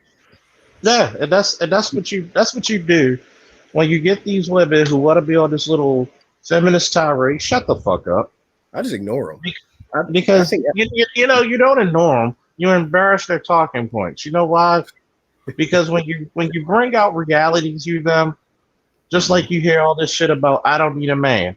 No, what you really meant was you can't get one. You can't get one. But I think my biggest frustration is like that's why I tell these kids. That's why I tell cats like, hey, your biggest tool is avoidance, and black men have a right to have standards. You know, so that's why I tell brothers, you know, don't you owe race loyalty to your brothers, to the brotherhood. But that's it, because you're dealing with women who've already politically divested with you, and the problem is. And let's just be real quick. No. Let me finish, brother. Hold on. Let him finish it, really. Let him finish. Before you nail me with the tsunami, brother. But see, it's more damaging when your women go against you because they end up reproducing degenerate fuck niggas. And that's why we're a lot of us the angry educated lane coalition, like niggas like me, we're hard on the women, because that's why I talked about the gynocracy going back 150 years. And that's why I disagree with this notion that a brother, what the brother did was selling all of us selling all the acres down the road. That was damaging to black people as a whole. But black people, those interpersonal family relationships are very important at the beginning. So if your woman's not with you and you're on your own at the end of the day, that's, in my opinion, that's far more damaging, because she's creating kids that are growing up without any sort of lack of masculine guidance. So if the black ship is sinking, you're saying that women are wrong to abandon the ship? What was that? Run it past me again. Or the black ship is sinking, and you got niggas, instead of fucking fixing the fucking ship, letting the ship go down. You're saying that black women should go down with the ship like the captain, right? Hell no, you should hop in this damn life raft. Why we complain about them jumping on board with the feminist movement? Because I don't know if you really understand, like, by the implications of the things that I've been saying, is that the black ship was fucking failing, it was falling, it was sinking in the post civil rights era. Yeah, and you're telling me that they should have just stayed on board, sunk with the ship, and been fucked up like the rest of us. No, it was a redistribution of wealth. If they sat around and fucking starved, guess what? Most of our black asses wouldn't be here. Right. Actually, no. I'm actually thinking back all the way back to slavery times, because even when you did have your Clarence Thomas. Okay, let's talk about slavery times. If you are a male, right, in pre-modern America, that means that you are the defense arm of your community. If your entire fucking community ends up on a goddamn plantation, whose fault is that? Is that the goddamn woman's fault? What about the men to create or is it upon the weakness of men? So what about the men that actually came up and left and went to Canada, went to the North, did what they did? What about those brothers? So that's my problem, because you would have a man that would sell us out and create a problem, but you would have people that would go out and create solutions. I mean, that's the reason why you have black men creating Tulsa. Let's talk about some men that flee to the North and went to Canada. There was a specific one, a very famous one. His name was James Mink. Mink. He ran to Canada with his white wife, had a half-caste child in Canada, who whenever he was raising her, and he raised her to a young woman. Wow. He actually was looking for suitors for his daughter. Okay. He said only white men should apply. White man comes and answers his ad that he puts into the paper and sells her off into slavery in South Carolina. That's a crazy failure right there. Yeah, very crazy failure. All that glitters ain't gold, right? So all black men, I noticed that. So what you do is you find these individual black men. I see what you do. You find these individual black men, but you pin all the black masculinity on this one particular failure. So that's just one example. This is one example. It speaks to the dangers of this broad sweeping ideology. So we're gonna outsource this. Yeah, we have niggas outsourcing their love life since the days of slavery. But then we get that there was also black male slave owners too. And black women were sitting here throwing their pussies to white daddies since slavery. You see your point? We've always had a concubine paradigm. You had big mama concubine paradigm in which back in slavery days you either fuck or you died. Did you already use that for a video? Because I was gonna use that term for a video, the concubine paradigm. I was gonna use that shit for a video. Let me know if you use it. Don't steal it. But anyway, yeah, I mean, you had chicks out here throwing themselves a white daddy back in slavery times too. So, I mean, so of course brothers are gonna react to that. And why would they do that while being slaves? Wouldn't possibly be so they can eat and survive. Which you understand that you understand that we were all bred here in the first place. Okay, so if so they can eat and survive, if they had to depend on white daddy, that means that their men wasn't doing shit, right? I mean, you had chicks out. Go ahead, Uncle Chuck. No, go ahead. Okay. So we'll see. What you're saying is it all boils back down to the black masculine failures. Is that your main point? The women have to do what they do. Here's the thing. Yes, it has been a failure of leadership and strength on the part of black men. Yes, I know it pains a lot of niggas' ears to hear that, but yes. But just because you failed a couple of times, it's just like any time that you put into a wartime situation. Just because you lose the battle doesn't mean that you give up on the fucking war. I mean, it doesn't bother my ears to hear that, but considering the fact that our ethnicity, we didn't even exist as an ethnic group 100 years ago, we were bred here. So when you consider that doesn't scare me. It doesn't hurt my feelings to hear that. But at the end of the day, we didn't even come into existence until 1492, due to crossbreeding and whatnot, forced crossbreeding. So we didn't have an awareness of our own identity until about 400 years ago as an ethnic lineage. So when we understand that we were bred to be a subculture within American culture, I mean that doesn't bother me. The fact that men we weren't allowed to be leaders. Of course, we were bred into slavery. That makes perfect sense. But now that we know that, then you also understand that your women are really not your women. You just learned of the concept of white supremacy 40 years ago with the creation of the compensatory code by Neely Fuller Jr. And what I'm saying is that yes, these were all failures. And what you had before us was some great men amongst the sea of failures, fuck boys, post civil rights, googly goggly, white chasing Negroes, right? Mm-hmm. Amongst that whole sea of I'm free because the anti-miscegenation laws came down. But amongst that sea, you had a few very great and renowned men who literally gave us all the fucking tools that we need to let us know and show us how we have been subdued and how the fuck we get out of it. I mean, Chaos, when was the blueprint for Black Power written? The blueprint Black Power was written and released in 1998 when Amos was 1998. I was 8 years old back then. Shit. 1998, so 22 years ago. Mm-hmm. Damn. I was 8 years old. And as soon as niggas get access to the internet, instead of promoting some of the tenets in that and organizing around that, no, we do know how to organize around our lack of submissive pussy. For pussy, that's it. Pussy. But this is the one thing I wanted to add in. Go ahead. When people talk about the black women, mm-hmm. and I'm talking about the brothers, I'm not talking about the fucktards and a bunch of fuckboys. Right. Just like the women are supposed to find the best possible guy they're supposed to find. Mm-hmm. The same thing supposed to be on the men. Right. We can't. If a chick, let's say you see a chick in college and all she dated is wannabe gangbangers and all that shit. Yeah, of course. Of course, you're supposed to leave her the fuck alone. Yeah, of course. Even when I talk to that's guys, exactly my point, Charles. Why are we even why do I even hear this having a damn discussion about this chick in college fucking a goddamn gangbanger? You should. Why is it? Was the bitch appealing to you? I mean, that's the point that I make to some guys. Mm-hmm. And it was a guy who I talked to. He had to be 19 or 20. He was like, well, the chicks, they want this type of guy. Yeah. I said, okay, this is what you're supposed to do if you want to talk about game or alleged game or whatever. Yeah. Are you checking for the women who are going to be right for you? Not if you're going to be right for them. Are you checking for the chick that you know that's willing to be on your program? Mm-hmm. But that's the problem. Go ahead. Yeah, that is the biggest problem because a lot of dudes are confused, and this is the reason why I like having this program here.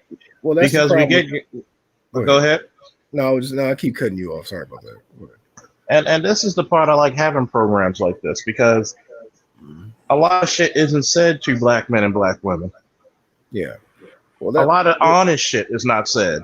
Yo, pick the best motherfucker for you. I would tell a chick who said, I'm going to say this and I'm going to be done. I would say the same thing to a chick. If that thug is what you like, guess what? Go for it. You want to go for that? Go for it. If that chick you know who got about 130 bodies on her and that's what the dudes are chasing at, you go for it. You love it because that's what you want. Right, the nigga mad because he wasn't the 131st and shit. Like exactly, and that's what you heard the type of motherfuckers on that recording because they're mad because they didn't get Big Butt Brenda. No, they weren't talking about the sister who was willing to be on their program. They mad because Big Butt Brenda was fucking quote unquote Pookie and Ray Ray. Well, guess what? That wasn't your type of woman in the beginning. Big butt. That's why you were okay. That's why that motherfucker was okay listening to a white man say that he would beat the shit out of a black woman. Yeah, I wasn't okay with that. That's the reason why. Because because a lot of motherfuckers don't tell the fucking cold hard truth. You like Big Butt Brenda just as much as Pookie and Ray Ray. But yet, you had the same chick in college checking you out. Then nobody ever notices the chick who's loyal to you, who's willing to help you out, willing to help you study. Hell, some of them motherfuckers will not tell you the stories of their life, how chicks probably bailed them out of stupidity. But they will be, but a lot of them won't tell you. But guess what? Here's the fucked up. That's the same thing I tell women. Notice, I'm not a respecter of persons. Like I would tell a chick if she was on my panel right now, well, y'all niggas ain't doing this. Y'all don't take care of your babies. I said, no, bitch. You pick the motherfucker who don't take care of their babies. Correct. She was better. And it's the same goddamn thing I would tell the men. Because guess what, Gino? You got a lot of shit going for yourself. If you don't have a woman right now, I wouldn't even, guess what? You be like this. Guess what? I'm pretty sure you're going to pick the best possible woman for your program. Yeah, no, I do, but it's like I said, I had to go through 15 years of strags, and all joking aside, guess what? Guess what? Here's the secret of life. Go ahead. Your scars tell you how much you survived, but they also tell you how much you healed and learned. Oh yeah, like I personally don't date Black American women no more. If I deal with a sister, she got to be from a different culture. But this current culture that I'm in, that's my standard process. But guess what? What culture is that? Go ahead. It's like I told Mr. Miracle. I said when he talked about me and BGS talking to numbnuts a few days ago, he says, "Why don't Charles ever talk about their culture? Because it's all American culture." Guess what? You had Madonna doing more sexual shit 30 years ago when I was a kid. She literally had a book come out that said sex. Yeah, black women weren't like that 30 years ago. I'm trying to figure out. Like when I hear brothers say, okay, if I deal with a black woman, she can't be from this culture, got to be from another culture. Well, name me a culture. Any culture that damn straight Black American culture. I remember Anger Man told me to go holler at chicks that are Afro-Latinas. Oh, have you seen, do you know what Afro-Latina culture consists of? Oh, you thought it was something different? I mean, your boy Game Changer went to Afro-Latina culture and bought a stove for a bitch that lays on her back. Now, don't get me wrong, hoes are meant and built to be laid upon. But at the same time, right, while you had our brother C Boogie talk about self-improvement, which he was also shitting on, he went and bought a stove for a bitch who had not self-improved, couldn't afford her own fucking stove.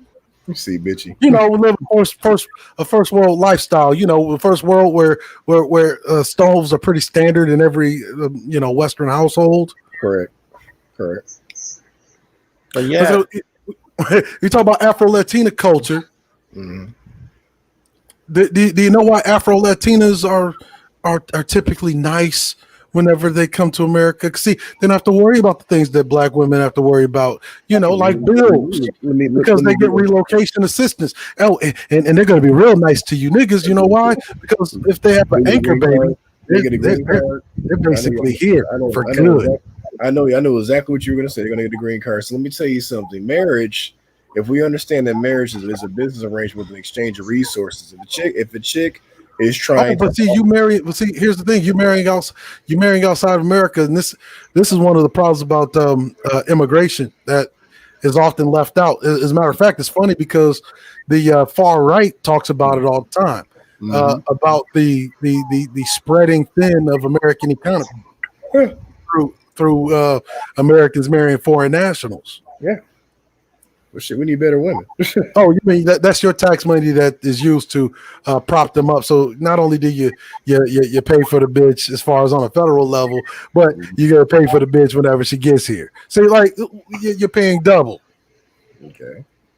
So what are Black men supposed to do? But see, you're telling me that a foreign bitch that's double dipping on your pockets, steadily got her hands in your pockets, double dipping, is better than your own domestic women. Like it's crazy. But your domestic women pride themselves on being whores. I'll pass. No, thank you. I mean, wait. I'm gonna say this. Who prides themselves on being whores? Because last time I checked, white women were the majority of the porn industry. White women are the majority of the sex industry. They're the most. I'm just saying they're the most sexually experienced group of women. Afro-Latinas. As a matter of fact, before your average Afro-Latina woman that is above the age of 17 actually gets to America, it's because that pussy had been worn out before it got here. Like, because what happens in a lot of the Afro-Latina cultures is that they put their fucking young virgin girls on the fucking market like a tourist attraction. And see, by the time that you get the Afro-Latina girl, there's a reason why she's nice, because she's already been broken in. What country are you referring to? I want to hear this. Well, let's see. Name one. Dominican Republic. You said Afro-Latina. So Dominican Republic. What else? Are you telling me Afro-Latinas don't exist in the Dominican Republic? They do. Colombia, Puerto Rico. Okay. Brazil. Okay. Such sources. Okay. By the time they're 30, they probably already had a couple of fucking babies, leading babies with grandma who still wants to stay in Brazil and die in Brazil, come to America. And you think that she's just a woman with a fat ass? No, she's a woman that's had a couple puppies. You still got to vet your women. You can pull a whore in any culture. You still got to vet your women. But that's the point. So you just brought up. Sorry about that. What I'm saying is that if you think in Latin culture is something different than Western culture, you're sorely mistaken.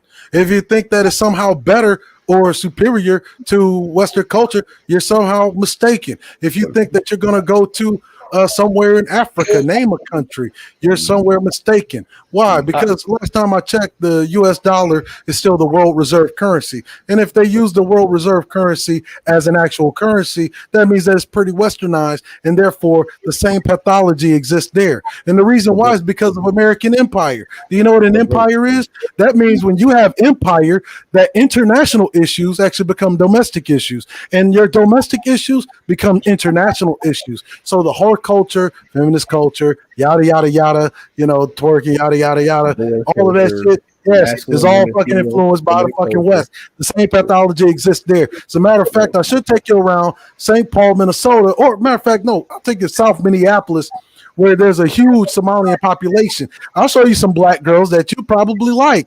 As a matter of fact, and I'll show you that they're all whores. I won't give them time of day. I'd tell you one thing: you keep jumping from point to point to point. I cannot. What I'm saying is that hold on, Cerulli. Let him make his rebuttal. Yeah, I'm about to say, you got to understand, brother. I'm from Michigan. I spent a lot of my years in the South. I'm a slower brother, so I don't like jumping from point to point to point to point to point. You got to let me come in sometimes. No, it's the same point. The point was about culture. Right. But hold up, so culture is a let him make his. geopolitical issue now. So Let him make his rebuttal. You brought up domestic culture. What we talk about is American culture, which we've all brought up over here. American culture as a whole is a very dysfunctional culture. So all the women here, all the way down, which you argued, Marilyn Monroe and all these other groups of women. I mean, we get it. Black women were at one point in time, black women in America did not embrace this whorehouse culture like that. So I get it. They followed the leader, which was white women in their feminist movement. So I get that. But now, because the culture is so dysfunctional, black men in particular, at least men in my caliber, want two things: femininity and submission.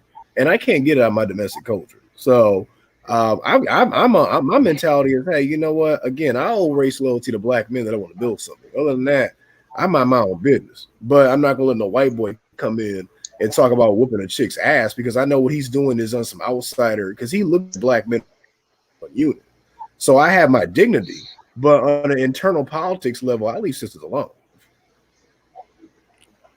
You gotta remember. Saying if you leave sisters alone, I'm totally fine with that. The problems that I have is when these get to espousing that shit publicly, because what it does, it projects weakness. That's what it does.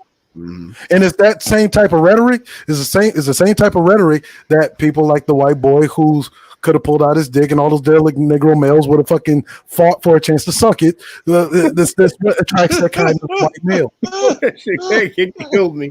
That killed me. I wouldn't have brought his goofy ass on my panel because I'm not talking. I don't talk to white boys. As soon as he would have came on this panel, he would have done one thing. He would have done this.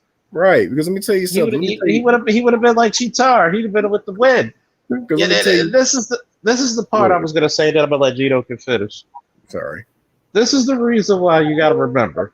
Mm-hmm. You'll never hear upper class white men say, "I'm gonna get somebody outside." You know why? Because they're gonna search far and wide to get the best possible women for them. Mm-hmm. And it's like this for black men. If I know, let's say I'm gonna give a number. I'm in a room with 50 chicks. 3 of them are decent. Mm-hmm. I'm gonna bet the fuck out of 3. Right. And see a lot of guys, this is the reason why it's important to have these discussions, because a lot of times motherfuckers don't actually know what the fuck they want in a woman. So and I'm gonna just say this. I've heard it so many times. Motherfuckers will say, and I've said it on BGS, I said it on Ceruleans, I said it on Chaos. Black men are the garbage men of the dating world. That's true. They really are. They really are. And guess what? Because you're the garbage man of the dating world, you get taken out hook, line, and sinker by everybody because she got a fat ass. Her fat ass overrides her fucking attitude. Her fat ass overrides her nasty. Her fat ass overrides a lot of her faults. Yeah. When sometimes what we need to do is school ourselves and school the younger generations to be like, look, a fat ass is not a wife. It's not a wife. Does not make. No, that's correct. So when we go look at, I'm gonna say this real quick. Then it's Gino. Then it's Cerulean. We need to stop looking to outsource shit, because guess what? Every time I go outside this country, I look American. It's very hard not to get that American scent off your ass. Then on top of that, the only women in those cultures, you're going to realize, and a lot of these cultures are the lowest common denominator. They're not going to give you their best and brightest because they're saving that shit for them. A lot of motherfuckers, as Dre would say, are getting the dirty foot bitches. And they marrying it. How the fuck a motherfucker call himself game changer and then buy a motherfucker who's not even worth fucking 3 pesos a fucking stove? You couldn't find a chick.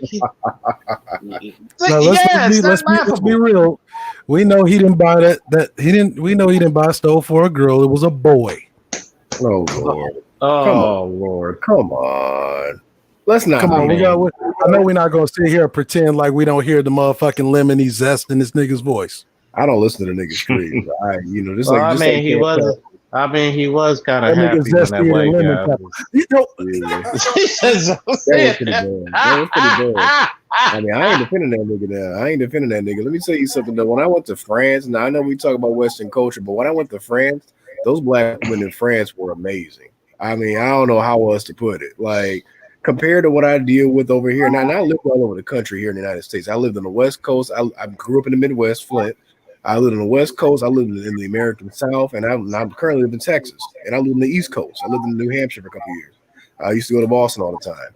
And all the sisters over here that I've dealt with versus what I dealt with in France, I'm trying to go back to France, and that's a Western country. So I mean, that's why the brothers talk about going to Brazil because the whole act of femininity is all the way down to how they. Well, you gotta remember. Mm-hmm. Where do these brothers find these chicks in Brazil? They leave that important part out. They don't meet them on the same level they're meeting themselves, right? I hear you. But they don't. Even compared to, I'd rather you go to France and meet a black woman there than you meet a chick in Brazil. Not saying all Brazilian women are like that. Because you got to remember, a lot of these brothers are not looking for wives. They're looking for one-night stands or a faithful hoe. Well, my point of bringing that up is the reason why they were talking about. See, they were talking. Yeah, that's oxymoronic as hell. Because there's no such thing as. Well, if you take the red light, I said it. Trust me, Cerulean. I said it for a reason because that's how their brains react.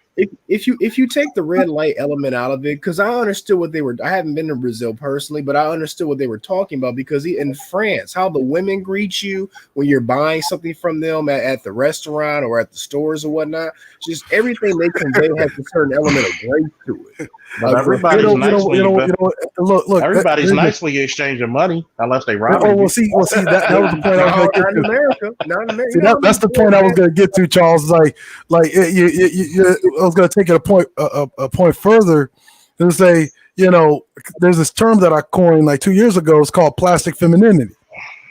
And what is plastic femininity? I know you're getting at, but I'm trying to tell you, plastic femininity.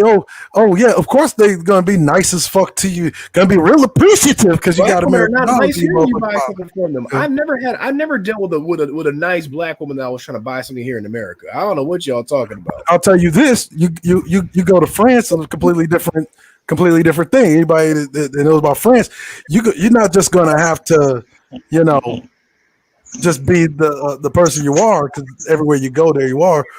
But you're gonna have to bring your intellect. You're gonna have to learn some France. Yeah, that's fine. That's not a problem. I don't have a problem with that. I don't have a problem with that. But my thing. I'm gonna tell you this: once that American luster wears off your ass in France, you're just a regular motherfucker again. Well, you're always going to have a bit of that foreign pride and privilege. At the end of the day, you can have all the lusters and peacocking in the world, but you have to have some substance as a man, no matter where you go. So I'm not disputing that. You have to keep it interesting. You can't be on some stagnant basis, But no matter, just don't buy a stove. Don't buy a stove.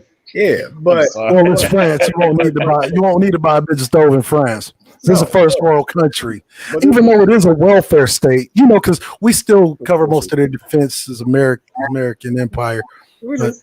Same with Germany, same with Germany and everything else. I mean, I get what you're getting at, but on a basic level, though, that what I was saying is like trying to buy something from a sister here in America is hell. I've been there, done that. I've dealt with too many sisters in America, and just in all sorts of commerce to know that no. But versus the women out there. Now, granted, most of those chicks in France come from Caribbean backgrounds, Guadeloupe, Martinique, or whatnot. And Caribbean women, I ain't gonna lie, I get along well with Caribbean women. But no, I mean there is. So they try to cut you. It will be disingenuous and dishonest to say that black women are the complete inception, because no, they were bred here, and quiet as it's kept, black people here in America were doing. What you're forgetting, right? What you're forgetting is so were you. So if the women are dysfunctional, I never forgot that would make the black man as equally as dysfunctional. I said that about 15 and 20 minutes ago that we were all bred here. No.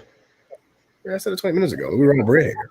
I'm saying like, their dysfunction is your dysfunction. I'm just saying, like, it's the same fucking dysfunction. Like, you listen to the talking points. It's the same shit that the black feminists were saying years before the manosphere was even born. Yeah, but they created. They're saying the same shit. Yeah, but they create men. Black single motherhood creates degenerate dudes. So no, it doesn't. No, it actually doesn't. That's not true. No, Okay. Oh, where should I begin? What creates dysfunction? So start at the Oxford Handbook of the Economics of Poverty. Mm-hmm. Go ahead. Let me get my mic real quick. Yeah. Poverty, right, is manufactured by policy, right, and it is this poverty that is passed generationally, right? That is what creates the dysfunction. The only reason you're dysfunctional is because you're fucking broke as a race of men. That's correct. Mm-hmm. And the only reason why you're considered a criminal is because policy, because a criminal is a political word. That's correct. Charles is a law enforcement officer. He gets paid to enforce policy. Correct. And so if you have a statute violation, you are, by that state law, a criminal. Correct. And criminals are what are considered degenerates. Ain't got a goddamn thing to do with a motherfucker's behavior, because your behavior can be influenced simply by whether you got money in the bank or not. And so, because we live in American society, mm-hmm. wealth passes from men to women. Right. It's supposed to. Yeah. Okay? That's why you could get a woman on a pole to shake her ass for a few dollars. She doesn't own the strip club. She just works there. Right. It's owned by a man. And it's owned by a man. Mm-hmm. Primarily a white man, but, more than likely. You got a couple of brothers who own strip clubs. Oh, a few brothers. You got a lot of them, actually. Hey, and that's what we're actually dealing with. And as a matter of fact, that same pathology, whenever you go to the Caribbean, it's the same thing. You could get Afro-Latina in the Caribbean to shake that ass for a few dollars. Mm-hmm. Well, that is unless you go to a place like Haiti. Haiti, you're going to have to show some warrior spirit. Jamaica, kind of the same thing. You can't fight, you ain't getting nothing. So, it's like that whole thing. But you gotta think about it. In American culture, it is much easier to get women over here than any other country. Really? I've had more luck with chicks overseas. I'm gonna put it to you this way: women can be curmudgeonous, but they'll still fuck you and date you. Mm-hmm. Compared to women over in other countries, guess what? Countries keep their women. Remember, the mid-grade women are the lock and key. The low-grade women are the ones that are the first motherfuckers you see off the plane. Oh yeah, you're not seeing no. But that's kind of universal. No matter what country you go to, like you could go to the UK. Your upper class women, they're not easily accessible. Okay, no, upper class women, say in Nigeria, they're just not easily accessible. They're just walking around and all that shit. You see Uganda, same thing. You get off the plane, you see those that you have access to. Guess what? You're in America. You got some American dollars. The $2 will make that bend that thing over. Mm-hmm. Hey, random side question. Hey, Charles, you know of a spot called Points of Expression, the tattoo spot? I think I might have heard of it. It might be. Is it down Fells Point or something? Used to be. I know the chick who runs that, who owns that spot. You probably took a case when her dude she got pregnant with that dude and he went upside her head. But we'll talk about that. Oh shit! We'll talk about that. Shit! It's the old sparring partners and oh man. So my boy Leon, if you want to donate, you got to donate to the Cash App. I'm not monetized yet. Even if I do get monetized, they probably gonna take the shit away anyway because I curse a lot. But the Cash App you see in the heading, right there.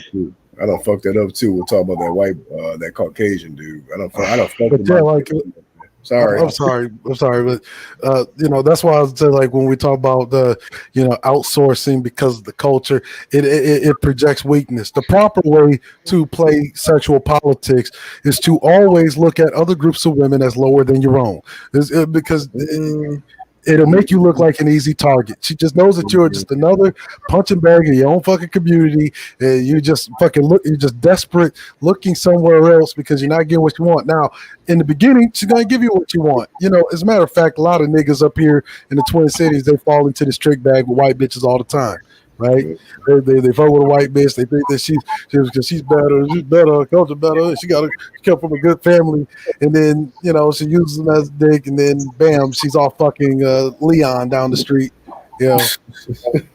Shout out to Like, Leon. I can't believe you did this to me, bro. I like Leon better. He has a bigger dick. God damn it, Leon! You got not only you got the money, you got the bitches. God damn it, Leon! But I'm just playing with my I boy mean, Leon. I mean, I get what you're saying. I would agree with you, but when you have a group of women there bragging about being independent, You know how these black chicks really be getting these upper class white males is that they always look down on them, and that keeps that white male wanting to prove himself to be better than a black man. That's the only reason why they date him. Talking about some dominatrix shit. Pretty much.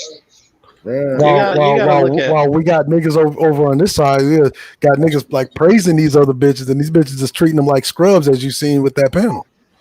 You got to look at it. You got to peep shit, right? I ain't talking about white bro. You got to peep shit. How a lot of those chicks you see swirling, right? Yeah. They got these white guys who they think are the greatest thing in the world. As soon as they stop messing with the guy, usually it's because the guy dumps them. Yep. Who did he end up with? A white woman. No, the black guy. I mean, the black women who messing with white men. Who did they end up with? I guess who they fucking on the side? They still fucking black men. Actually, it's funny because my sister, I think I told you, my sister's married to a white man. We went to her homecoming a couple of years ago, and she was low key trying to cheat on him with a brother. I had to basically cock block. I was like, you got a husband. Shit, I don't know what for. She was playing sexual politics the way that it was meant to be played. They go to the white man because they know that the white man in this society has the resources. The bottom 5% of white male society still has access to like $50,000 in liquid. Now, when you come to the black side, average brother, bottom 5% barely got $500. And so, but that nigga that barely got $500 more than likely got better dick than the nigga with 50,000. So, of course, she's gonna go to the white man for the resources, but her desire still for that. I say let him go. See, it's the proper way to play sexual politics. It's one that Negro males simply haven't caught on yet. Except for the ones who go to jail. No, yeah. Who coming out of jail? I mean, I'll put it like this way: whenever, like when I was in the Navy, whenever we would go to a place, there's a reason why things happen the way that they happen with the women. It's because the allure of American power and empire, right? Yeah. It leaves them unwanted because they know this is where the resources are. Yeah. But you think she still ain't gonna fucking go back and give Ahmed some pussy?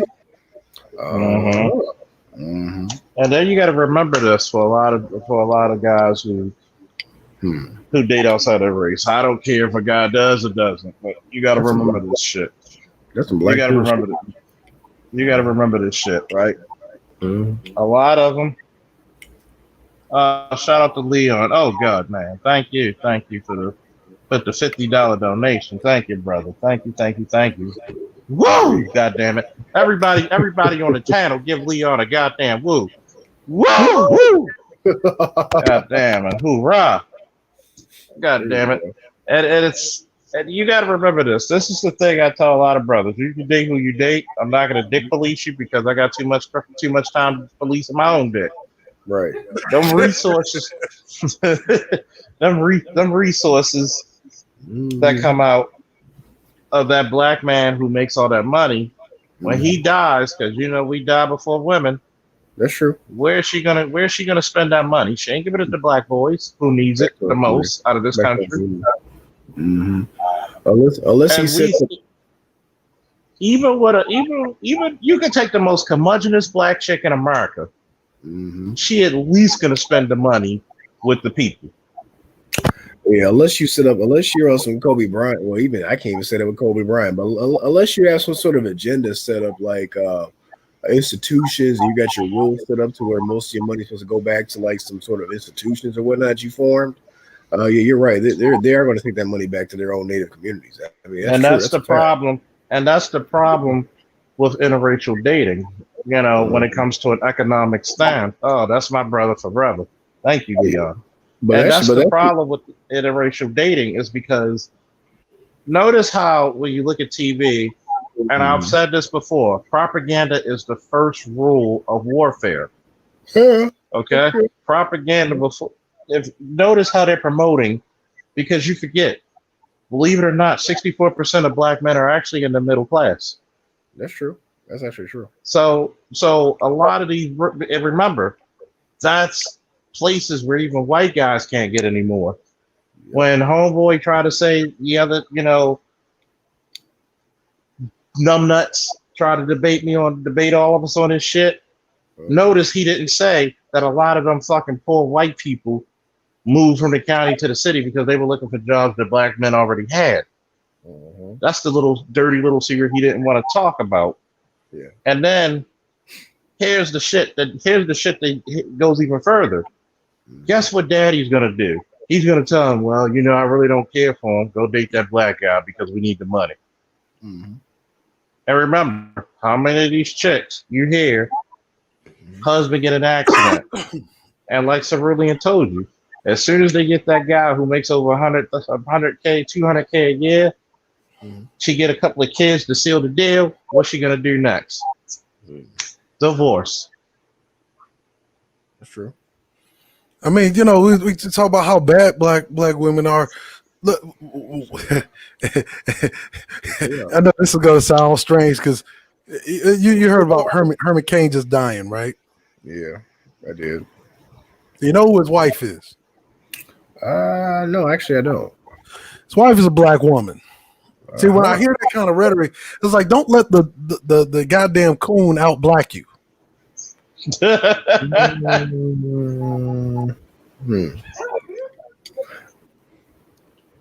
see what I'm saying? Yeah, I get it. I mean, you can look her up. Her name is Gloria Etchinson. I mean, I get that. Gloria Etchinson, she came from a good family.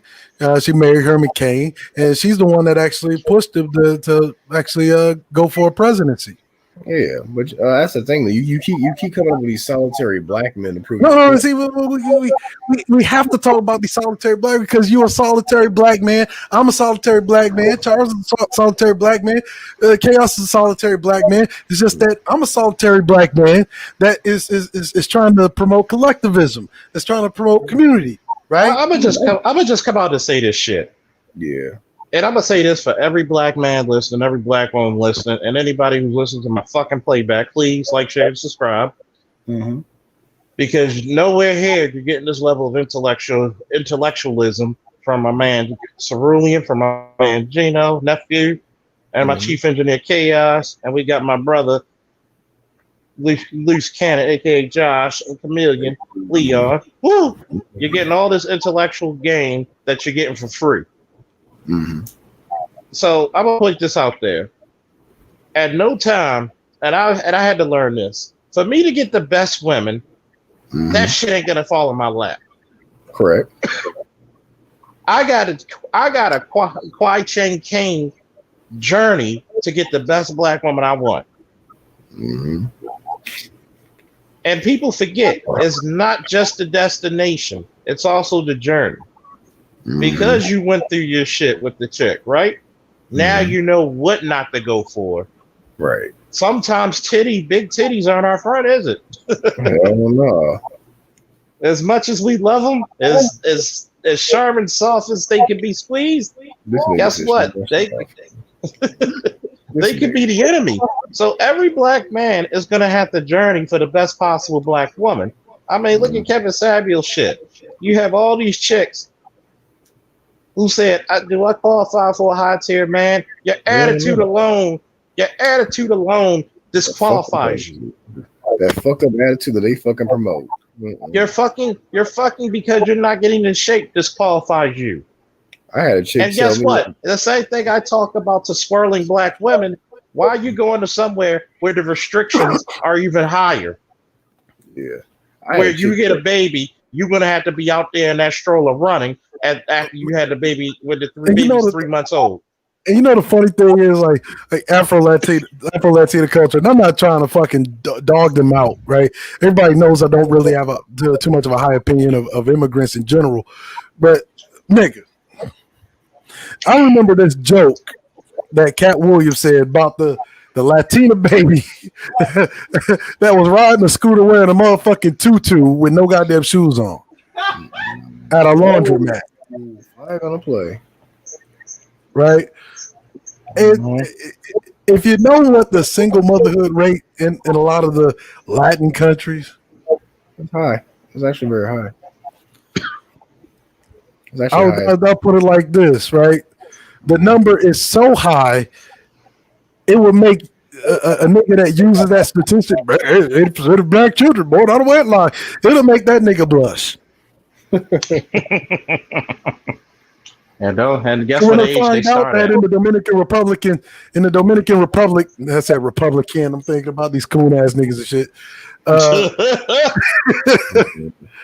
Fucking in the Dominican Republic, the fucking birth rate is some localized areas are as high as fucking 98%, nigga. That's insane. God damn. That's insane. Damn, you spit on a motherfucker, she pregnant. They fertile as fuck down there. Shit. God damn, you breathe in their direction. Not only that, but there's a good chance that the chick you fucking in the Dominican Republic could be inbred. Oh hell! I mean, that's if you but you like retarded babies, right? There's the world love retarded babies. We all love retarded babies. Oh, looking like a goddamn Teenage Mutant Ninja Turtle and shit. God damn. I mean, there's more incest going on in the Dominican Republic than there is in West Virginia. In West Virginia, I just put it like this: West Virginia was the first state to pass anti-incest laws. That's wild. Damn. Well, you got to remember that when your state motto is "Ain't no loving like marrying a cousin." I mean, there you go. That's crazy. That's pretty goddamn wild shit. I mean, but yet they call us inferior. Hell, you know what the state song? You know what the state song of West Virginia is? What? We are family. That's how much incest is going on there. Oh, but I mean, West Virginia, you got to realize the DNA, that gene pool is about as deep as a hawk spit. So I mean, really, you never thought there was something odd about the way ABL looks? I mean, he do look like his parents might be related. That's pretty hilarious, actually. Oh, you didn't think there was something that's strange, awkward about the way ABL looks? The nigga's inbred. And remember, he gets Christmas gifts from McLean. No self-respecting black man should ever admit that shit. That nigga literally went on with another white liberal, right? Talking that shit, and it's funny because I with the shit. If I played the fucking look, I'm not even gonna play it. I'm not gonna play it. I was like, we're gonna do this. The shit is heinous, nigga. But the nigga told this other white dude that his grandmother would meet the KKK in person. They never hurt her or anything. As a matter of fact, they would bring toys and food down to the black community during Christmas time. And also, he thinks on the 4th. You know what? That nigga said, now, I don't look. I'm willing to let bygones be bygones with the white wannabe cocksucking niggas over there, because that hasn't topped that shit that ABL said. That shit that ABL said basically just said his grandmama was busting it wide open for motherfucking toys and food. His grandmama was throwing that ass in a circle. That's wild. Little wooden trays. Pop, lock it, drop it. Pop, lock it, drop it. Shout She out to would Mrs. drop Gray. down on a regular and get her American Eagle on. Shout out to Mrs. Gray because I can hear in the background dying. Hey, Mrs. Gray, the first time, this is for you. I want you to look at the screen. This is what this motherfucker needed. Right there. You see my boy Panther? You see my boy Panther? Pow! Just pow! Just pow! Just no! No! Pow! Just no! The clan gave me no! No! The nigga said no! His grandmother. You got my boy Panther coming out the tank ready to jump kick his ass for saying this. Nigga, no. He came out the tank jump kicking his ass. No! Once again. His grandmother was pussy popping on a handstand, nigga. Come on, fucking Thanksgiving turkey. Oh my goodness. This nigga's and some cranberry sauce. Y'all be killing me, man. She poked that ass out for the Lord. Okay.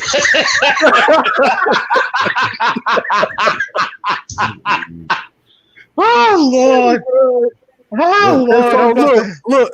Look, like this ain't our first rodeo with this type of shit. Them niggas over there fucking all, like nibbling on this white dude's dick. That ain't got, I'm gonna just say it like this, they ain't got shit on ABL. ABL said some egregious shit. I mean, ABL made Clayton Bigsby look like the blackest man in America. I'm telling you, he made Herman Cain is a goddamn Black Panther compared to what this nigga. Herman Cain is like the second coming of a slave revolt compared to.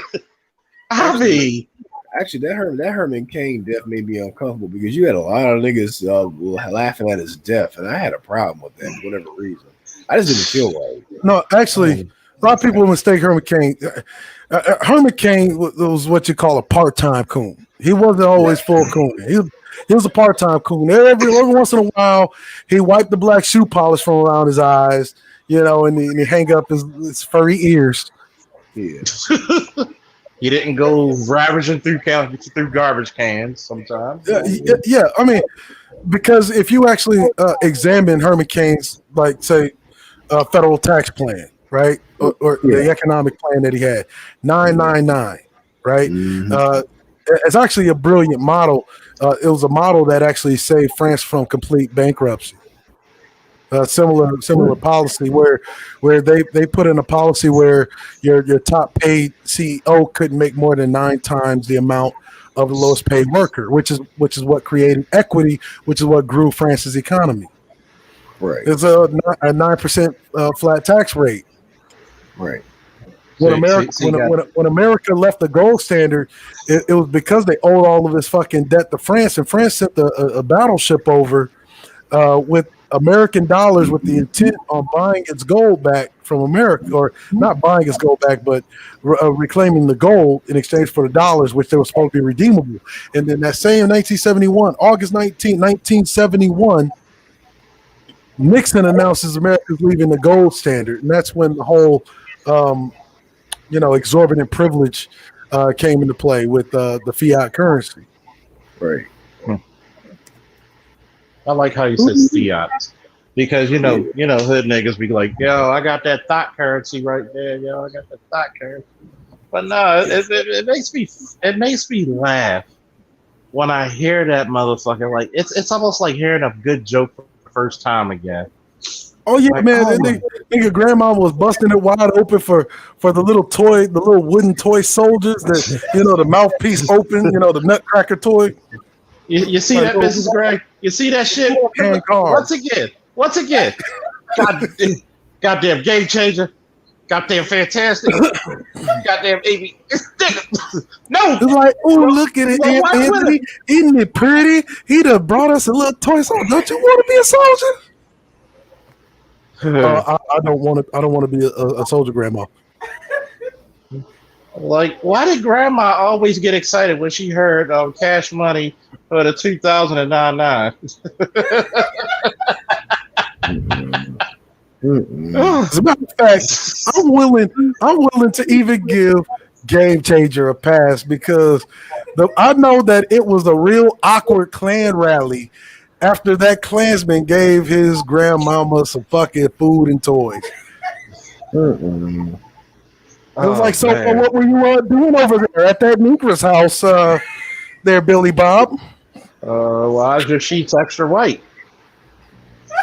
It's like, yeah, why your sheets got to be whiter than ours? Lord mercy. You know, I heard Negroes like bleach. Bleach, what's that? You know, the shit that kept you from dying during the bubonic plague. There you go. He's like, I don't know, Earl. I kind of felt sorry for her. Wouldn't have nothing to do with that old red-headed baby that's over there. Oh, Lord. Oh, Lord. Wow, shit. I knew you were nothing but a dirty Irishman to begin with, but let your egg here just off the grace of white. See, once again, God damn it, I told you stop. What this white guy here, no. But white women, no. Hey, that nigga sacrificed that white boy that gave his mama turkeys and toys and little wooden trains and shit, literally put his whole livelihood on the line to give him those turkeys and toys.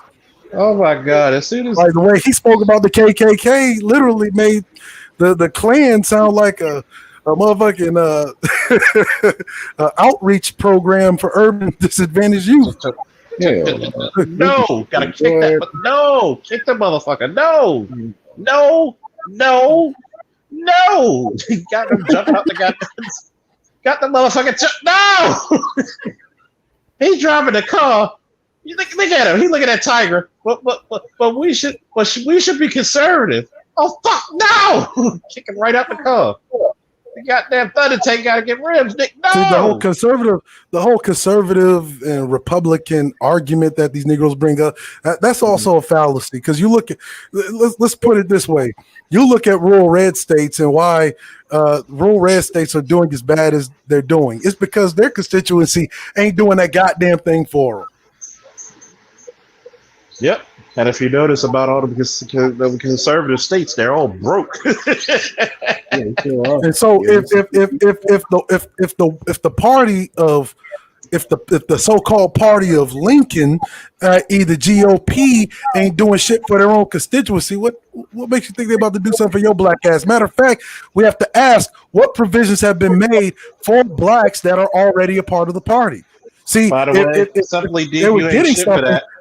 You know what would happen if they could produce one shred of anything, any provision that was actually allotted to them through policy. You know what would happen? Niggas would be voting Republican in mass at every gubernatorial. I'm talking about local, state, all the way up to the federal. Yeah, that's how it is. Oh, man. I got some shit I gotta do. Let me go ahead and pass out, man. I'm about to turn in. Oh yeah, this has been a funny ass classic, man. I'm gonna tell you what. It's a very good conversation, man. I ain't running away now. I'm tired. So wait a minute. So wait a minute. You ain't gonna be doing this. You ain't gonna be doing that. Hey, I've been on this panel for 4 fucking hours. I ain't trying to hear it. So you say you're not doing like. Oh no! See, you understand. So is that it's really no hard feelings. Like when it's no hard feelings. That's why I keep everything on the topic as it is. You know, no personal. None of that. We enjoy that. We grown ass men, man. Before you leave, I want you to read Simply Unique's comment. What's up? Grandma was traveling around that twirling around that cross. I can go type this shit down. What do you want me to read? No, look at what I posted. Simply Unique's comment. I'm about to say, goddamn it, I ain't like old boy that ran off of me. I've been on here for like 2 hours. Old boy was like this.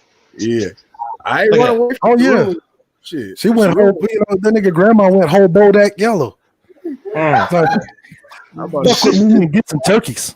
Me and Cerulean been Fuck going with at me and get some turkeys. We've been doing this for 2 hours, and I have a hard time getting through that fucking tsunami that be surrounding this nigga, man.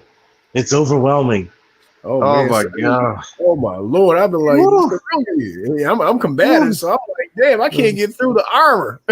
We're gonna do closing thoughts. It's getting late, folks. Hell yeah. Closing thoughts. We're gonna start with the youngest in charge, Gino, nephew.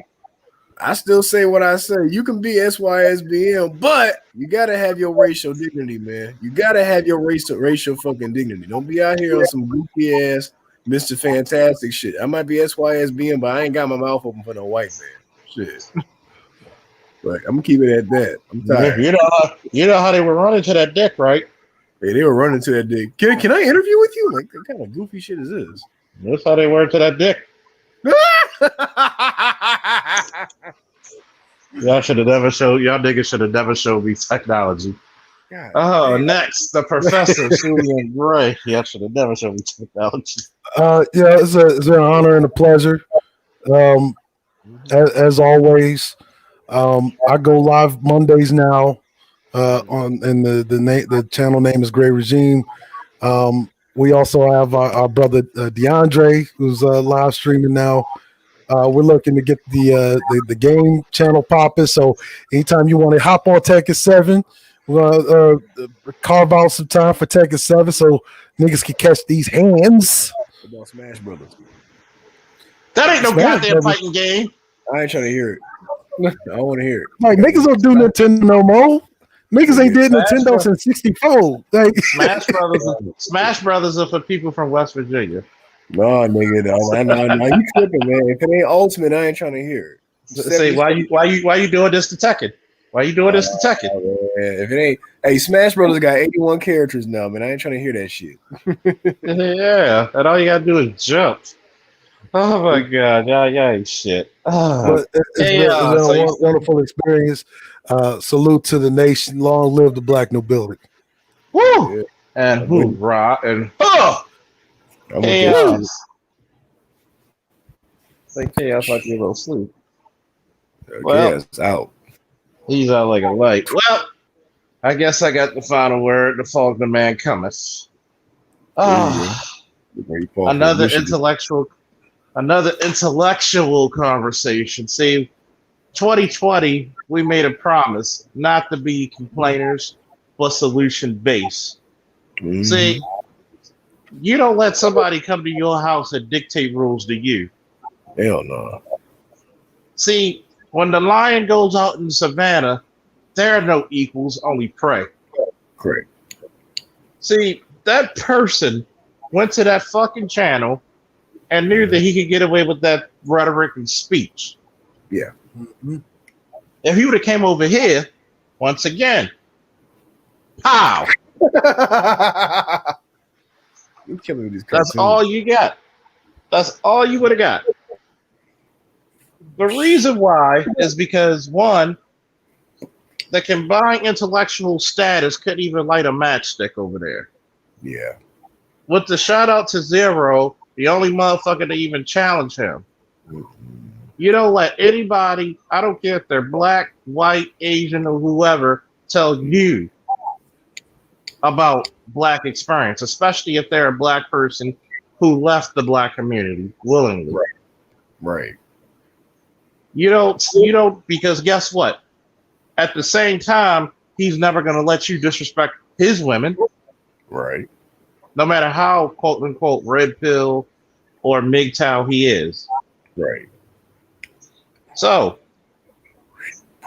black men, black women, get out there and find the best possible mate for you. Mm-hmm. Team up, have a game plan. Mm-hmm. Learn to love each other, God damn it. Shit. Mm-hmm. Too many of us going. Yep. Salute to the interest. Salute to my boys in the chat. Salute to the professor and the commander. Salute to the youngest in charge. Salute. Appreciate it. Salute to the chief engineer Chaos. Salute to the Panthro, the deadly one. knocking niggas the fuck out. Bow! Loving that shit. Boy, you could have known I was gonna pick that one up when I saw that one. Fuck with me and get some turkeys. Fuck with me and get some turkeys. Salute to Neek in the chat. Salute to China White. Tell China White. Yeah, I'm trying to date sisters again. Shit, bring her fine ass over. Bring your fine ass over here. Salute to Simply Unique. You ain't shit for that comment. That was funny as shit. Hell yeah. Woo!